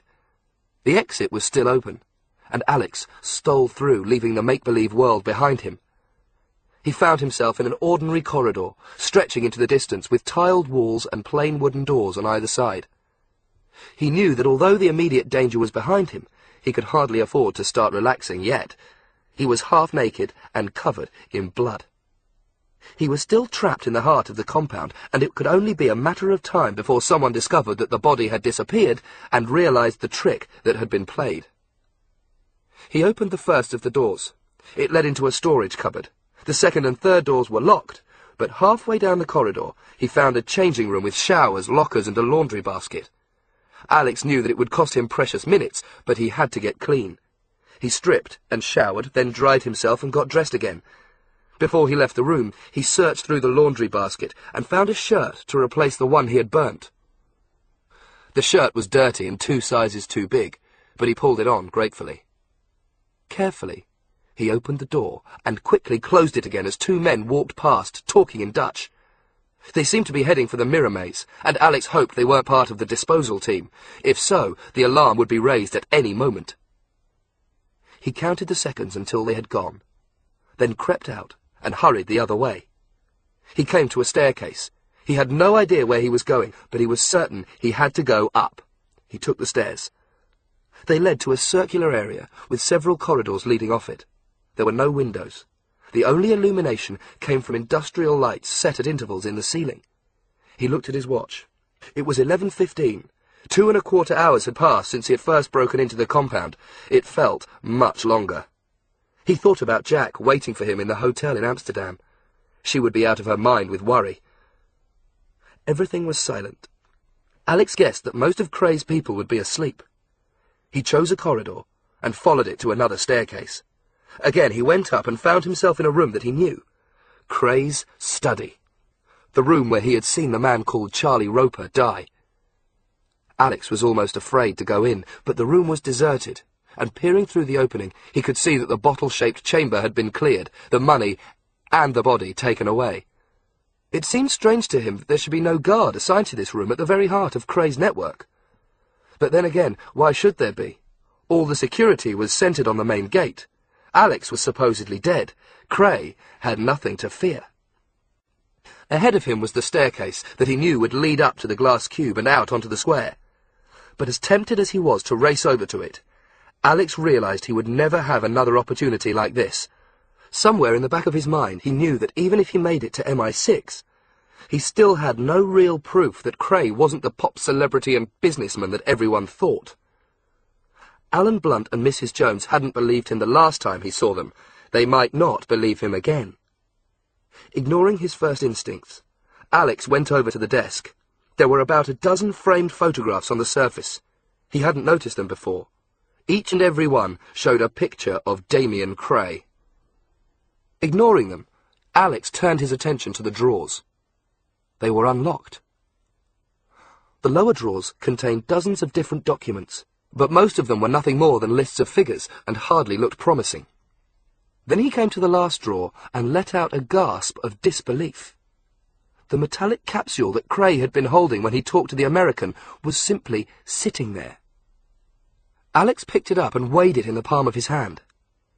The flash drive. It contained computer codes. Its job was to break through some sort of security system. It had come with a price tag of $2.5 million, and it had cost Roper his life. And Alex had it. He wanted to examine it, but he could do that later. He slipped it into his trouser pocket and hurried over to the stairs. 10 minutes later, alarms sounded throughout the compound.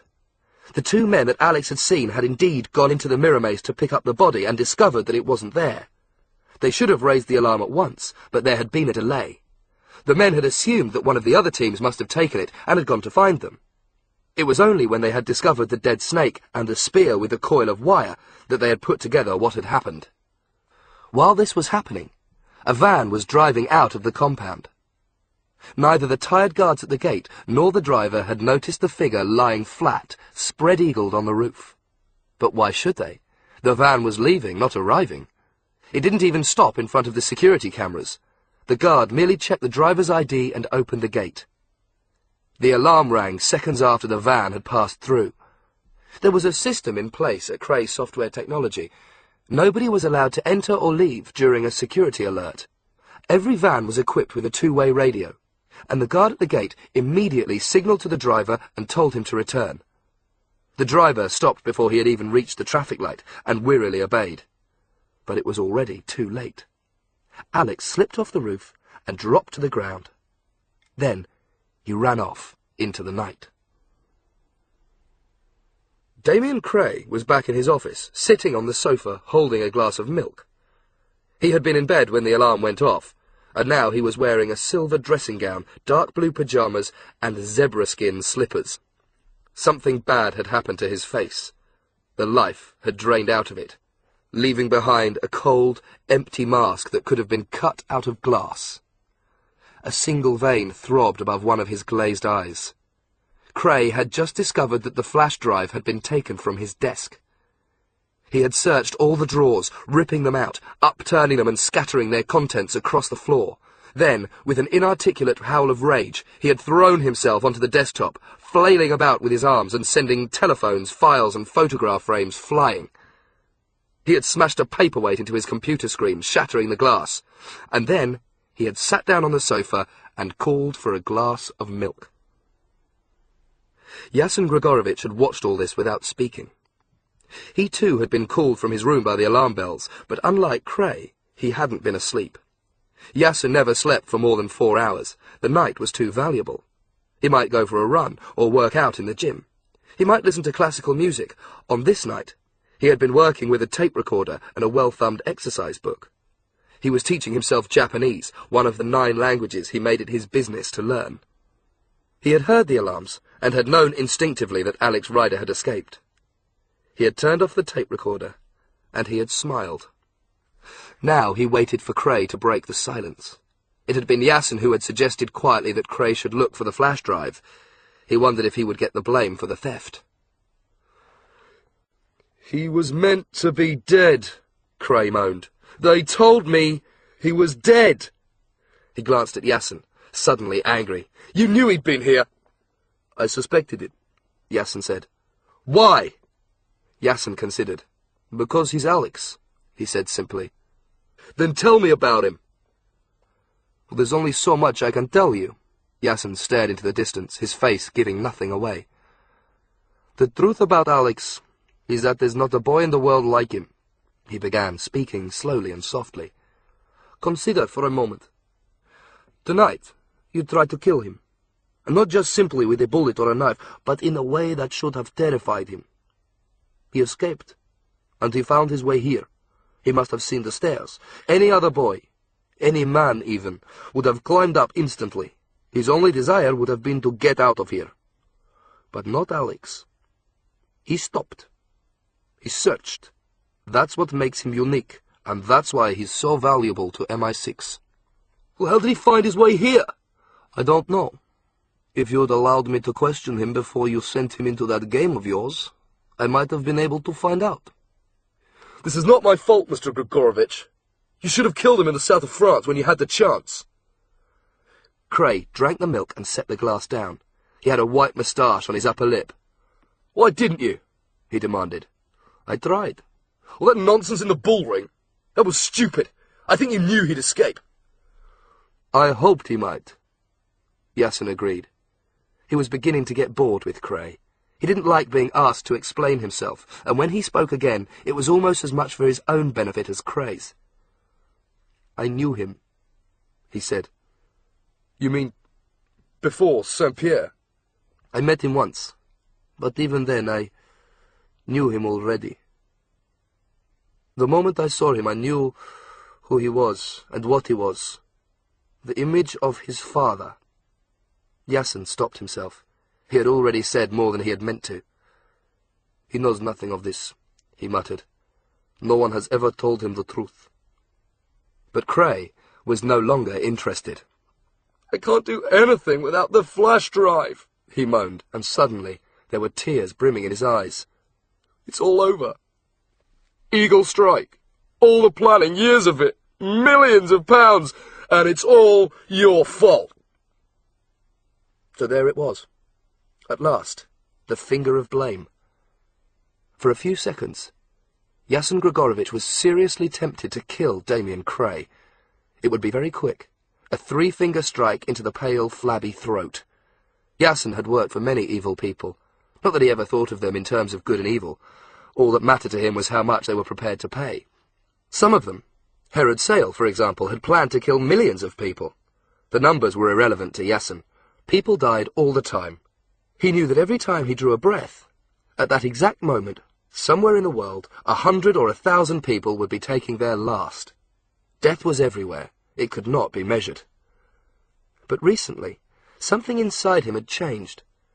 Perhaps it was meeting Alex again that had done it. Perhaps it was his age. Although Yassen looked as if he was in his late 20s, he was in fact 35. He was getting old. Too old anyway for this line of work. He was beginning to think it might be time to stop. And that was why he now decided not to murder Damian Cray. Eagle Strike was only 2 days away. It would make him richer than he could have dreamt, and it would allow him to return at last to his homeland, Russia. He would buy a house in St. Petersburg and live comfortably, perhaps doing occasional business with the Russian mafia. The city was teeming with criminal activity, and for a man with his wealth and experience, anything would be possible. Yassen stretched out a hand, the same hand that he would have used to strike his employer down. "You worry too much," he said. "For all that we know, Alex may still be in the compound. But even if he has made it through the gate, he can't have gone far. He has to get out of Sloterdijk and back to Amsterdam. I have already instructed every man we have to get out there and find him. If he tries to get into the city, he will be intercepted." How do you know he's going into the city? Cray demanded. "It's the middle of the night. Where else could he go?" Yassen stood up and yawned. Alex Ryder "We'll be back here before sunrise, and you will have your flash drive." Good. Cray looked at the wreckage scattered across the floor. And next time I get my hands on him, I'll make sure he doesn't walk away. Next time, I'll deal with him myself. Yassen said nothing. Turning his back on Damian Cray, he walked slowly out of the room.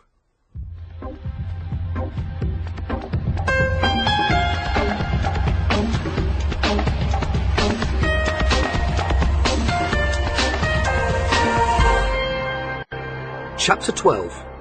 Pedal Power. The local train pulled into Amsterdam Central Station and began to slow down. Alex was sitting on his own, his face resting against the window, barely conscious of the long, empty platforms or the great canopy stretching over his head. It was around midnight and he was exhausted. He knew Jack would be frantic, waiting for him at the hotel. He was eager to see her. He suddenly felt a need to be looked after. He just wanted a hot bath, a hot chocolate, and bed. The first time he had gone out to Sloterdijk, he had cycled both ways. But the second time, he had saved his energy and left the bike at the station. The journey back was short, but he was enjoying it, knowing that every second put Damian Cray and his compound a few more meters behind him. He also needed time to think about what he had just been through, to try and understand what it all meant. A plane that burst into flames. The VIP lounge. Something called Millstar. The man with the pock-marked face. And he still had no answer to the biggest question of all. Why was Cray doing all this? He was massively rich. He had fans all over the world. Only a few days ago he had been shaking hands with the President of the United States. His music was still played on the radio, and his every appearance drew massive crowds. The Gameslayer system would make him another fortune. If ever there was a man who had no need to conspire and kill, it was him. Eagle Strike. What did the two words mean? The train slowed down and came to a halt. The doors hissed open. Alex checked the flash drive was still in his pocket and got out. There was barely anyone around on the platform, but the main ticket hall was more crowded. Students and other young travellers were arriving on the international lines. Some of them were slumped on the floor, leaning against oversized rucksacks. They all looked spaced out in the hard, artificial light. Alex guessed it would take him about 10 minutes to cycle down to the hotel on the Herengracht, if he was awake enough to remember where it was. He passed through the heavy glass doors and found his bike where he had left it, chained to some railings. He had just unlocked it when he stopped, sensing the danger before he even saw it. This was something he had never learnt. Even his uncle, who had spent years training him to be a spy, would have been unable to explain it. The instinct that now told him he had to move, and fast. He looked around him. There was a wide cobbled area leading down to an expanse of water with the city beyond. A kiosk selling hot dogs was still open. Sausages were turning over a burner, but there was no sign of the vendor. A few couples were strolling across the bridges over the canals, enjoying the night that had become warm and dry. The sky wasn't black, so much as a deep midnight blue. Somewhere a clock struck the hour, the chimes echoing across the city. Alex noticed a car parked so that it faced the station. Its headlamps blinked on, throwing the beam of light across the square towards him. A moment later, a second car did the same. Then a third. All three cars were the same. Two-seater smart cars.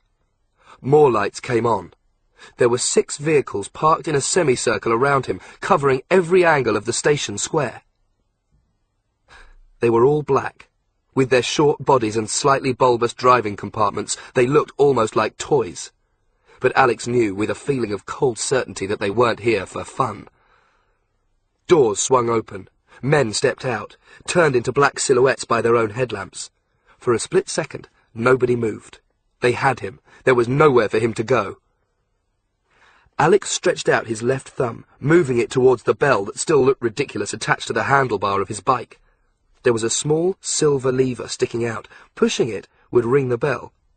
Alex pulled. The top of the bell sprang open to reveal 5 buttons inside, each one a different colour. Smithers had described them in the manual. They were colour-coded for ease of use. Now it was time to find out if they worked. As if sensing that something was about to happen, the black shadows had begun to move more quickly across the square. Alex pressed the orange button and felt the shudder underneath his hands as 2 tiny, heat-seeking missiles exploded out of the ends of the handlebars. Trailing orange flames, they shot across the square. Alex saw the men stop, uncertain.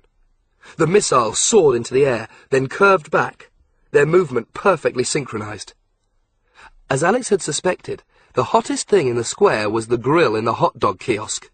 The missiles fell on it, both striking at exactly the same time. There was a huge explosion, a fireball of flame that spread across the cobbles and was reflected in the water of the canal. Burning fragments of wood and pieces of sausage rained down. The blast hadn't been strong enough to kill anyone, but it had created the perfect diversion. He grabbed the bike and dragged it back into the station. The square was blocked. This was the only way. But even as he re-entered the ticket hall, he saw other men running across the concourse towards him.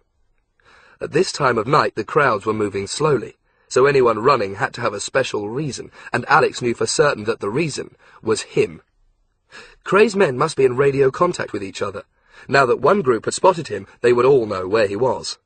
He jumped on the bike and pedalled along the flat stone floor as fast as he could, past the ticket booths, the newspaper kiosks, the information boards, and the ramps leading up to the platforms, trying to put as much space as he could between himself and his pursuers. A woman pushing a motorized cleaning machine stepped in front of him, and he had to swerve, almost knocking over a bearded man with a vast rucksack. The man swore at him in German. Alex raced on. There was a door at the very end of the main hall, but before he could reach it, it burst open and more men came running in, blocking his way. Pedalling furiously, Alex spun the bike round and headed for the one way out of this nightmare, an empty escalator going down.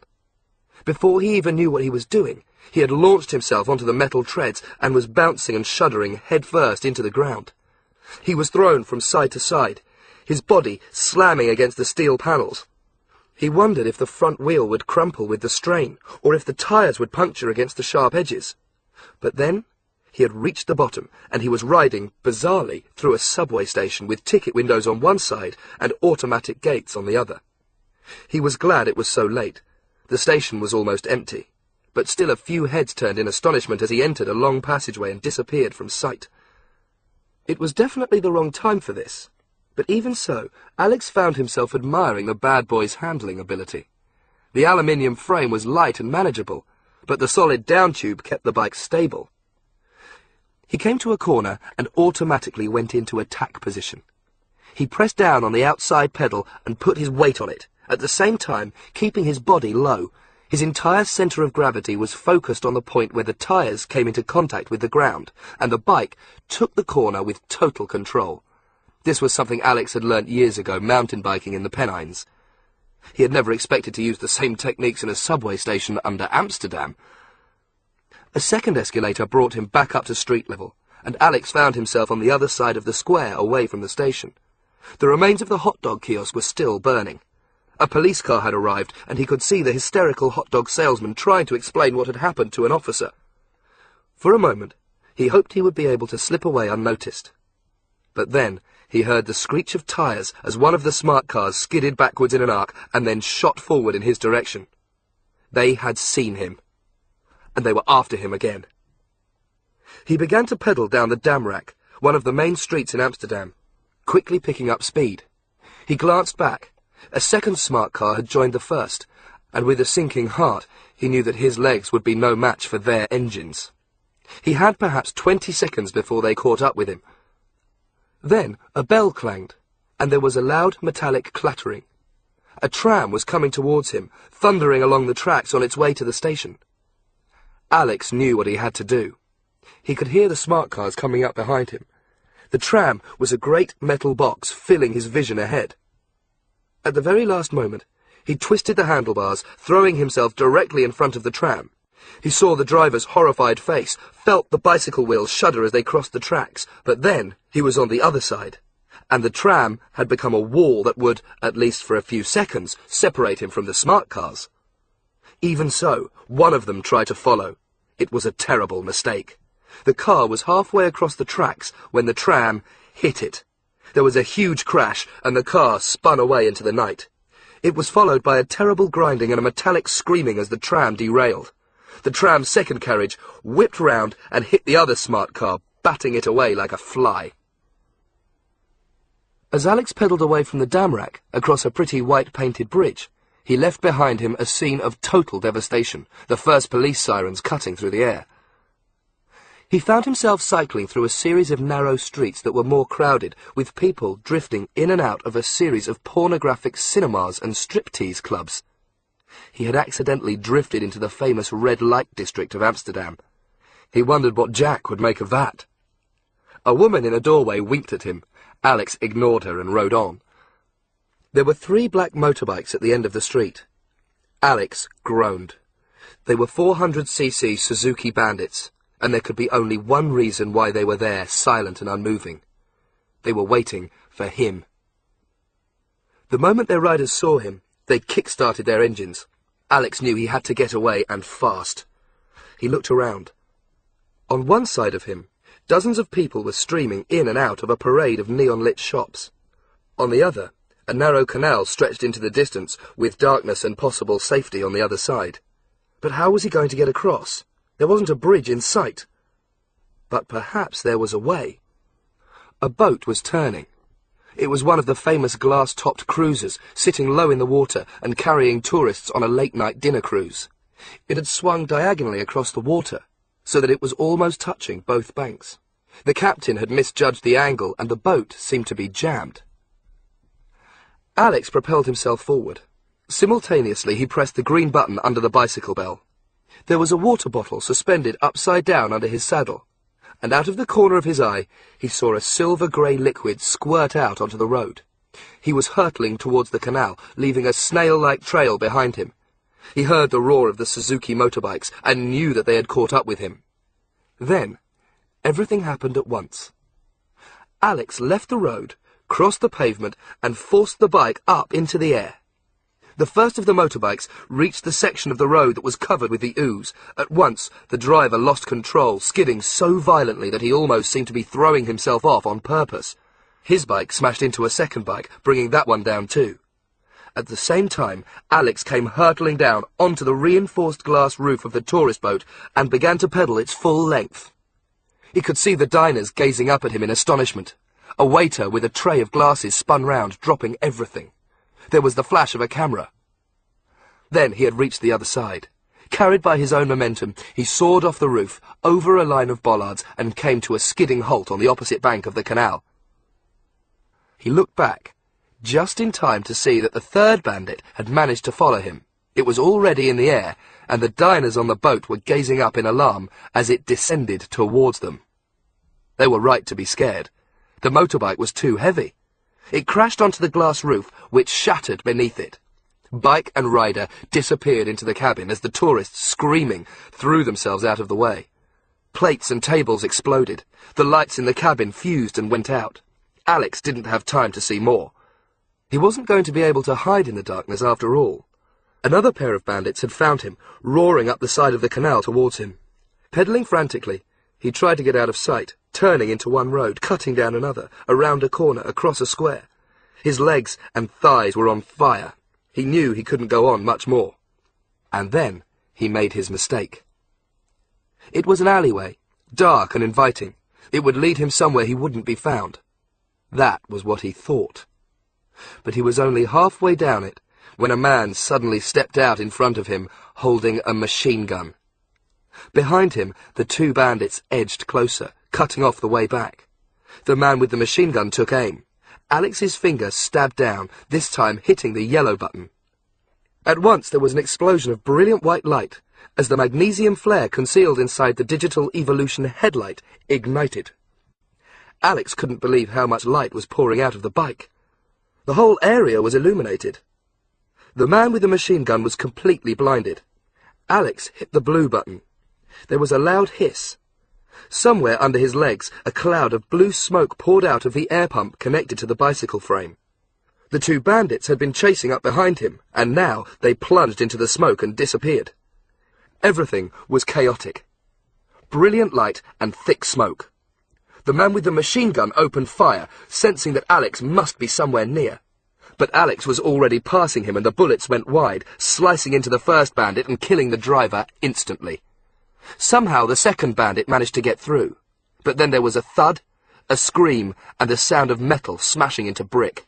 The clatter of bullets stopped, and Alex smiled grimly to himself, realizing what had happened. The man with the machine gun had just been run over by his friend on the bike. His smile faded as yet another smart car appeared from nowhere, still some distance away, but already getting closer. How many of them were there? Surely Cray's people would decide they'd had enough and give it a rest. But then Alex remembered the flash drive in his pocket and knew that Cray would rip apart all Amsterdam to get it back. There was a bridge ahead of him, an old-fashioned construction of wood and metal with thick cables and counterweights. It crossed a much wider canal, and there was a single barge approaching it. Alex was puzzled. The bridge was far too low to allow the barge to pass. Then, a red traffic light blinked on. The bridge began to lift. Alex glanced back. The smart car was about 50 meters behind him, and this time there was nowhere to hide, nowhere else to go. He looked ahead of him. If he could just get to the other side of this canal, he really would be able to disappear. Nobody would be able to follow, at least not until the bridge had come down again. But it looked as if he was already too late. The bridge had split in half, both sections rising at the same speed, with the gap over the water widening with every second. The smart car was accelerating. Alex had no choice. Feeling the pain now, and knowing that he had reached the last reserves of his strength, Alex pushed down, and the bike picked up speed. The car's engine was louder, howling in his ears, but he didn't dare look back again. All his energy was focused on the rapidly rising bridge. He hit the wooden surface when it was at a 45-degree slant. Insanely, he found himself thinking of some long-forgotten maths lesson at school, a right-angled triangle. He could see it clearly on the board, and he was cycling up its side. He wasn't going to make it. Every time he pushed down on the pedals it was a little harder, and he was barely halfway up the slope. He could see the gap, huge now, and the dark, cold water underneath. The car was right behind him. It was so close, he could hear nothing apart from its engine, and the smell of petrol filled his nostrils. He pedalled one last time, and at the same moment pressed the red button in the bell, the ejector seat. There was a soft explosion right below him. The saddle had rocketed off the bike, propelled by compressed air or some sort of ingenious hydraulic system. Alex shot into the air, over his side of the bridge, over the gap, and then down onto the other side, rolling over and over as he tumbled all the way down. As he spun round, he saw the smart car. Incredibly, it had tried to follow him. It was suspended in mid-air between the two halves of the bridge. He could see the driver's face, the open eyes, the gritted teeth. Then, the car plunged down. There was a great splash, and it sank at once, beneath the black surface of the canal. Alex got painfully to his feet. The saddle was lying next to him, and he picked it up. There was a message underneath. He wouldn't have been able to read it while the saddle was attached to the frame. It read, "If you can read this, you owe me a new bike." Smithers had a warped sense of humour. Carrying the saddle, Alex began to limp back to the hotel. He was too tired to smile.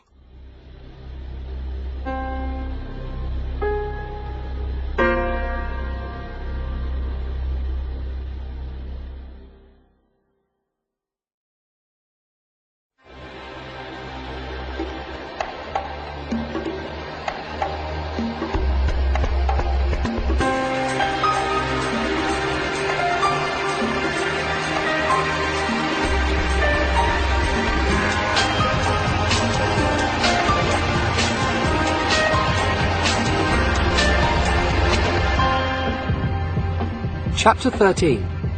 Emergency Measures. The Saskia Hotel was an old building that had somehow managed to elbow its way between a converted warehouse and a block of flats. There were just 5 bedrooms stacked on top of each other like a house of cards, each one with a view of the canal. The flower market was a short walk away, and even at night the air smelt of roses. Jack had chosen it because it was small and out of the way.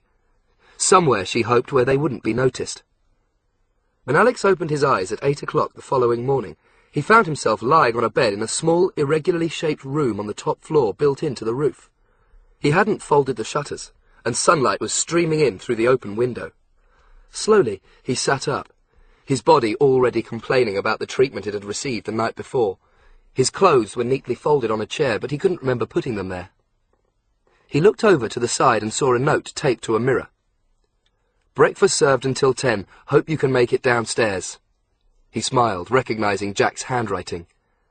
There was a tiny bathroom, hardly bigger than a cupboard, leading off the main room, and Alex went in and washed. He cleaned his teeth, thankful for the taste of peppermint. Even nearly 12 hours later, he hadn't quite forgotten the taste of the snake's blood. As he got dressed, he thought back to the night before, when he had finally limped into the reception area to discover Jack waiting for him in one of the antique chairs. He hadn't thought he had been too badly hurt, but the look on her face had told him differently. She had ordered sandwiches and a hot chocolate from the puzzled receptionist, then led him into the tiny lift that carried them up 5 floors. Jack hadn't asked any questions, and Alex had been grateful. He was too tired to explain, too tired to do anything. Jack had made him take a shower, and by the time he had come out, she had somehow managed to get her hands on a pile of plasters, bandages, and antiseptic cream. Alex was sure he needed none of them, and was relieved when they were interrupted by the arrival of room service. He had thought he would be too tired to eat, but suddenly he found that he was ravenously hungry and wolfed down the lot while Jack watched. At last he had stretched out on the bed. He was asleep the moment he closed his eyes. Now he finished dressing, checked his bruises in the mirror, and went out. He took the creaking lift all the way down to the vaulted, low-ceilinged cellar underneath the reception area. This was where breakfast was served. It was a Dutch breakfast of cold meats, cheeses, and bread rolls served with coffee. Alex saw Jack sitting at a table on her own in the corner. He went over and joined her. "Hi, Alex," she said. She was obviously relieved to see him looking more like his old self. "How did you sleep?" "Like a log." He sat down. "Do you want me to tell you what happened last night?" "Not yet. I have a feeling it'll put me off my breakfast." They ate, and then he told her everything that had happened from the moment he had entered Cray's compound on the side of the truck. When he had finished, there was a long silence. Jack's last cup of coffee had gone cold. "Damian Cray is a maniac," she exclaimed. "I'll tell you one thing, Alex, I'm never going to buy another of his CDs. She sipped her coffee, grimaced, and put the cup down. "But I still don't get it," she said. "What do you think he's doing, for heaven's sake? I mean, Cray is a national hero. He sung at Princess Diana's wedding." "It was her birthday," Alex corrected her. "And he's given zillions to charity. I went to one of his concerts once. Every penny he made went to save the children.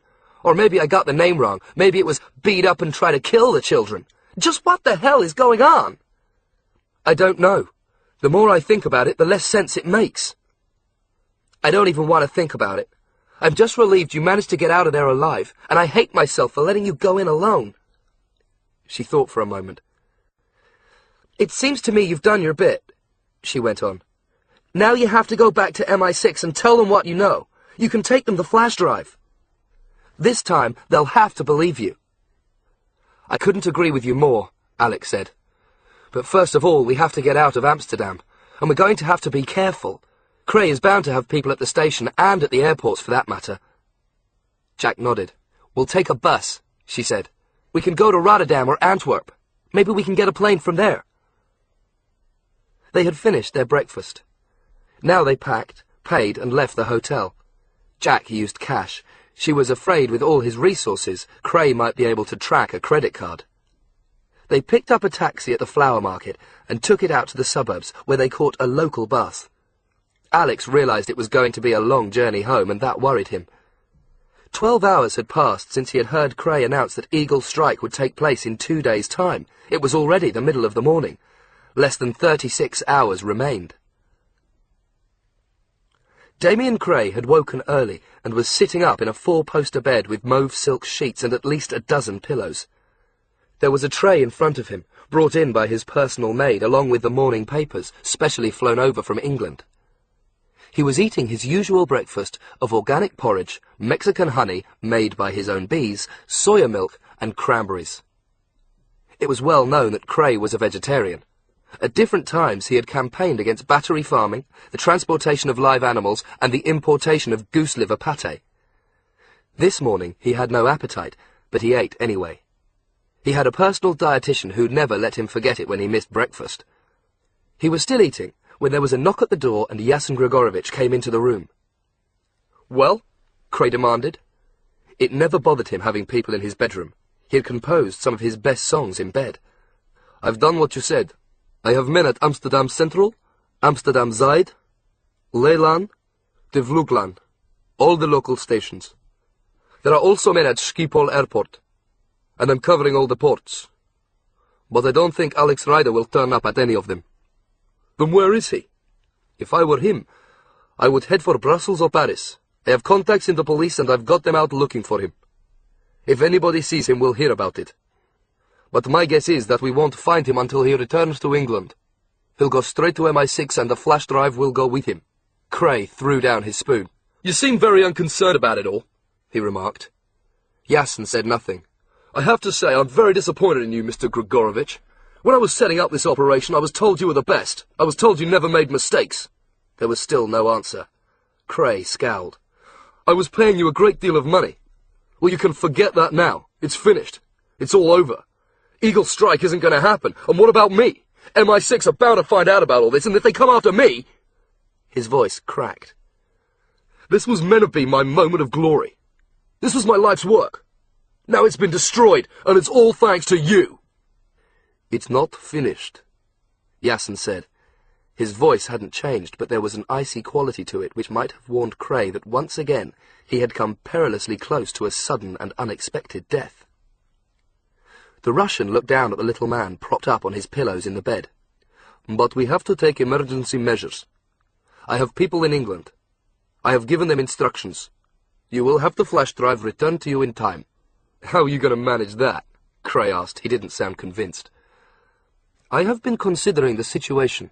All along, I have believed that Alex has been acting on his own, that it was chance that brought him to us." "He was staying in that house in the south of France?" "Yes." "So how do you explain it?" "Ask yourself this question. Why was Alex so upset by what happened to the journalist? It was none of his business, but he was angry. He risked his life coming onto the boat, the Fer de Lance. The answer is obvious. The friend he was staying with was a girl." "A girlfriend?" Cray smiled sarcastically. "He must obviously have feelings for her. That's what set him on our trail." "And do you think this girl—" Cray could see what the Russian was thinking, and suddenly the future didn't seem so bleak after all. He sank back into the pillows.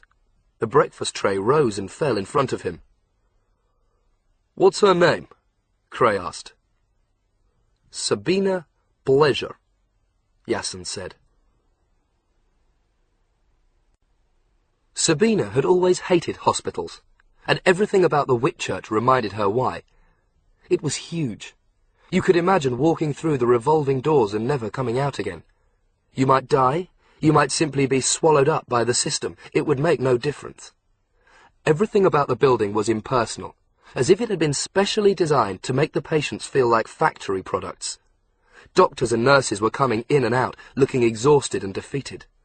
Even being close to the place filled Sabina with a sense of dread. The Whitchurch was a brand new hospital in South London. Sabina's mother had brought her here. The two of them were in the car park, sitting together in Liz Pleasure's VW Golf.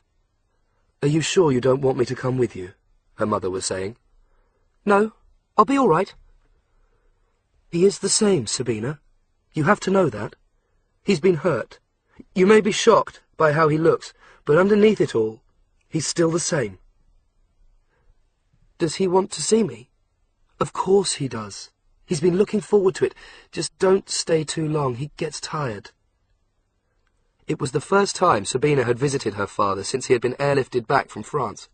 He hadn't been strong enough to see her until today, and she realized the same was true of her. In a way, she had been dreading this. She had wondered what it would be like seeing him. He was badly burnt. He was still unable to walk. But in her dreams, he was the same old Dad. She had a photograph of him beside her bed, and every night, before she went to sleep, she saw him as he had always been, shaggy and bookish, but always healthy and smiling. She knew she would have to start facing reality the moment she walked into his room. Sabina took a deep breath. She got out of the car and walked across the car park, past accident and emergency, and into the hospital. The doors revolved, and she found herself sucked into a reception area that was at once too busy and too brightly lit. Sabina couldn't believe how crowded and noisy it was, more like the inside of a shopping mall than a hospital. There were indeed a couple of shops, one selling flowers, and next to it a cafe and delicatessen where people could buy sandwiches and snacks to carry up to the friends and relatives they were visiting. Signs pointed in every direction: cardiology, pediatrics, renal, radiology. Even the names sounded somehow threatening. Edward Pleasure was in Lister Ward, named after a 19th century surgeon. Sabina knew that it was on the 3rd floor, but looking around she could see no sign of a lift. She was about to ask for directions when a man, a young doctor from the look of him, suddenly stepped into her path. "Lost?" he asked. He was in his 20s, dark-haired, wearing a loose-fitting white coat and carrying a water cup. He looked as if he had stepped straight out of a television soap. He was smiling as if at some private joke, and Sabina had to admit that maybe it was funny, her being lost when she was totally surrounded by signs. "I'm looking for Lister Ward," Sabina said. "That's on the 3rd floor. I'm just going up there myself." "But I'm afraid the lifts are out of order," the doctor added. That was strange. Her mother hadn't mentioned it, and she had been to the ward only the evening before. But Sabina imagined that in a hospital like this, things would break down all the time. "There's a staircase you can take. Why don't you come along with me?" The doctor crumpled his cup and dropped it in a bin. He walked through the reception area, and Sabina followed. "So, who are you visiting?" the doctor asked. "My dad." "What's wrong with him?" "He had an accident." "That's too bad. How is he getting on?" "This is the first time I visited him. He's getting better, I think." They went through a set of double doors and down a corridor. Sabina noticed that they had left all the visitors behind them. The corridor was long and empty. It brought them to a hallway where 5 different passages converged. To one side was a staircase leading up, but the doctor ignored it. "Isn't that the way?" she asked. "No." The doctor turned and smiled again. He seemed to smile a lot. "That goes up to urology. You can get through to Lister Ward, but this way's shorter." He gestured at a door and opened it. Sabina followed him through. To her surprise, she found herself back out in the open air. The door led to a partly covered area around the side of the hospital where supply vehicles parked. There was a raised loading bay and a number of crates already stacked up. One wall was lined by a row of dustbins, each one a different colour according to what sort of refuse it was meant to take. "Excuse me, I think you've—" Sabina began. But then her eyes widened in shock. The doctor was lunging towards her, and before she knew what was happening, he had grabbed her round her neck. Her first and her only thought was that he was some sort of madman, and her response was automatic. Sabina had been to self-defense classes. Her parents had insisted. Without so much as hesitating, she whirled round, driving her knee between the man's legs. At the same time, she opened her mouth to scream. She had been taught that in a situation like this, noise was the one thing an attacker most feared. But he was too fast for her. Even as the scream rose in her throat, his hand clamped tight over her mouth. He had seen what she was about to do, and had twisted round behind her, one hand on her mouth, the other arm pinning her to him. Sabina knew now that she had assumed too much. The man had been wearing a white coat. He had been in a hospital. But of course he could have been anyone, and she had been crazy to go with him. Never go anywhere with a stranger. How many times had her parents told her that? An ambulance appeared, backing up at speed into the service area. Sabina felt a surge of hope that gave her new strength. Whatever her attacker was planning to do, he had chosen the wrong place. The ambulance had arrived just in time, but then she realized that the man hadn't reacted. She had thought he would let her go and run away. On the contrary, he had been expecting the ambulance and began dragging her towards it. Sabina stared as the back of the ambulance burst open and 2 more men jumped out. This whole thing had been planned. The 3 of them were in it together. They had known she would be there visiting her father and had come to the hospital meaning to intercept her. Somehow she managed to bite the hand that was clamped over her mouth. The fake doctor swore and let go. Sabina lashed out with her elbow and felt it crash into the man's nose. He reeled backwards, and suddenly she was free.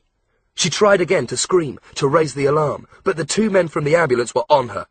One of them was holding something silver and pointed, but Sabina only knew that it was a hypodermic syringe when she felt it jab into her arm.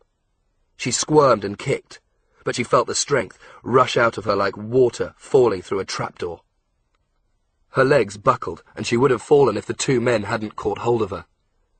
She wasn't unconscious. Her thoughts were clear. She knew that she was in terrible danger, more danger than she had ever known, but she had no idea why this was happening. Helplessly, Sabina was dragged towards the ambulance and thrown in. There was a mattress on the floor, and at least that broke the fall. Then the doors slammed shut, and she heard a lock being turned from the outside. She was trapped, on her own, in an empty metal box, unable to move as the drug took effect. Sabina felt total despair. The 2 men walked off into the hospital grounds as if nothing had taken place. The fake doctor removed his white coat and stuffed it into one of the bins.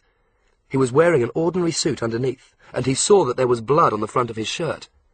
His nose was bleeding, but that was good. When he went back into the hospital, he would simply look like one of the patients. The ambulance drove slowly away.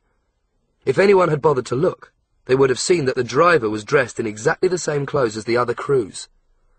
Liz Pleasure actually noticed it leave, sitting in her VW in the car park. She was still there half an hour later, wondering what had happened to Sabina, but it would be a while yet before she realized that her daughter had disappeared.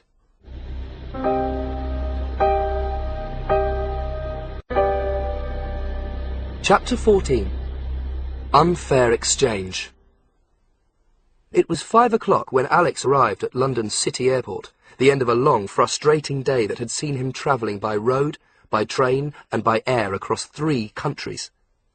He and Jack had taken the bus from Amsterdam to Antwerp, arriving just too late for the lunchtime flight. They had killed 3 hours at the airport, finally boarding an old-fashioned Fokker 50 that seemed to take forever crossing over to England. Alex wondered now if he had wasted too much time avoiding Damian Cray. A whole day had gone, but at least the airport was on the right side of London, not too far from Liverpool Street and the offices of MI6. Alex intended to take the flash drive straight to Alan Blunt. He would have telephoned ahead, but he couldn't be sure that Blunt would even take the call. One thing was certain. He wouldn't feel safe until he had handed over the device. Once MI6 had it in their hands, he would be able to relax. That was his plan. But everything changed as he stepped into the arrivals hall. There was a woman sitting at a coffee bar reading the evening paper. The front page was open. It was almost as if it had been put there for Alex to see, a photograph of Sabina, and a headline: "Schoolgirl disappears from hospital." "This way," Jack was saying. "We can get a cab." "Jack!" Jack saw the look on his face and followed his eyes to the newspaper. Without saying another word, she hurried into the airport's only shop and bought a copy for herself. There wasn't very much to the story, but at this stage there wasn't a lot to tell. A 15-year-old schoolgirl from South London had been visiting her father at Whitchurch Hospital that morning. He had recently been injured in a terrorist incident in the south of France. Inexplicably, she had never reached the ward, but instead had vanished into thin air. The police were urging any witnesses to come forward. Her mother had already made a television appeal for Sabina to come home. "It's Cray," Alex said. His voice was empty. "He's got her." "Oh, God. Alex!" Jack sounded as wretched as he felt. "He's done this to get the flash drive. We should have thought." "There was no way we could have expected this. How did he even know she was my friend?" Alex thought for a moment. "Yassen." He answered his own question. He must have told Cray. "You have to go to MI6 straight away. It's the only thing you can do." "No. I want to go home first." "Alex, why?" Alex looked down at the picture one last time, then crumpled the page in his hands. "Cray may have left a message for me," he said. There was a message, but it came in a form that Alex hadn't quite expected. Jack had gone into the house first, checking to make sure there was no one waiting for them. Then she called Alex. She looked grim as she stood at the front door. "It's in the sitting room," she said. It was a brand new widescreen television. Someone had been into the house. They had brought the television and left it in the middle of the room. There was a webcam perched on top. A brand new red cable snaked into a junction box in the wall. "A present from Cray," Jack murmured. "I don't think it's a present," Alex said. There was a remote control next to the webcam. Reluctantly, Alex picked it up. He knew he wasn't going to like what he was about to see, but there was no way he could ignore it. He turned the television on. The screen flickered and cleared, and suddenly he found himself face to face with Damian Cray. Somehow he wasn't surprised. He wondered if Cray had returned to England, or if he was transmitting from Amsterdam. He knew that this was a live image, and that his own picture would be sent back via the webcam. Slowly he sat down in front of the screen. He showed no emotion at all. "Alex." Cray looked relaxed and cheerful. His voice was so clear he could have been in the room with them. "I'm so glad you got back safely. I've been waiting to speak to you." "Where's Sabina?" Alex asked. "Where's Sabina? Where's Sabina? How very sweet. Young love." The image changed. Alex heard Jack gasp. Sabina was lying on a bunk in a bare room. Her hair was dishevelled, but otherwise she seemed unhurt. She looked up at the camera, and Alex could see the fear and the confusion in her eyes. Then the picture switched back to Cray. "We haven't damaged her. Yet," he said. "But that could change at any time." "I'm not giving you the flash drive," Alex said. "Hear me out, Alex." Cray leant forward so that he seemed to come closer to the screen. "Young people these days are so hot-headed. I've gone to a great deal of trouble and expense on account of you. And the thing is, you're going to give me the flash drive, because if you don't, your friend is going to die. And you're going to see it on video." "Don't listen to him, Alex," Jack exclaimed. "He is listening to me, and I'd ask you not to interrupt." Cray smiled. He seemed totally confident, as if this were nothing more than another celebrity interview. "I can imagine what's going through your mind," he went on, speaking again to Alex. "You're thinking of going to your friends at MI6. I would seriously advise against it." "How do you know we haven't been to them already?" Jack asked. "I very much hope you haven't," Cray replied, "because I'm a very nervous man. If I think anyone's making inquiries about me, I will kill the girl. If I find myself being watched by people I don't know, I will kill the girl. If a policeman so much as glances at me in the street, I may well kill the girl. And this, I promise you. If you do not bring me the flash drive personally before 10 o'clock tomorrow morning, I will certainly kill the girl." "No." Alex was defiant. "You can lie to me, Alex, but you can't lie to yourself. You don't work for MI6. They mean nothing to you. But the girl does. If you abandon her, you'll regret it for the rest of your life. And it won't end with her. I'll hunt down the rest of your friends. Don't underestimate my power. I will destroy everything and everyone you know. And then, I will come after you. So don't kid yourself.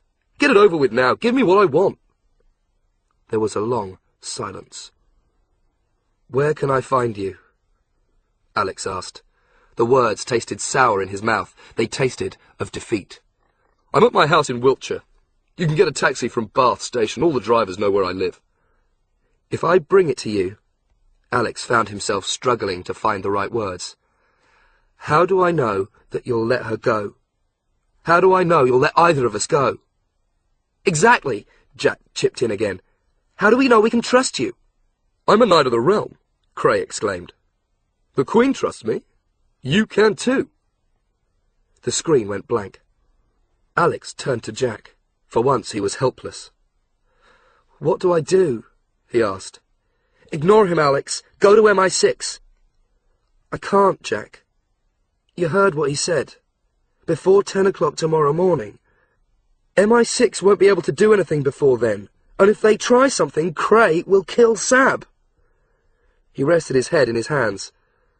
"I couldn't allow that to happen. She's only in this mess because of me. I couldn't live with myself afterwards." "But Alex, a lot more people could get hurt if Eagle Strike, whatever it is, goes ahead." "We don't know that." "You think Cray would do all this if he was just going to rob a bank or something?" Alex said nothing. "Cray is a killer, Alex. I'm sorry, I wish I could be more helpful, but I don't think you can just walk into his house." Alex thought about it. He thought for a long time. As long as Cray had Sabina, he held all the cards. But perhaps there was a way he could get her out of there. It would mean giving himself up. Once again he would become Cray's prisoner. But with Sabina free, Jack would be able to contact MI6, and perhaps, just perhaps, Alex might come out of this alive. Quickly he outlined his idea to Jack. She listened, but the more she heard, the unhappier she looked. "It's terribly dangerous, Alex," she said. "But it might work." "You can't give him the flash drive." "I won't give him the flash drive, Jack." "And what if it all goes wrong?" Alex shrugged. "Then Cray wins. Eagle Strike happens." He tried to smile, but there was no humour in his voice. "But at least we'll finally find out what it is." The house was on the edge of the Bath Valley, a 20-minute drive from the station. Cray had been right about one thing. The taxi driver knew where it was without needing a map or an address. And as the car rolled down the private lane towards the main entrance, Alex understood why.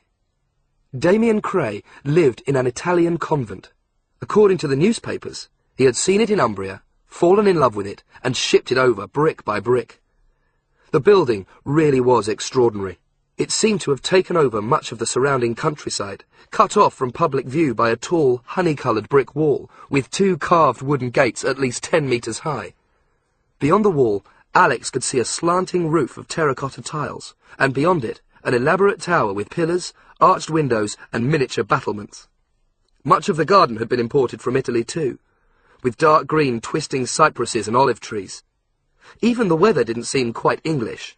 The sun had come out, and the sky was a radiant blue. It had to be the hottest day of the year. Alex paid the driver and got out. He was wearing a pale grey, short-sleeved trail rider cycling jersey without the elbow pads. As he walked down to the gates, he loosened the zip that ran up to the neck, allowing the breeze to play against his skin. There was a rope coming out of a hole in the wall, and he pulled it. A bell rang out. Alex reflected that once this same bell might have called the nuns from their prayers. It seemed somehow wicked that a holy place should have been uprooted and brought here to be a madman's lair. The doors opened electronically. Alex walked through and found himself in a cloister, a rectangle of perfectly mown grass surrounded by statues of saints. Ahead, there was a 14th century chapel with a villa attached, the two somehow existing in perfect harmony. He smelt lemons in the air. Pop music drifted from somewhere in the house. Alex recognized the song, White Lines. Cray was playing his own CD. The front door of the house stood open. There was still nobody in sight, so Alex walked inside. The door led directly into a wide, airy space with beautiful furniture arranged over a quarry-tiled floor. There was a grand piano made of rosewood, and a number of paintings, medieval altarpieces, were hanging on plain white walls. A row of 6 windows looked out onto a terrace with a garden beyond. White muslin curtains hanging floor to ceiling swayed gently in the breeze. Damian Cray was sitting on an ornately carved wooden seat with a white poodle curled up in his lap. He glanced up as Alex came into the room. "Ah, there you are, Alex." He stroked the dog. "This is Bubbles. Isn't he beautiful?" "Where's Sabina?" Alex asked. Cray scowled. "I'm not going to be dictated to if you don't mind," he said, "especially not in my own home." "Where is she?" "All right." The moment of anger had passed. Cray stood up and the dog jumped off his lap and ran out of the room. He crossed over to the desk and pressed a button. A few seconds later, a door opened and Yasen Grigorovich came in. Sabina was with him. Her eyes widened when she saw Alex, but she was unable to speak. Her hands were tied and there was a piece of tape across her mouth. Yasen forced her into a chair and stood over her. His eyes avoided Alex. "You see, Alex? Here she is," Cray said. "A little scared, perhaps, but otherwise unhurt." "Why have you tied her up?" Alex demanded. "Why won't you let her talk?" "Because she said some very hurtful things to me," Cray replied. "She also tried to assault me. In fact, frankly, she has behaved in a very unladylike way." He scowled. "Now, you have something for me." This was the moment that Alex had dreaded. He had a plan. Sitting on the train from London to Bath, in the taxi and even walking into the house, he had been certain it would work. Now, facing Damian Cray, he suddenly wasn't so sure. He reached into his pocket and took out the flash drive. The silver capsule had a lid, which Alex had opened, revealing a maze of circuitry inside. He had taped a brightly coloured tube in place, the nozzle pointing into the device. He held it up so that Cray could see. "What is that?" Cray demanded. "It's superglue," Alex replied. "I don't know what's inside your precious flash drive, but I doubt it'll work if it's gummed up with this stuff. In other words, I just have to squeeze my hand and you can forget Eagle Strike. You can forget the whole thing." "How very ingenious," Cray giggled. "But I don't actually see the point." "It's simple," Alex said. "You let Sabina go. She walks out of here. She goes to a pub or to a house and she telephones me here. You can give her the number. Once I know she's safe, I'll give you the flash drive." Alex was lying. As soon as Sabina had gone, he would squeeze the tube anyway. The flash drive would be filled with superglue, which would harden almost immediately. Alex was fairly sure it would make the device inoperable. He had no qualms about double-crossing Cray. It had been his plan all along. He didn't like to think what would happen to him, but that didn't matter. Sabina would be free. And as soon as Jack knew she was safe, she would be able to act. Jack would call MI6. Somehow Alex would have to stay alive until they arrived. "Was this your idea?" Cray asked. Alex said nothing, so he went on. "It's very clever. Very cute. But the question is..." He raised a finger on each hand. "Will it work?" "I mean what I say." Alex held out the flash drive. "Let her go." "But what if she goes straight to the police?" "She won't." Sabina tried to shout her disagreement from behind the gag. Alex took a breath. "You still have me," he explained. "If Sabina goes to the police, you can do whatever you want to me, so that'll stop her. Anyway, she doesn't know what you're planning. There's nothing she can do." Cray shook his head. "I'm sorry," he said. "What?" "No deal." "Are you serious?" Alex closed his hand around the tube. "Entirely." "What about Eagle Strike?" "What about your friend?" There was a heavy pair of kitchen scissors on the desk. Before Alex could say anything, Cray picked them up and threw them to Yasen. Sabina began to struggle furiously, but the Russian held her down. "You've made a simple miscalculation, Alex," Cray continued. "You're very brave. You would do almost anything to have the girl released. But I will do anything to keep her. And I wonder how much you'll be prepared to watch. How far I'll have to go before you decide that you might as well give me the flash drive anyway. A finger, maybe? 2 fingers? Yasin opened the scissors. Sabina had suddenly gone very quiet and still. Her eyes pleaded with Alex. No! Alex yelled. With a wave of despair, he knew that Cray had won. He had gambled on at least getting Sabina out of here. But it wasn't to be. Cray saw the defeat in his eyes. Give it to me, he demanded. No. Start with the little finger, Yasin. Then we'll work one at a time towards her thumb. Tears formed in Sabina's eyes. She couldn't hide her terror. Alex felt sick. Sweat trickled down the sides of his body under his shirt. There was nothing more he could do. He wished now that he had listened to Jack. He wished he had never come. He threw the flash drive onto the desk. Cray picked it up. Well, that's got that sorted, he said with a smile. Now, why don't we forget all this unpleasantness and go and have a cup of tea?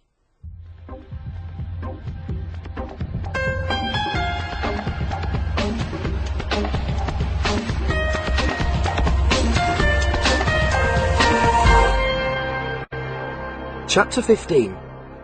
Insanity and Biscuits. Tea was served outside on the lawn. But it was a lawn the size of a field, in a garden like nothing Alex had ever seen before. Cray had built himself a fantasy land in the English countryside, with dozens of pools, fountains, miniature temples and grottos. There was a rose garden and a statue garden, a garden filled entirely with white flowers, and another given over to herbs which had been laid out like sections in a clock. And all around him he had constructed replicas of buildings that Alex recognized. The Eiffel Tower, the Colosseum in Rome, the Taj Mahal, the Tower of London. Each one was exactly 1/100th the scale of the original, and all of them were jumbled together like picture postcards scattered on the floor. It was the garden of a man who wanted to rule the world but who couldn't, and so who had cut the world down to his own size. What do you think of it? Cray asked as he joined Alex at the table. Some gardens have crazy paving, Alex replied quietly, but I've never seen anything as crazy as this. Cray smiled and poured the tea. There were 5 of them sitting on the raised terrace outside the house. Cray, Alex, Yasin, the man called Henrik, and Sabina. She had been untied and the gag taken off her mouth, and as soon as she had been freed, she had rushed over to Alex and thrown her arms around his neck. "I'm so sorry," she had whispered. "I should have believed you." That was all she had said. Apart from that, she had been silent, her face pale. Alex knew that she was afraid. It was typical of Sabina not to want to show it. Well, here we all are, one happy family, Cray said. He pointed at the man with the silver hair and the pock-marked face. Now that he was closer to him, Alex could see that he was very ugly indeed. His eyes, magnified by the glasses, were slightly inflamed. He wore a denim shirt that was too tight and showed off his paunch. "I don't think you've met Henrik," Cray added. "I don't think I want to," Alex said. "You mustn't be a bad loser, Alex. Henrik is very valuable to me. He flies jumbo jets." Jumbo jets, another part of the puzzle. "So where is he flying you?" Alex asked. "I hope it's somewhere far away." Cray smiled to himself. "We'll come to that in a moment. In the meantime, shall I be mother? It's Earl Grey. I hope you don't mind. And, do help yourself to a biscuit." Cray poured 5 cups and set the pot down. Yasin hadn't spoken yet. Alex got the feeling that the Russian was uncomfortable being there. And that was another strange thing. He had always considered Yasin to be his worst enemy. But sitting here now, he seemed almost irrelevant. This was all about Damian Cray. "We have an hour before we have to leave," Cray said, "so I thought I might tell you a little about myself. Thought it might pass the time." "I'm not really all that interested," Alex said. Cray's smile grew thinner. "I can't believe that's true. You seem to have been interesting yourself in me for a considerable time." "You tried to kill my father," Sabina said. Cray turned round, surprised to hear her voice. "Yeah, that's right," he admitted. "And if you'll just shut up, I'm about to tell you why." He paused. A pair of butterflies shimmered around a bed of lavender. I have had an extremely interesting and privileged life, Cray began. My parents were rich, super rich, you might say, but not super. My father was a businessman, and he was frankly rather boring. My mother didn't do anything very much. I didn't much like her either. I was an only child, and naturally I was fabulously spoilt. I sometimes think that I was richer when I was 8 years old than most people will be in their lifetime. Do we have to listen to this? Alex asked. If you interrupt me again, I'll ask Yassen to get the scissors, Cray replied. He went on. I had my first serious row with my parents when I was 13. You see, they'd sent me to the Royal Academy in London. I was an extremely talented singer. The trouble was, I hated it there. Bach and Beethoven and Mozart and Verdi. I was a teenager, for heaven's sake. I wanted to be Elvis Presley. I wanted to be in a pop group. I wanted to be famous. My father got very upset when I told him. He turned his nose up at anything popular. He really thought I'd failed him, and I'm afraid my mother agreed. They both had this idea that one day I'd be singing opera at Covent Garden or something ghastly like that. They didn't want me to leave. In fact, they wouldn't let me. And I don't know what would have happened if they hadn't had that extraordinary accident with a car. It fell on them, you know. Can't say I was terribly upset, although of course I had to pretend. But you know what I thought? I thought that God must be on my side. He wanted me to be a success, and so he had decided to help me. Alex glanced at Sabina to see how she was taking this. She was sitting rigidly in her chair, her cup of tea ignored. There was absolutely no colour in her face, but she was still in control. She wasn't giving anything away. Anyway, Cray continued, the best thing was that my parents were out of the way, and even better, I'd inherited all their money. When I was 21, I bought myself a flat in London. Actually, it was more of a penthouse, and I set up my own band.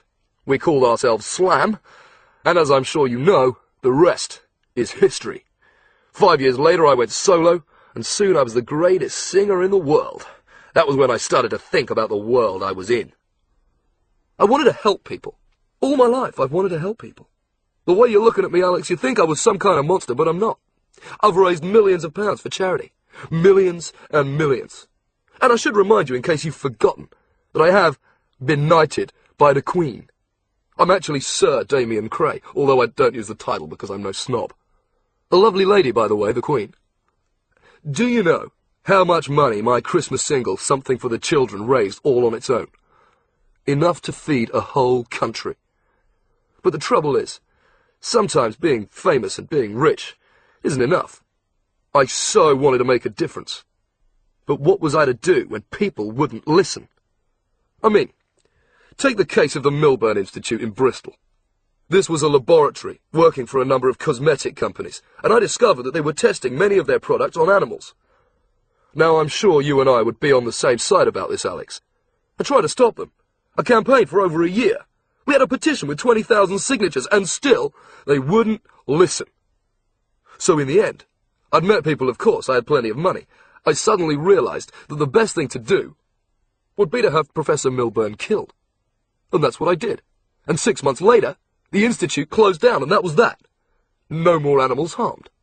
Cray rotated a hand over the biscuit plate and picked one out. He was obviously pleased with himself. I had quite a lot of people killed in the years that followed, he said. For example, there were some extremely unpleasant people cutting down the rainforests in Brazil. They're still in the rainforest, 6 feet underneath it. Then there was a whole boatload of Japanese fishermen who wouldn't listen to me. I had them deep frozen in their own fridge. That will teach them not to hunt rare whales. And there was a company in Yorkshire that was selling landmines. I didn't like them at all. So I arranged for the entire board of directors to disappear on an outward-bound course in the Lake District, and that put a stop to that.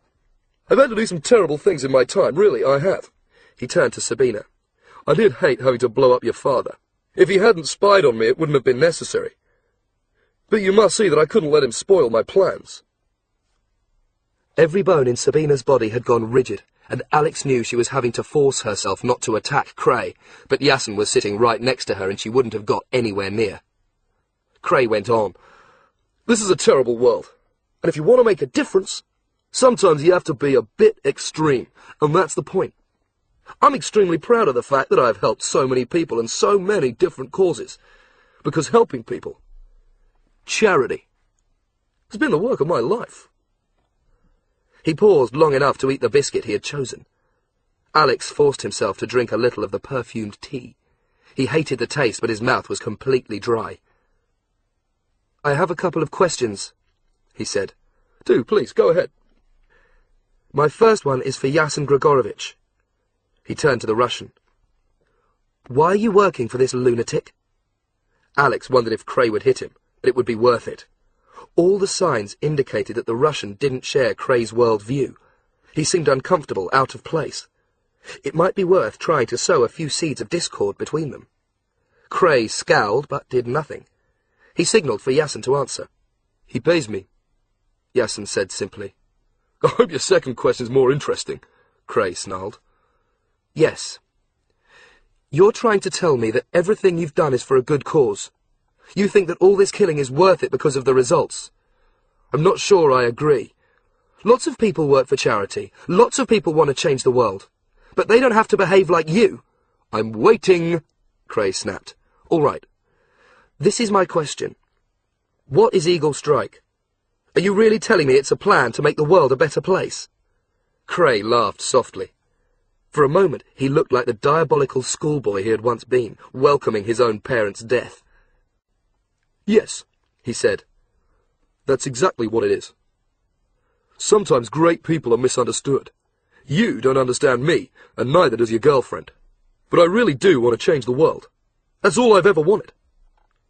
And I've been very fortunate because my music has made it possible. In the 21st century, entertainers are much more influential than politicians or statesmen. I'm the only one who's actually noticed it." Cray chose a second biscuit, a custard cream. "Well, let me ask you a question, Alex. What do you think is the greatest evil on the planet today?" "Is that including or not including you?" Alex asked. Cray frowned. "Please don't irritate me," he warned. "I don't know," Alex said. "You tell me." "Drugs."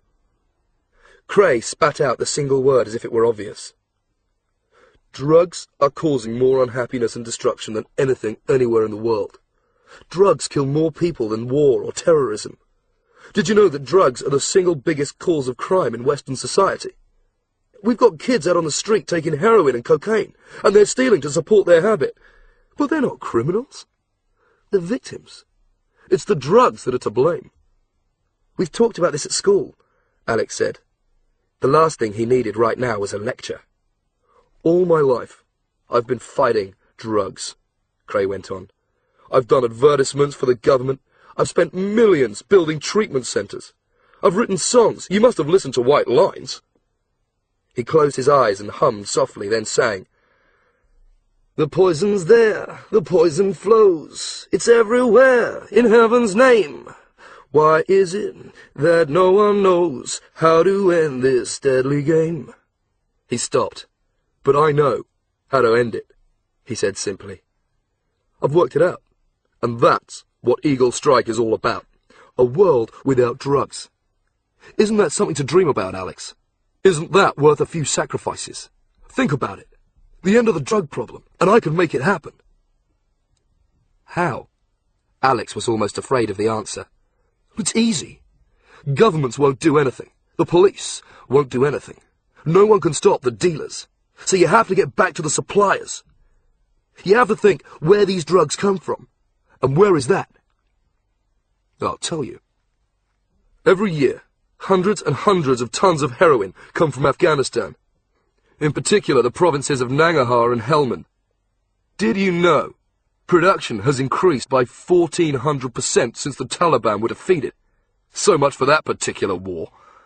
Then, after Afghanistan, there's Burma and the Golden Triangle, with about 100,000 hectares of land used to grow opium and heroin. The government of Burma doesn't care. Nobody cares. And let's not forget Pakistan, producing 155 metric tons of opium a year, with refineries throughout the Khyber region and along the borders. On the other side of the world, there's Colombia. It's the leading supplier and distributor of cocaine, but it also supplies heroin and marijuana. It's a business worth $3 billion a year, Alex. 80 tons of cocaine every 12 months, 7 tons of heroin. A lot of it ends up on the streets of American cities, in high schools, a tidal wave of misery and crime. But that's only a small part of the picture. Cray held up a hand and began to tick off other countries on his fingers. There are refineries in Albania, mule trains in Thailand, cocaine crops in Peru, opium plantations in Egypt. Ephedrine, the chemical used in heroin production, is manufactured in China. One of the biggest drug markets in the world can be found in Tashkent in Uzbekistan. These are the principal sources of the world's drug problem. This is where the trouble all starts. These are my targets. Targets? Alex whispered the single word. Damian Cray reached into his pocket and took out the flash drive. Yasin was suddenly alert. Alex knew he had a gun and would use it if he so much as moved. Although you weren't to know it, Cray explained, this is actually a key to unlock one of the most complicated security systems ever devised. The original key was created by the National Security Agency, and it is carried by the President of the United States. My friend, the late Charlie Roper, was a senior officer with the NSA, and it was his expertise, his knowledge of the codes that allowed me to manufacture a duplicate. Even so, it has taken enormous effort. You have no idea how much computer processing power was required to create a second key. The Game Slayer, Alex said. Yeah, it was the perfect cover. So many people, so much technology, a plant with all the processing power I could ask for, and in reality, it was all for this. He held up the little metal capsule. This key will give me access to 2,500 nuclear missiles. These are American missiles, and they're on a hair-trigger alert, meaning they can be launched at a moment's notice. It is my intention to override the NSA system and to fire 25 of those missiles at targets I have carefully chosen round the globe. Cray smiled sadly.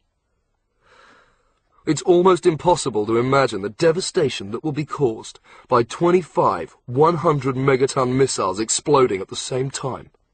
South America, Central America, Asia, Africa, almost every continent will feel the pain. And there will be pain, Alex. I am well aware of that. But I will have wiped out the poppy fields, the farms and the factories, the refineries, the trade routes, the markets. There will be no more drug suppliers because there will be no more drug supplies. Of course, millions will die, but millions more will be saved. That is what Eagle Strike is all about, Alex. The start of a new golden age. The day when all humanity will come together and rejoice. That day is now. My time has finally arrived.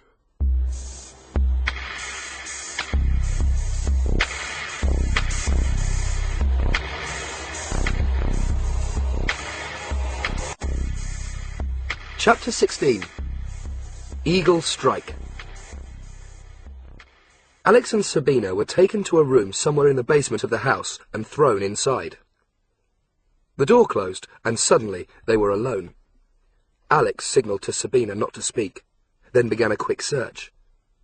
The door was a slab of solid oak, locked from the outside and probably bolted too. There was a single square window set high up in the wall, but it was barred and wouldn't have been big enough to crawl through anyway. There was no view. The room might once have been used to store wine. The walls were bare and undecorated, the floor concrete, and apart from a few shelves, there was no furniture. A naked bulb hung on a wire from the ceiling. Alex was looking for hidden bugs. It was unlikely that Cray would want to eavesdrop on the two of them, but even so, he wanted to be sure that they couldn't be overheard. It was only when Alex had gone over every inch of the room that he turned to Sabina. She seemed amazingly calm. He thought about all the things that had happened to her. She had been kidnapped and kept prisoner, bound and gagged. She had been brought face to face with the man who had ordered the execution of her father, and listened as he outlined his mad idea to destroy half the world. And here she was, locked up again, with the near certainty that she and Alex wouldn't be allowed to leave here alive. Sabina should have been terrified, but she simply waited quietly while Alex completed his checks, watching him as if seeing him for the first time. "Are you okay?" he asked at last. "Alex?" It was only when she tried to speak that the emotion came. She took a breath and fought for control. "I don't believe this is happening," she said. "I know. I wish it wasn't." Alex didn't know what to say. "When did they get you?" he asked. "At the hospital. There were 3 of them." "Did they hurt you?" They scared me. And they gave me some sort of injection. She scowled. God, Damian Cray is such a creep, and I never realized he was so small.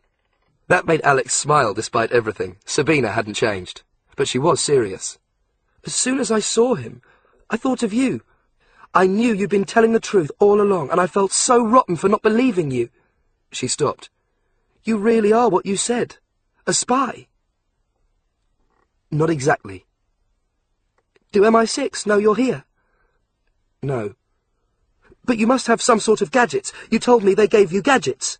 Haven't you got exploding shoelaces or something to get us out of here? I haven't got anything. MI6 doesn't even know I'm here. After what happened at the bank in Liverpool Street, I sort of went after Cray on my own. I was just so angry the way they tricked you and lied about me. I was stupid. I mean, I had the flash drive in my hand, and I gave it back to Cray. Sabina understood. You came here to rescue me, she said. Some rescue. After the way I treated you, you should have just dumped me. I don't know, Sab. I thought I had it all worked out. I thought they'd let you go and everything would turn out all right. I had no idea. Alex kicked out at the door. It was as solid as a rock. We have to stop him, he said. We have to do something. Maybe he was making it up, Sabina suggested. Think about it. He said he was going to fire 25 missiles all around the world. American missiles. But they're controlled from the White House. Only the American president can set them off. Everyone knows that. So what's he going to do? Fly to Washington and try to break in? I wish you were right. Alex shook his head. But Cray's got a huge organisation. He's put years of planning and millions of pounds into this. He's got Yasin Grigorovich working for him. He must know something we don't. He went over to her. He wanted to put an arm round her, but he ended up standing awkwardly in front of her instead. Listen, he said. This is going to sound really big-headed, and you know I'd never normally tell you what to do. But the thing is, I have sort of been here before. What? Locked up by a maniac who wants to destroy the world? Well, yes, actually, I have. He sighed. My uncle was trying to turn me into a spy when I was still in short trousers. I never even realised it. And it's true what I told you. They made me train with the SAS. Anyway, the truth is, I know things, and it may be that we do get a chance to get back at Cray. But if that happens, you have to leave everything to me. You have to do what I say without arguing. Forget it. Sabina shook her head. I'll do what you say, but it was my dad he tried to kill, and I can tell you, if Cray leaves a kitchen knife lying around, I'm going to shove it somewhere painful. It may already be too late, Alex said gloomily. Cray may just leave us here. He could have already left. I don't think so. I think he needs you.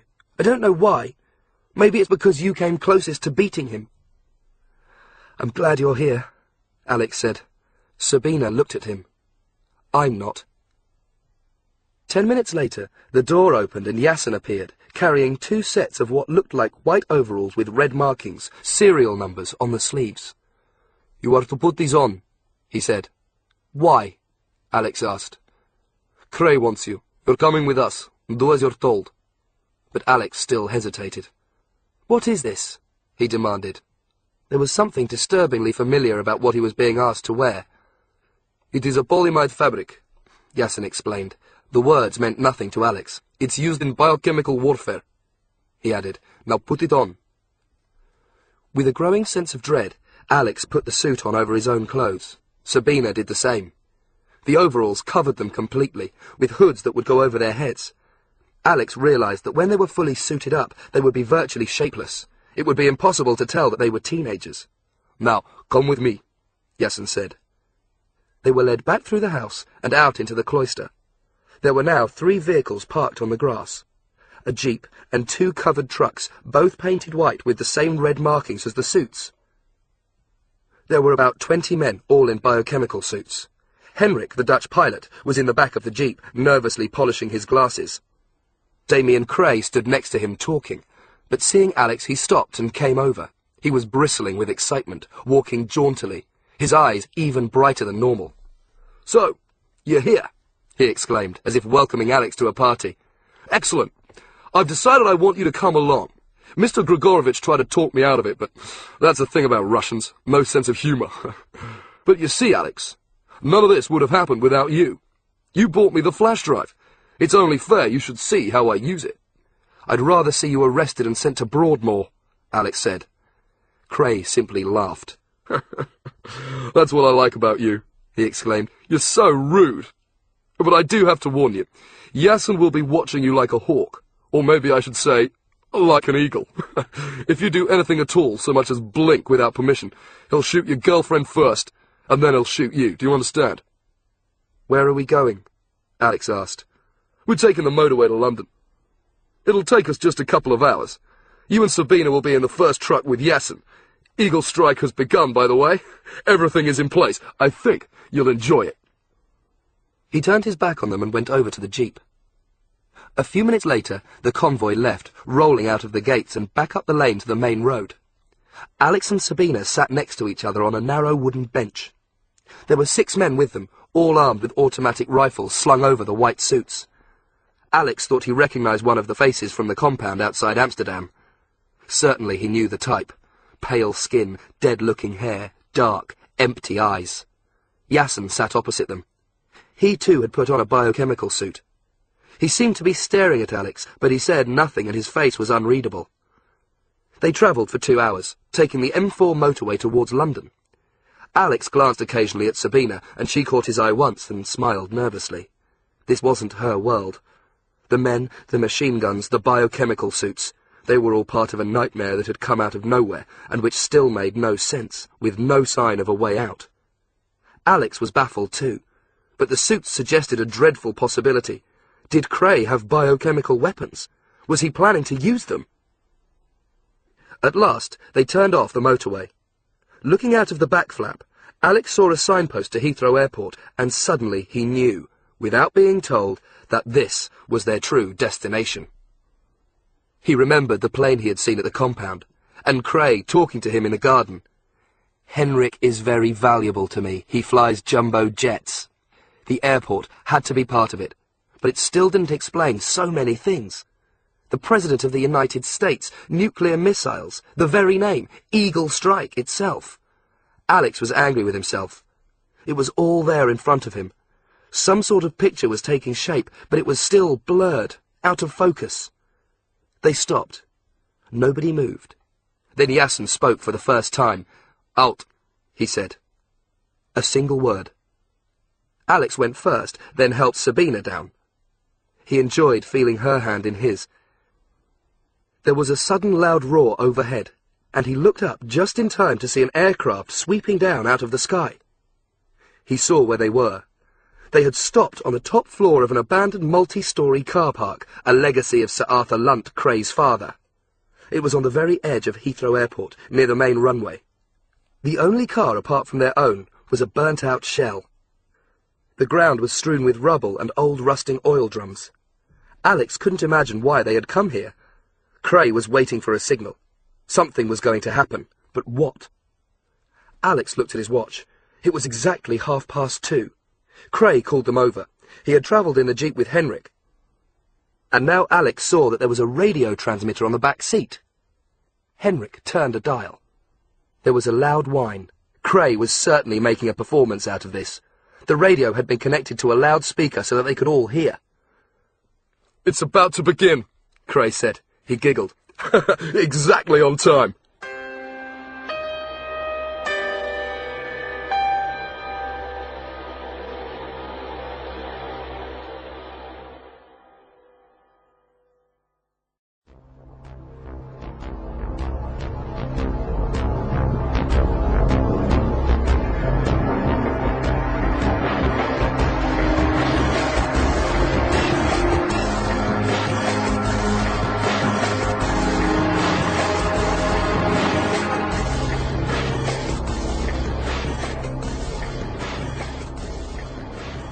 Alex looked up.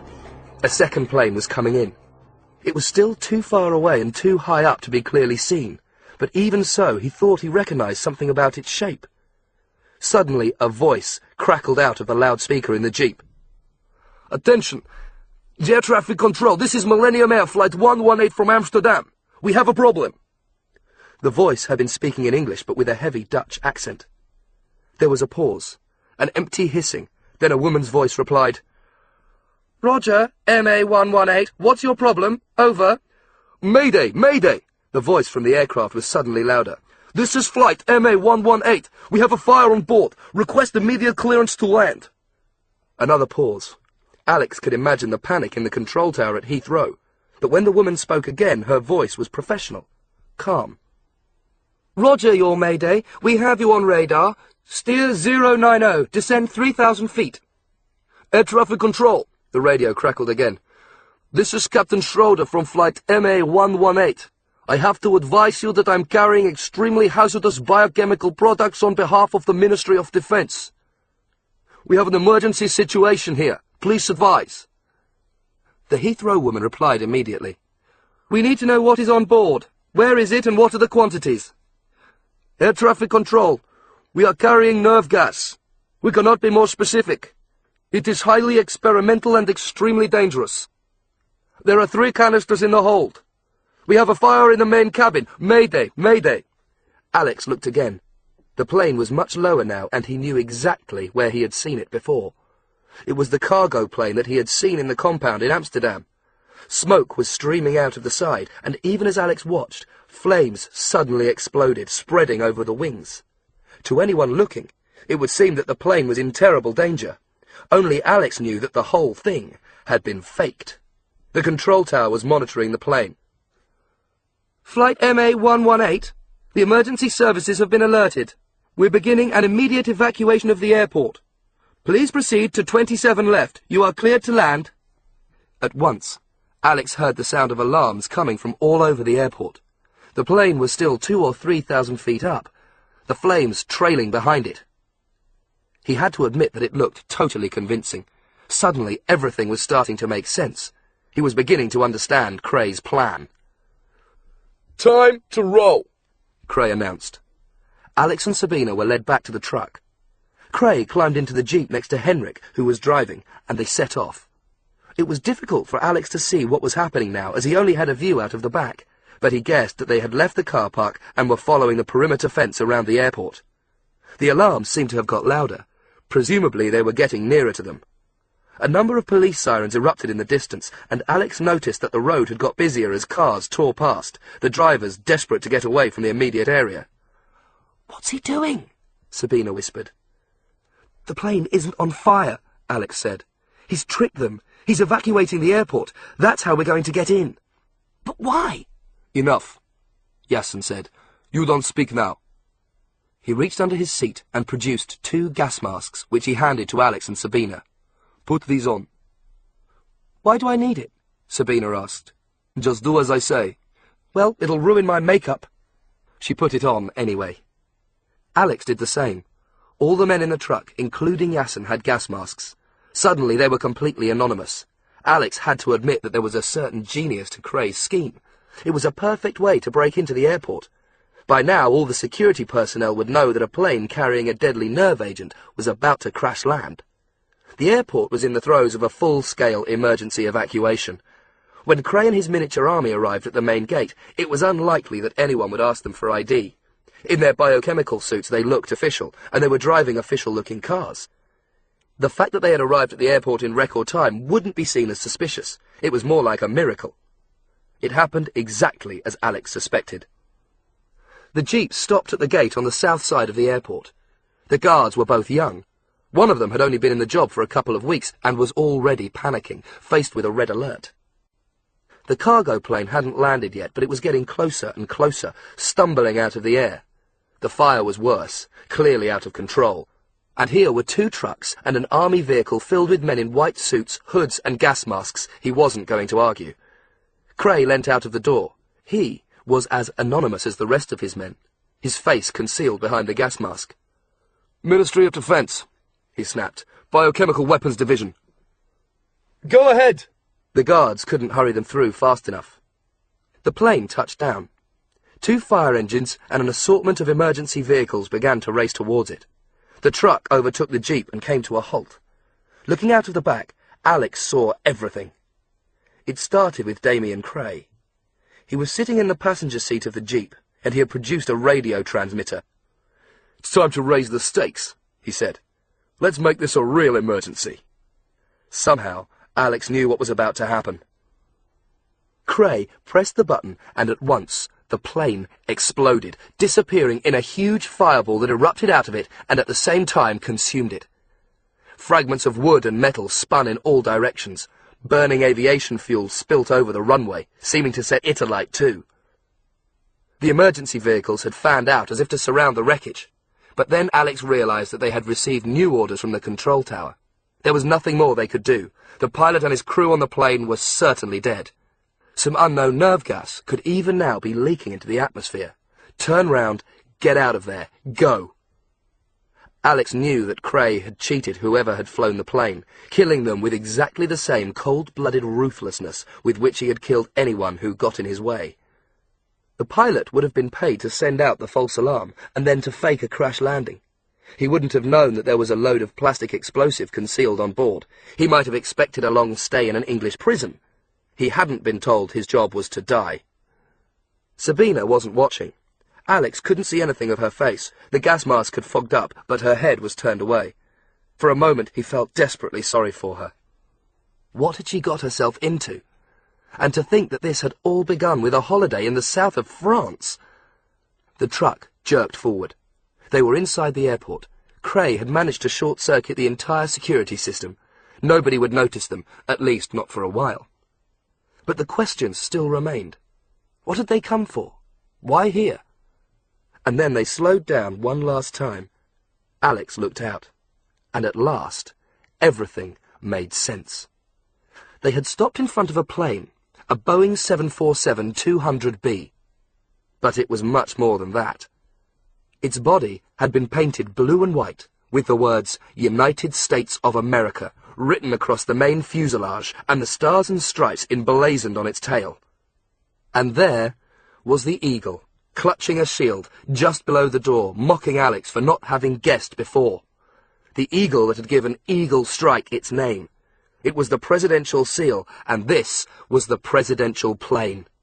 Air Force One. This was the reason why Damian Cray was here. Alex had seen it, on the television in Blunt's office. The plane that had brought the American president to England. It flew him all over the world, travelling at just below the speed of sound. Alex knew very little about it, but then virtually all information about Air Force One was restricted. But one thing he did know. Just about anything that could be done in the White House could be done on the plane, even while it was in the air. Just about anything, including the start of a nuclear war. There were two men standing guard on the steps that led up to the open door in the main cabin. They were soldiers, dressed in khaki combat gear and black berets. As Cray got out of the car, they brought up their guns, moving into a position of alert. They had heard the alarms. They knew something was happening at the airport, but they weren't sure what it had to do with them. "What's going on?" one of them asked. Cray said nothing. His hand came up, and suddenly he was holding a pistol. He fired twice, the bullets making hardly any sound, or perhaps the noise of the gun was somehow dwarfed by the immensity of the plane. The soldiers twisted round and fell onto the tarmac. Nobody had seen what had happened. All eyes were on the runway and the still-burning debris of the cargo plane. Alex felt a surge of hatred for Cray, for his cowardice. The American soldiers hadn't been expecting trouble. The president was nowhere near the airport. Air Force One wasn't due to take off for another day. Cray could have knocked them out. He could have taken them prisoner. But it had been easier to kill them. Already he was putting the gun back into his pocket. 2 human lives simply brushed aside and forgotten. Sabina stood next to him, staring in disbelief. "Wait here," Cray said. He had removed his gas mask. His face was flushed with excitement. Yasin Grigorovich and half the men ran up the steps onto the plane. The other half stripped off their white suits to reveal American Army uniforms underneath. Cray hadn't missed a trick. If anyone did chance to turn their attention away from the cargo plane, it would seem that Air Force One was under heavy guard and that everything was normal. In fact, nothing could have been further from the truth. More gunfire came from inside the plane. Cray was taking no prisoners. Anyone in his way was being finished without hesitation, without mercy. Cray stood next to Alex. "Welcome to the VIP lounge," he said. "You might like to know that's what they call this whole section of the airport." He pointed at a glass and steel building on the other side of the plane. "That's where they all go. Presidents, prime ministers. I've been there once or twice, as a matter of fact. Very comfortable. And no queues for passport control." "Let us go," Alex said. "You don't need us." "Would you rather I killed you now rather than later?" Sabina glanced at Alex but said nothing. Yasin appeared at the door of the plane and signalled. Air Force One had been taken. There was no one left to fight. Cray's men filed past him and made their way back down the stairs. One of them had been wounded. There was blood on the sleeve of his suit. So at least someone had tried to fight back. "I think we can go on board," Cray said. All his men were now dressed as American soldiers, forming a half-circle round the steps leading up to the door of the plane, a defensive wall in the event of a counter-attack. Henrik had already climbed up. Alex and Sabina followed him. Cray was right behind them, holding his gun. So there were only going to be the 5 of them on the plane. Alex filed the information somewhere in his mind. At least the odds had been shortened. Sabina was numb, walking as if hypnotized. Alex knew what she was feeling. His own legs almost refused to carry him, to take these steps reserved for the most powerful man on the planet. As the door loomed up ahead, with another eagle mounted on its side, he saw Yasin appear from inside, dragging a body dressed in blue trousers and a blue waistcoat. One of the air stewards, another innocent man sacrificed for Cray's mad dream. Alex entered the plane. Air Force One was like no other plane in the world. There were no seats cramped together, no economy class, nothing that even looked remotely like the inside of an ordinary jumbo jet. It had been modified for the president and his staff, with 3 floors, offices and bedrooms, a conference room and kitchen, 4,000 square feet of cabin space in all. Somewhere inside there was even an operating table, although it had never been used. Alex found himself in an open-plan living area. Everything had been designed for comfort, with a thick pile carpet, low sofas and armchairs, and tables with old-fashioned electric lamps. The predominant colours were beige and brown, softly lit by dozens of lights recessed into the ceiling. A long corridor led not down the middle, but down one side of the plane, with offices and seating areas branching off. There were more sofas and occasional tables at intervals all the way down. The windows were covered with fawn-coloured blinds. Yasin had cleared away the bodies, but he had left a bloodstain on the carpet. It was horribly noticeable. The rest of the plane had been cleaned and vacuumed until it was spotless. There was a wheeled trolley against one of the walls, and Alex noticed the gleaming crystal glasses, each one engraved with the words Air Force One and a picture of the plane. A number of bottles stood on the lower shelf of the trolley, rare malt whiskies and vintage wines. It was service with a smile, all right. To fly on this plane was a privilege enjoyed by only a handful of people, and they would be surrounded by total luxury. Even Cray, who had his own private jet, looked impressed. He glanced at Yasin. "Is that it?" he asked. "Have we killed everyone who needs killing?" Yasin nodded. "Then let's get started. I'll take Alex. I want to show him. You wait here." Cray nodded at Alex. Alex knew he had no choice. He took one last glance at Sabina and tried to tell her with his eyes, "I'll think of something. I'll get us out of here." But somehow he doubted it. The enormity of Eagle Strike had finally hit him.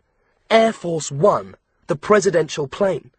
It had never been invaded in this way, and no wonder. Nobody else would have been mad enough to consider it. Cray jabbed Alex with the gun, forcing him up a stairway. Half of him hoped they would meet someone, just one soldier or one member of the cabin crew who had managed to escape and who might be lying in wait. But he knew that Yasin would have been thorough in his work. He had told Cray that the entire crew had been dealt with. Alex didn't like to think how many men and women there might have been on board. They entered a room filled with electronic equipment from floor to ceiling. Hugely sophisticated computers stood next to elaborate telephone and radar systems with banks of buttons, switches and blinking lights. Even the ceiling was covered with machinery. Alex realized he was standing in a communication center of Air Force One.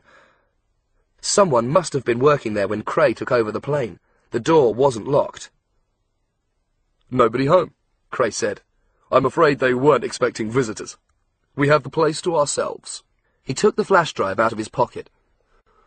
"This is the moment of truth, Alex," he said.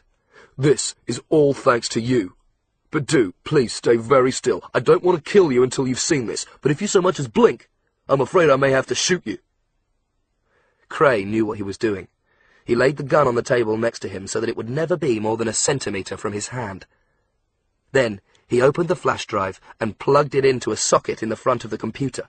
Finally, he sat down and tapped out a series of commands on the keyboard.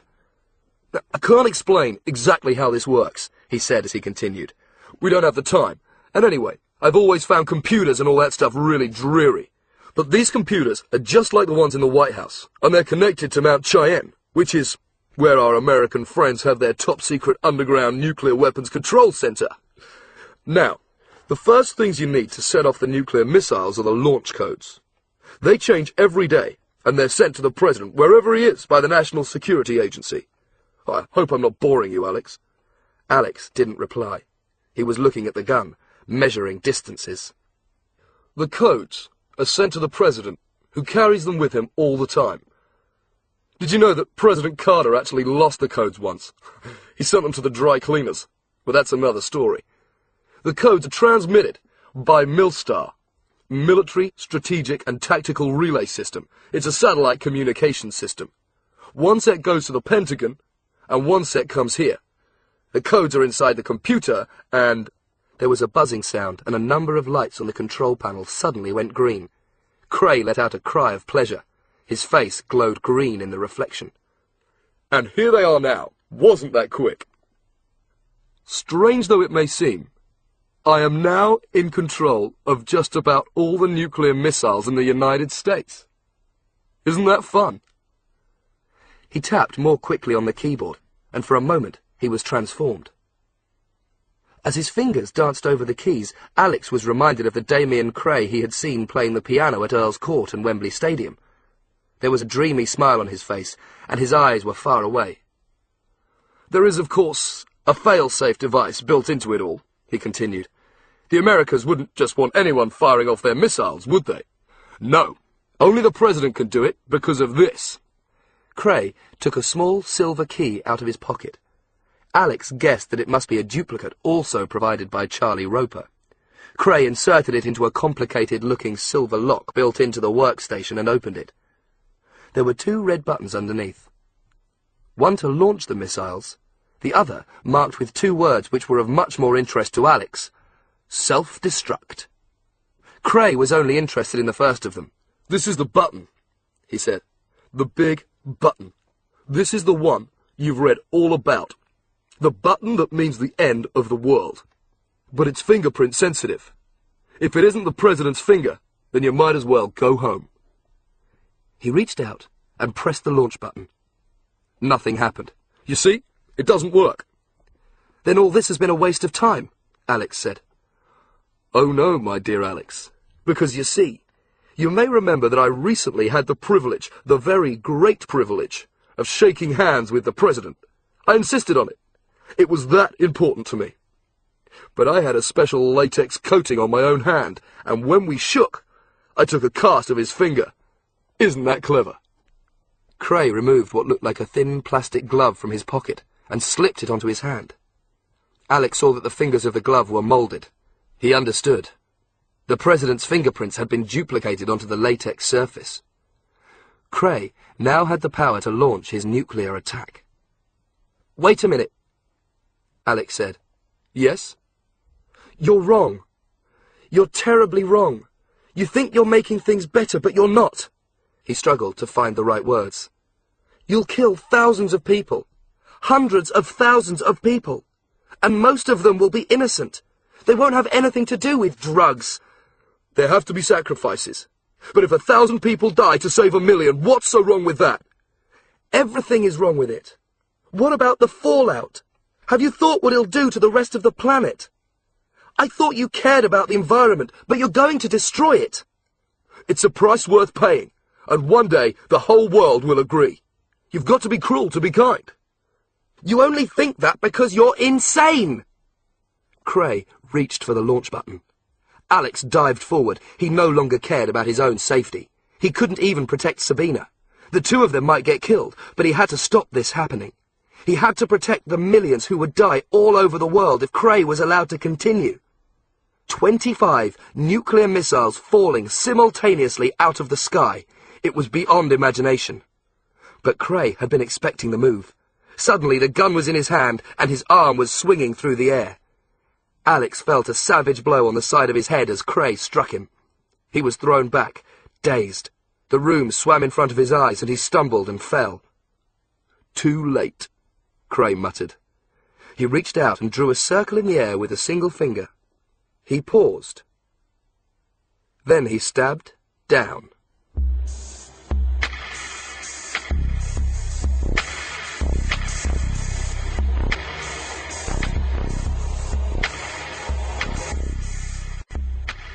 Chapter 17. Fasten your seatbelts. The missiles had been activated. All over America, in deserts and in mountains, on roads and railways, even out at sea, the launch sequences began automatically. Bases in North Dakota, Montana and Wyoming suddenly went into red alert. Sirens howled. Computers went into frantic overdrive. It was the start of a panic that would spread in minutes all around the world. And one by one, the 25 rockets blasted into the air in a moment of terrible beauty. 8 Minutemen, 8 Peacekeepers, 5 Poseidons, and 4 Trident D5s climbed into the upper atmosphere at exactly the same time, travelling at speeds of up to 15,000 miles per hour. Some were fired from silos buried deep under the ground. Some exploded out of specially adapted train carriages. Others came from submarines, and nobody knew who had given the order. It was a billion-dollar fireworks display that would change the world forever. And in 90 minutes, it would all be over. In the communications room, the computer screens were flashing red. The entire operating board was ablaze with flashing lights. Cray stood up. There was a serene smile on his face. "Well, that's it," he said. "There's nothing anyone can do now." "They'll stop them," Alex said. "As soon as they realized what's happened, they'll press a button and all your missiles will self-destruct." "I'm afraid it's not quite as easy as that. You see, all the launch protocols have been obeyed. It was the Air Force One computer that set the missiles off, so only Air Force One can terminate them. I noticed you eyeing the little red button on the keyboard right here, self-destruct. But I'm afraid you're not going anywhere near it, Alex. We're leaving." Cray gestured with the gun, and Alex was forced out of the communications room and back down to the main cabin. His head was still hurting where Cray had hit him. He needed to recover his strength, but how much time did he have left? Yasin and Sabina were waiting for them. As soon as Alex appeared, Sabina tried to go over to him, but Yasin held her back. Cray sank into a sofa next to her. "Time to go," he said. He smiled at Alex. "You realize, of course, that once this plane is in the air, it's virtually indestructible. You could say it's the perfect getaway vehicle. That's the beauty of it. It has over 230 miles of wiring inside the frame. It's designed to withstand even the pulse of a thermonuclear blast. Not that it would make any difference anyway. If they did manage to shoot us down, the missiles would still find their target. The world would still be saved." Alex tried to clear his head. He had to think straight. There were just 5 of them on the plane. Sabina, Yasin, Damian Cray, and himself, with Henrik in the cockpit. Alex looked out of the main door.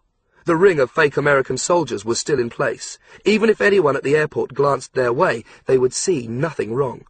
Not that that was likely to happen. The authorities must still be concentrating on the cloud of deadly nerve gas that didn't, in fact, exist. Alex knew that if he was going to do anything, if there was anything he could do, it would have to happen before the plane left the ground. Cray was right. Once the plane was in the air, he would have no chance at all. "Close the door, Mr. Grigorovich," Cray commanded. "I think we should be on our way." "Wait a minute."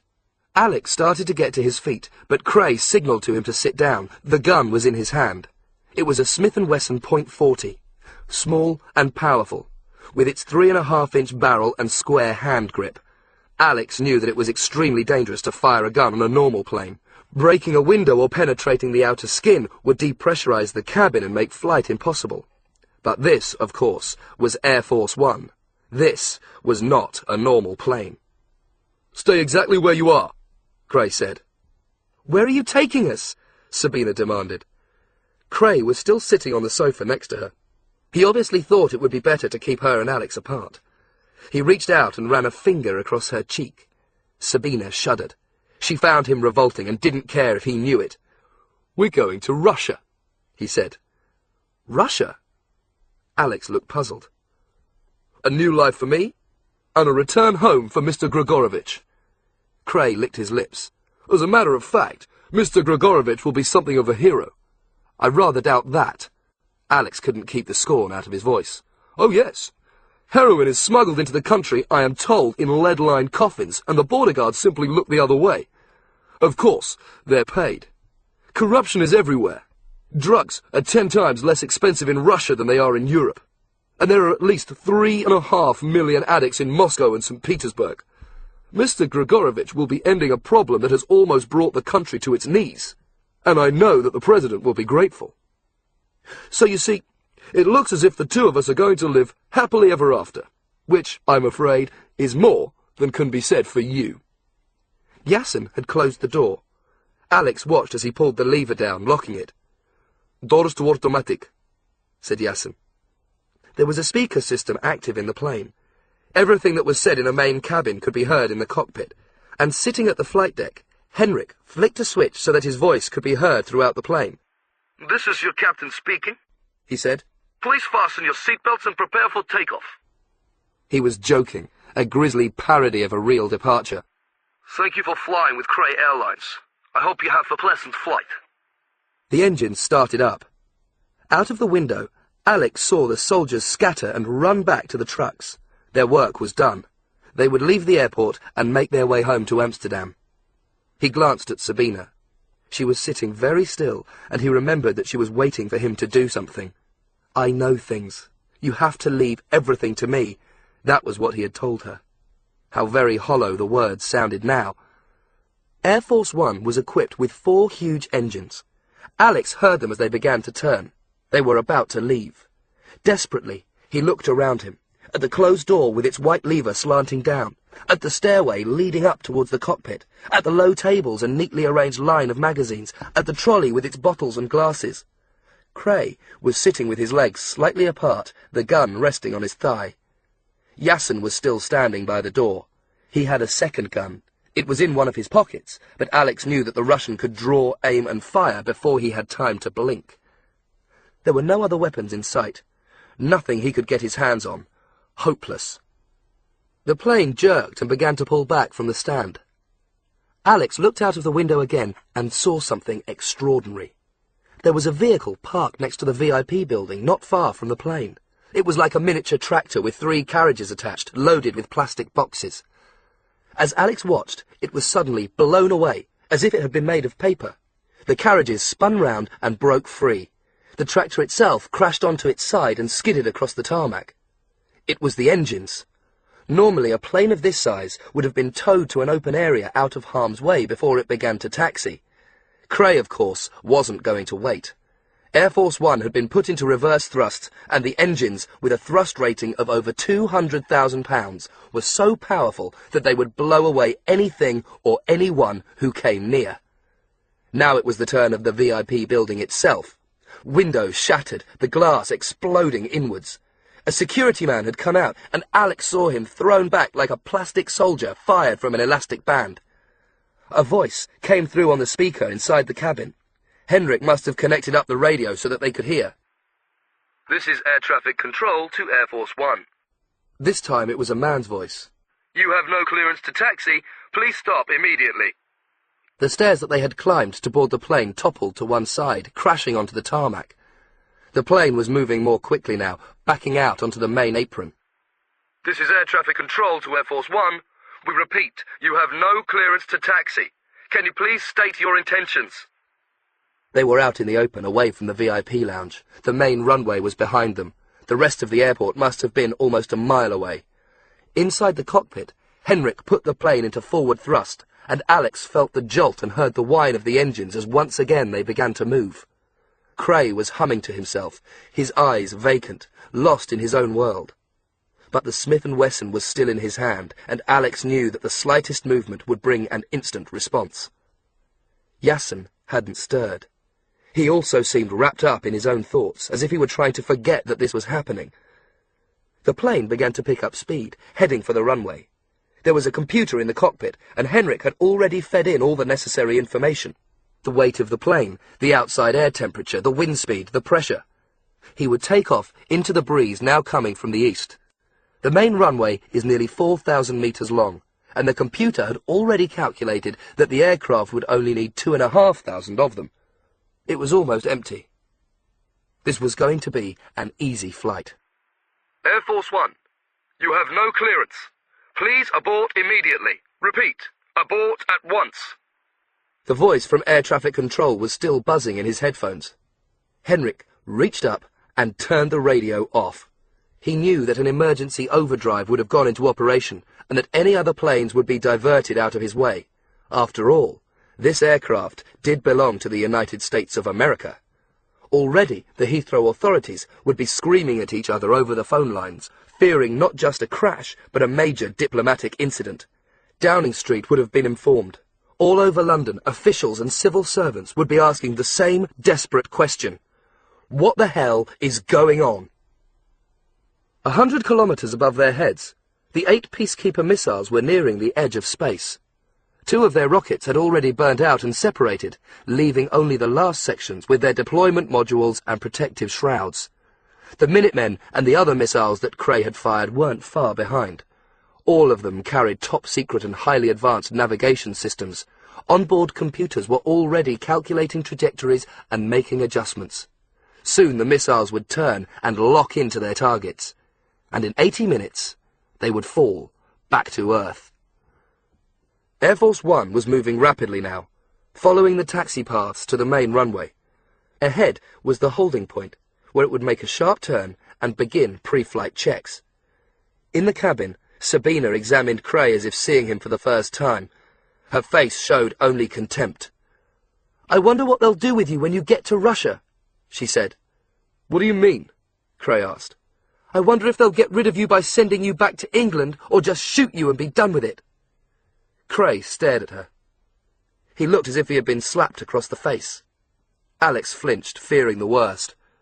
And it came. "I've had enough of these gutter snipes," Cray snapped. "They're not amusing me anymore." He turned to Yasin. "Kill them. Now."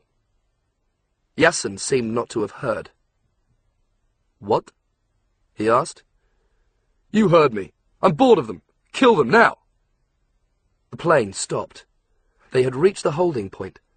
Henrik had heard the instructions being given in the main cabin, but had ignored what was happening as he went through the final procedures, lifting the elevators up and down, turning the ailerons.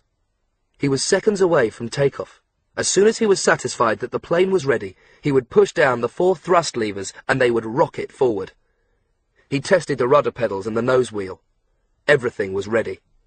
"I do not kill children," Yasin said. Alex had heard him say exactly the same thing on the boat in the south of France. He hadn't believed him then, but he wondered now what was going on inside the Russian's mind. Sabina watched Alex intently, waiting for him to do something. But trapped inside the plane, with the whine of the engines already beginning to rise, there was nothing he could do. Not yet. "What are you saying?" Cray demanded. "There's no need for this," Yasin said. "Take them with us. They can do no harm." "Why should I want to take them all the way to Russia?" "We can lock them in one of the cabins. You don't even need to see them." "Mr. Grigorovich!"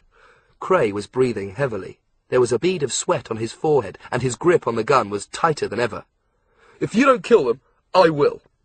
Yasin didn't move. All right. Cray sighed. "I thought I was meant to be in charge, but it seems that I have to do everything myself." Cray brought up his gun. Alex got to his feet. "No!" Sabina cried. Cray fired. But he hadn't been aiming at Sabina, or even at Alex. The bullet hit Yasin in the chest, spinning him away from the door. "I'm sorry, Mr. Grigorovich," he said, "but you're fired." Then he turned the gun on Alex. "You're next," he said. He fired a second time. Sabina cried out in horror. Cray had aimed at Alex's heart, and in the confined space of the cabin there was no chance he could miss. The force of the bullet threw Alex off his feet and back across the cabin. He crashed to the ground and lay still. Sabina threw herself at Cray. Alex was dead. The plane was taking off. Nothing mattered anymore. Cray fired at her, but the shot missed, and suddenly she was right up against him, her hands clawing at his eyes, shouting all the time. But Cray was too strong for her. He brought an arm round, grabbed hold of her, and threw her back against the door. She lay there, dazed and helpless. The gun came up. "Goodbye, my dear," Cray said.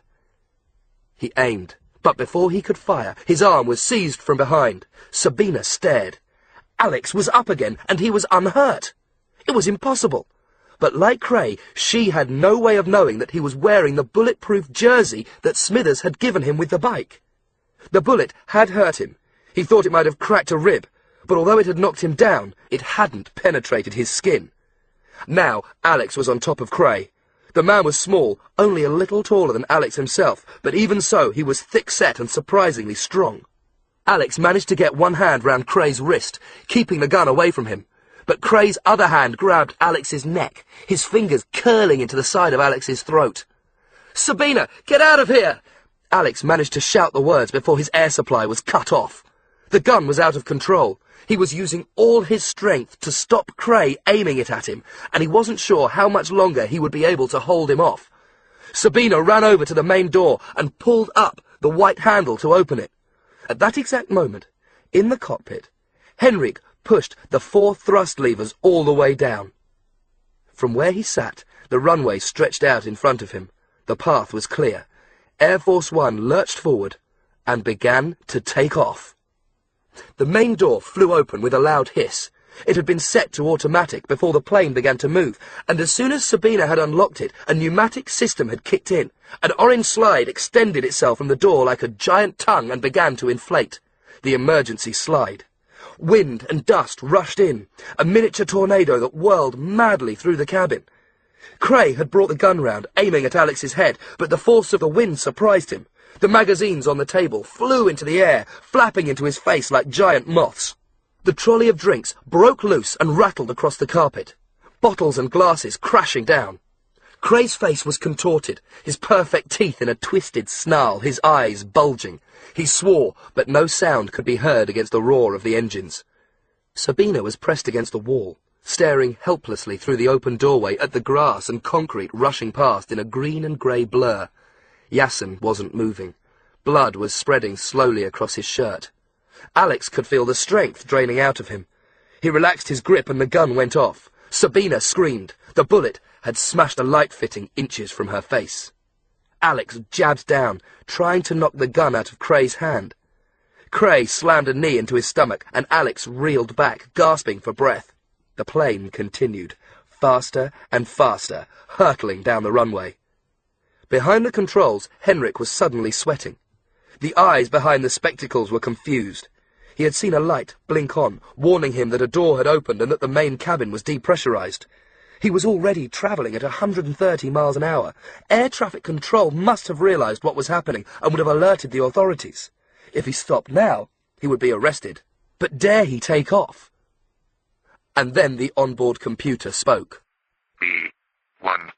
It was a machine voice, utterly emotionless.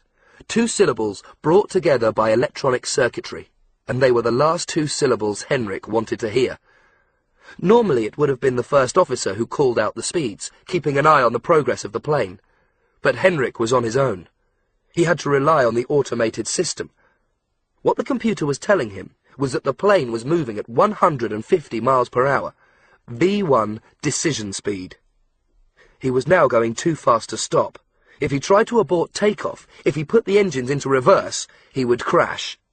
It is the moment every pilot dreads, and the single most dangerous moment in any flight. More plane crashes have been caused by a wrong decision at this time than by anything else. Every instinct in Henrik's body told him to stop. He was safe on the ground. A crash here would be better than a crash from 500 meters up in the air. But if he did try to stop, a crash would be the certain result. He didn't know what to do. The sun was setting in the town of Quetta in Pakistan, but life in the refugee camp was as busy as ever. Hundreds of people, clutching blankets and stoves, made their way through a miniature city of tents, while children, some of them in rags, queued for vaccinations.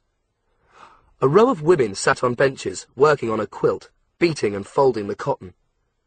The air was cool and fresh in the Patkai Hills of Myanmar, the country that had once been Burma. 1,400 metres above sea level, the breeze carried the scent of pine trees and flowers. It was 9:30 at night, and most people were asleep. A few shepherds sat alone with their flocks. Thousands of stars littered the night sky.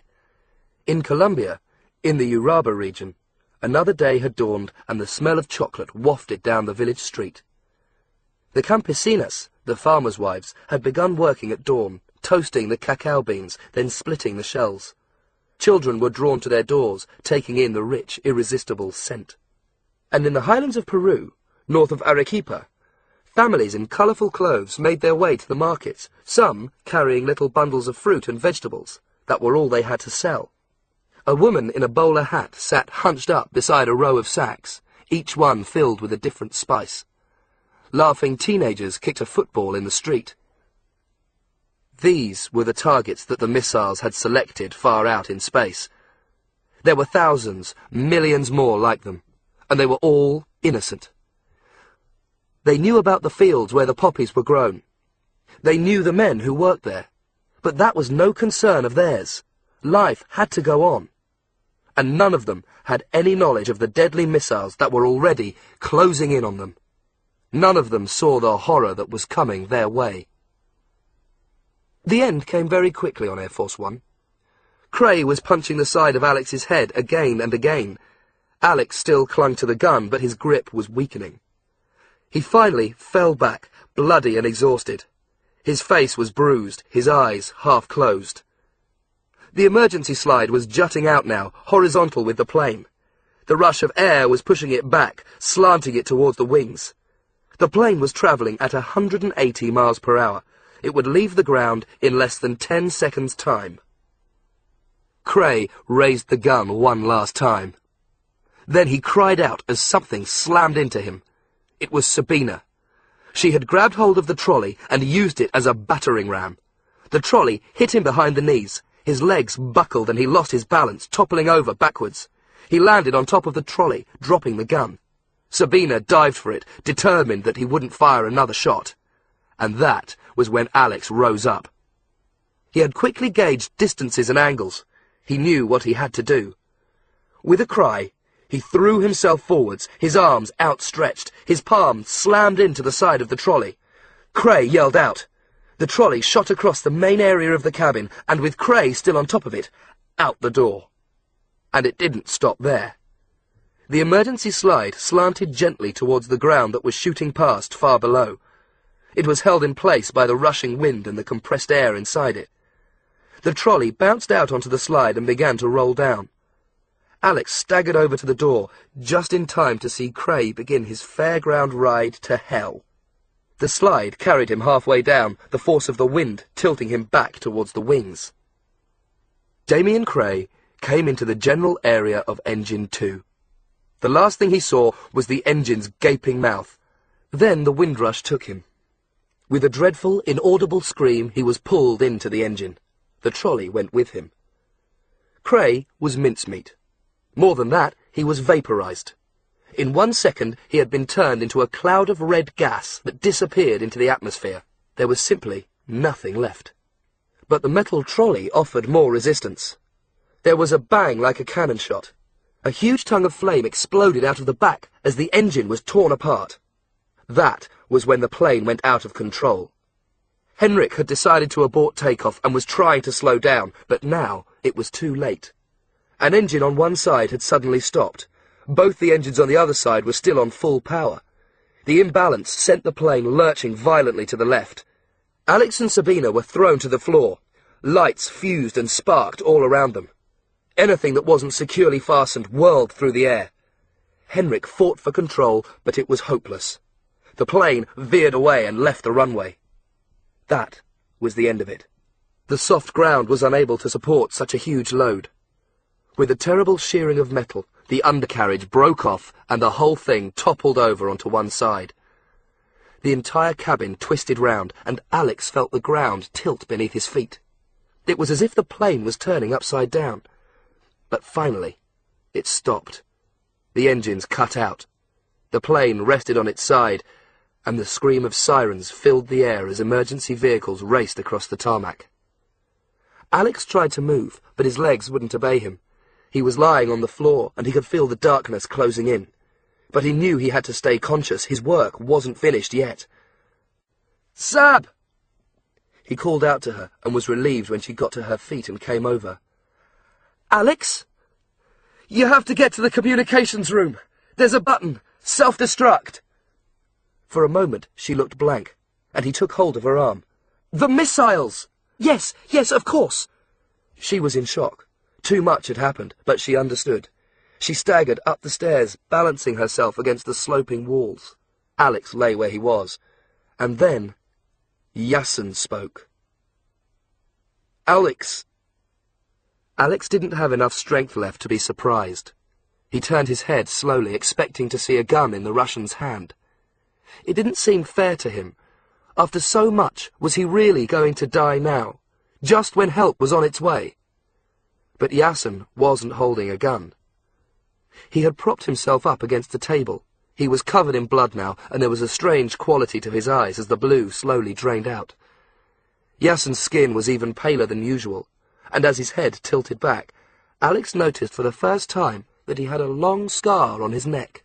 It was dead straight, as if it had been drawn with a ruler. "Please." Yasin's voice was soft. It was the last thing he wanted to do, but Alex crawled through the wreckage of the cabin and over to him. He remembered that Cray's death and the destruction of the plane had only happened because Yasin had refused to kill Sabina and him. "What happened to Cray?" Yasin asked. "He went off his trolley," Alex said. "He's dead?" "Very." Yasin nodded as if pleased. "I knew it was a mistake working for him," he said. "I knew." He fought for breath, narrowing his eyes for a moment. "There's something I have to tell you," he said. The strange thing was that he was speaking absolutely normally, as if this were a quiet conversation between friends. Despite himself, Alex found himself marvelling at the man's self-control. He must have only minutes to live. Then Yasin spoke again, and everything in Alex's life changed forever. "I couldn't kill you," he said. "I would never have killed you. Because, you see, Alex, I knew your father." "What?" Despite his exhaustion, despite all the pain from his injuries, Alex felt something shiver through him. "Your father and I," Yasin had to catch his breath, "we worked together." "He worked with you?" "Yes." "You mean he was a spy?" "Not a spy, no, Alex. He was a killer, like me. He was the very best, the best in the world. I knew him when I was 19. He taught me many things." "No!" Alex refused to accept what he was hearing. He had never met his father, knew nothing about him, but what Yasin was saying couldn't be true. It was some sort of horrible trick. The sirens were getting nearer. The first of the vehicles must have arrived. He could hear men shouting outside. "I don't believe you!" Alex cried. "My father wasn't a killer. He couldn't have been." "I'm telling you the truth. You have to know." "Did he work for MI6? "No." The ghost of a smile flickered across Yasin's face, but it was filled with sadness. "MI6 hunted him down. They killed him. They tried to kill both of us, but at the last minute, I escaped. But he—" Yasin swallowed. "They killed your father, Alex." "No!" "Why would I lie to you?" Yasin reached out weakly and took hold of Alex's arm. It was the first physical contact the two had ever had. "Your father, he did this." Yasin drew a finger across the scar, but his voice was failing him and he couldn't explain. "He saved my life. In a way, I loved him. I love you too, Alex. You are so very much like him. I'm glad that you're here with me now." There was a pause, and a spasm of pain rippled across the dying man's face. There was one last thing he had to say. "If you don't believe me, go to Venice. Find Scorpia, and you will find your destiny." Yassen shut his eyes, and Alex knew he would never open them again. In the communications room, Sabina found the button and pressed it. In space, the first of the Minutemen blew itself into thousands of pieces, a brilliant, soundless explosion. Seconds later, the other missiles did the same. Air Force One was surrounded. A fleet of emergency vehicles had reached it, and 2 trucks were spraying it down, covering it in torrents of white foam. But Alex didn't know any of this. He was lying next to Yassen, his eyes closed. He had quietly and thankfully passed out.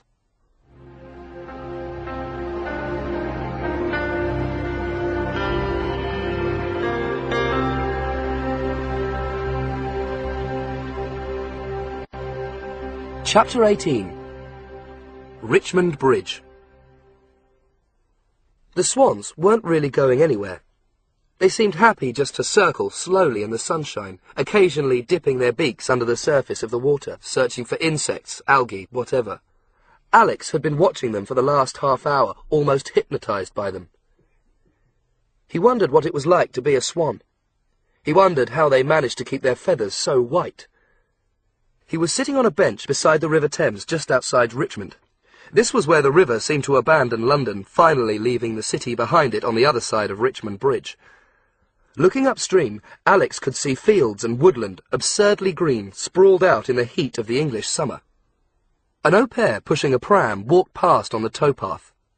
She noticed Alex, and although her expression didn't change, her hands tightened on the pram, and she very slightly quickened her pace. Alex knew that he looked terrible, like something out of one of those posters put out by the local council. Alex Ryder, 14, in need of fostering. His last fight with Damian Cray had left its marks. But this time it was more than cuts and bruises. They would fade like the others had faded before. This time he had seen his whole life bend out of shape. He couldn't stop thinking about Yassen Grigorovich. 2 weeks had gone by, but he was still waking up in the middle of the night, reliving the final moments on Air Force One. His father had been a contract killer, murdered by the very people who had now taken over his own life. It couldn't be true. Yassen must have been lying, trying to wound Alex in revenge for what had happened between them. Alex wanted to believe it.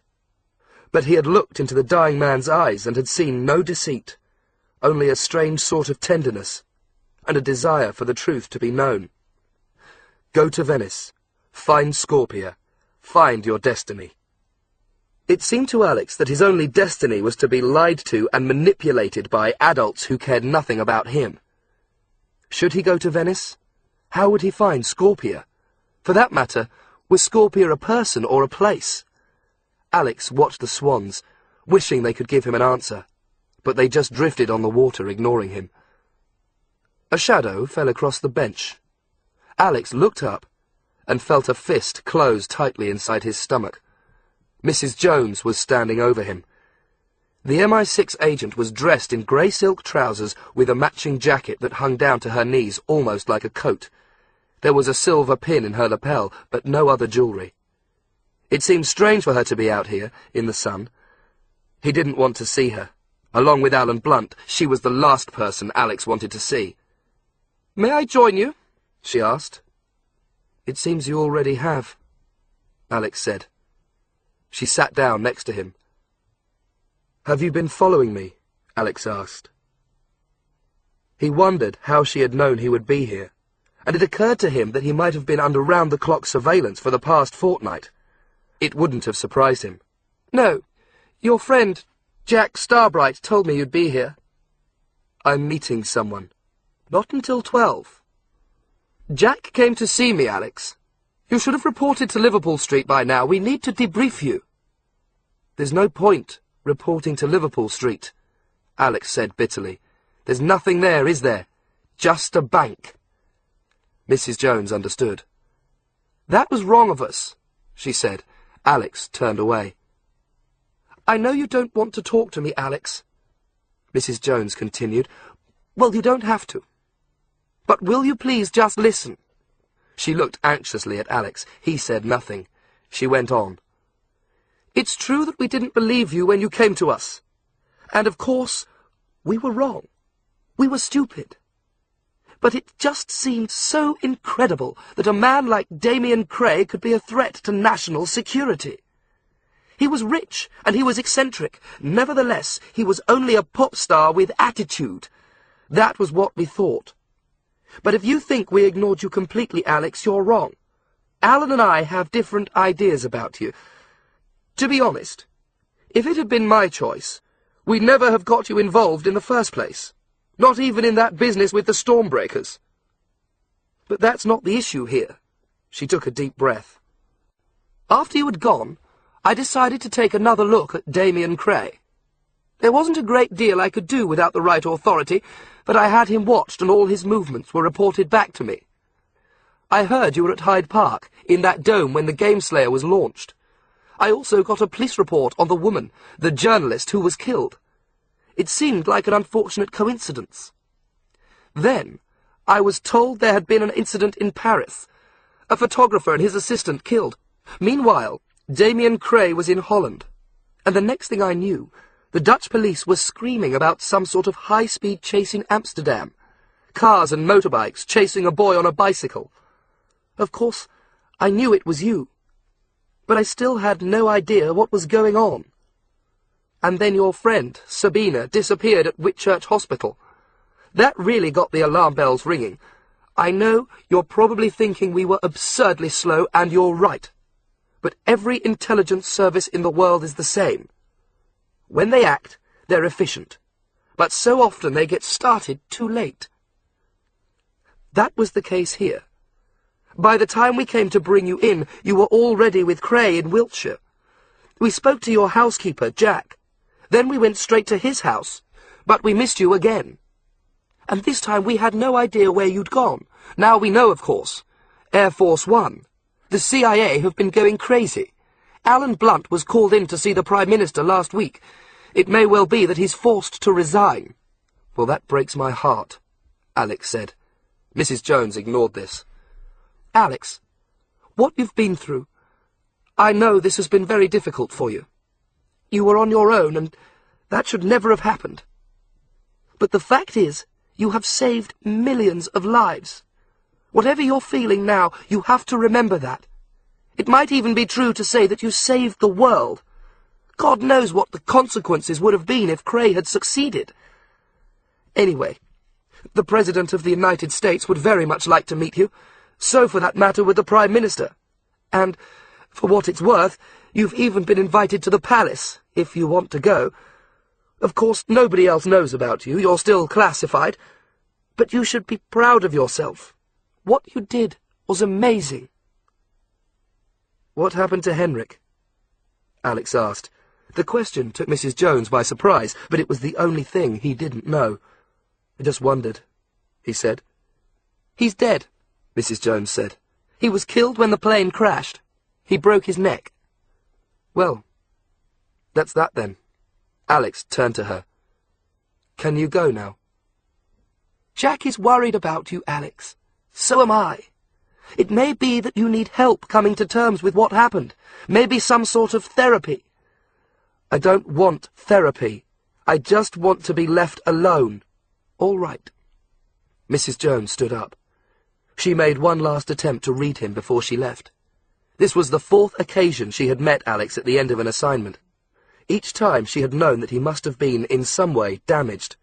But this time, something worse had happened. She knew there was something Alex wasn't telling her.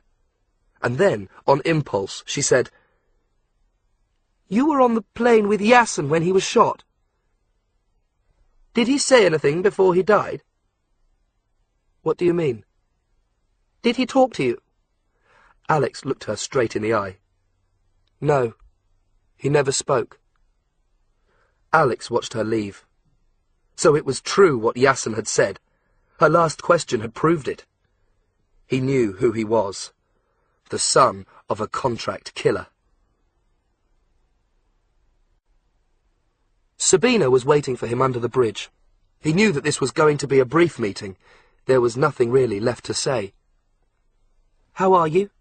she asked. "I'm okay. How's your dad?" "He's a lot better," she shrugged. "I think he's going to be fine." "And he's not going to change his mind?" "No, Alex. We're leaving." Sabina had told him on the phone the night before. She and her parents were leaving the country. They wanted to be on their own, to give her father time to recover fully. They had decided it would be easier for him to begin a new life, and had chosen San Francisco. Edward had been offered a job by a big newspaper there, and there was more good news. He was writing a book, The Truth About Damian Cray. It was going to make him a fortune. "When do you go?" Alex asked. "Tuesday?" Sabina brushed something out of her eye, and Alex wondered if it might have been a tear. But when she looked at him again, she was smiling. "Of course, we'll keep in touch," she said. "We can email, and you know you can always come out if you want a holiday." "As long as it's not like the last one," Alex said. "It'll be weird going to an American school." Sabina broke off. "You were fantastic on the plane, Alex," she said suddenly. "I couldn't believe how brave you were. When Cray was telling you all those crazy things, you didn't even seem scared of him." She stopped. "Will you work for MI6 again?" she asked. "No." "Do you think they'll leave you alone?" "I don't know, Sabina. It was my uncle's fault, really. He started all this years ago, and now I'm stuck with it." "I still feel ashamed about not believing you." Sabina sighed. "And I understand now what you must have been going through. They made me sign the Official Secrets Act. I'm not allowed to tell anyone about you." A pause. "I'll never forget you," she said. "I'll miss you, Sabina. But we'll see each other again. You can come to California, and I'll let you know if I'm ever in London." "That's good." She was lying. Somehow Alex knew that this was more than a goodbye, that the two of them would never see each other again. There was no reason for it. It was just the way it was going to be. She put her arms around him and kissed him. "Goodbye, Alex," she said. He watched her walk out of his life. Then he turned and followed the river, past the swans and off into the countryside. He didn't stop, nor did he look back.